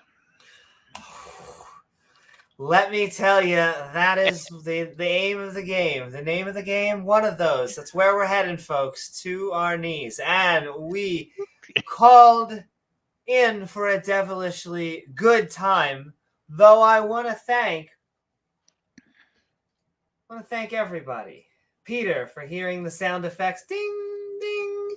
I want to thank my co-host, James W., along with our guests, Mark, Bamsey, Aristotle, Oz, Mikey, Clockwork, Simos, Stilette, Tsunami, Will, and Midnight. Woo, everybody, as well as the people in chat on Twitch, YouTube. Though technically speaking, we're live on Facebook and Twitter. Twitter still exists, right? We're on there, baby. I mean, for now, yes, but who knows? For now. Who knows when Exactly. that's down. We're live on MySpace. Probably not. Anyway, No, our well, awesome mods who make the stream. I haven't had that on MySpace in a while. Go ahead, that was like my original social media, whatever. But yeah, I don't think I've been on there. Facebook kind of took that over, and then they all kind of take each other over. A little bit of evolution going on. Natural selection, as well as lovely viewers like you who make this channel even possible. In fact, if you like this sort of content, well, if you follow on Twitch or subscribe on YouTube, it helps YouTube not only put you on our feed, your feed, my feed, all of our feed, if you have a hot pocket, but when you hit that bell icon to all, it will send you reminders to join our live streams or see our premieres. And hey, why not share the episode with a family member, a friend, or probably very specifically someone you're in a debate with? Or hey, leave a comment once the video is done. It'll be a very sunflowery thing. You can also leave a super thanks, which is like a super chat, which you can do with the button afterwards, which means it's not live, but a premiered and upload, a re-upload. None of those that I just said. It's now done after being live. And said, we'll read it back on the next episode after the show. We will be heading over to the Skeptic and Ranting Discord server for the after party, the link of which is in the description below, along with our fantastic we have the Girl Deck, the lieutenants of the Girl Deck. If you are a Twitch subscriber, if you are a channel member with our evolving badge system that triggers creationists, or a Patreon, if you are 2 out of the 3, you become Lieutenant the Girl Deck. The description's all below. And like we said, you can really help us out if you'd like to see us just basically fill up with more of this nonsense. Then you can head over to patreon.com/Amy Newman and become a supporter, and well as getting yourself some unique perks. I am Amy Newman, and we will see you on the next episode of Skeptic Ball Z. Good morning! Woo!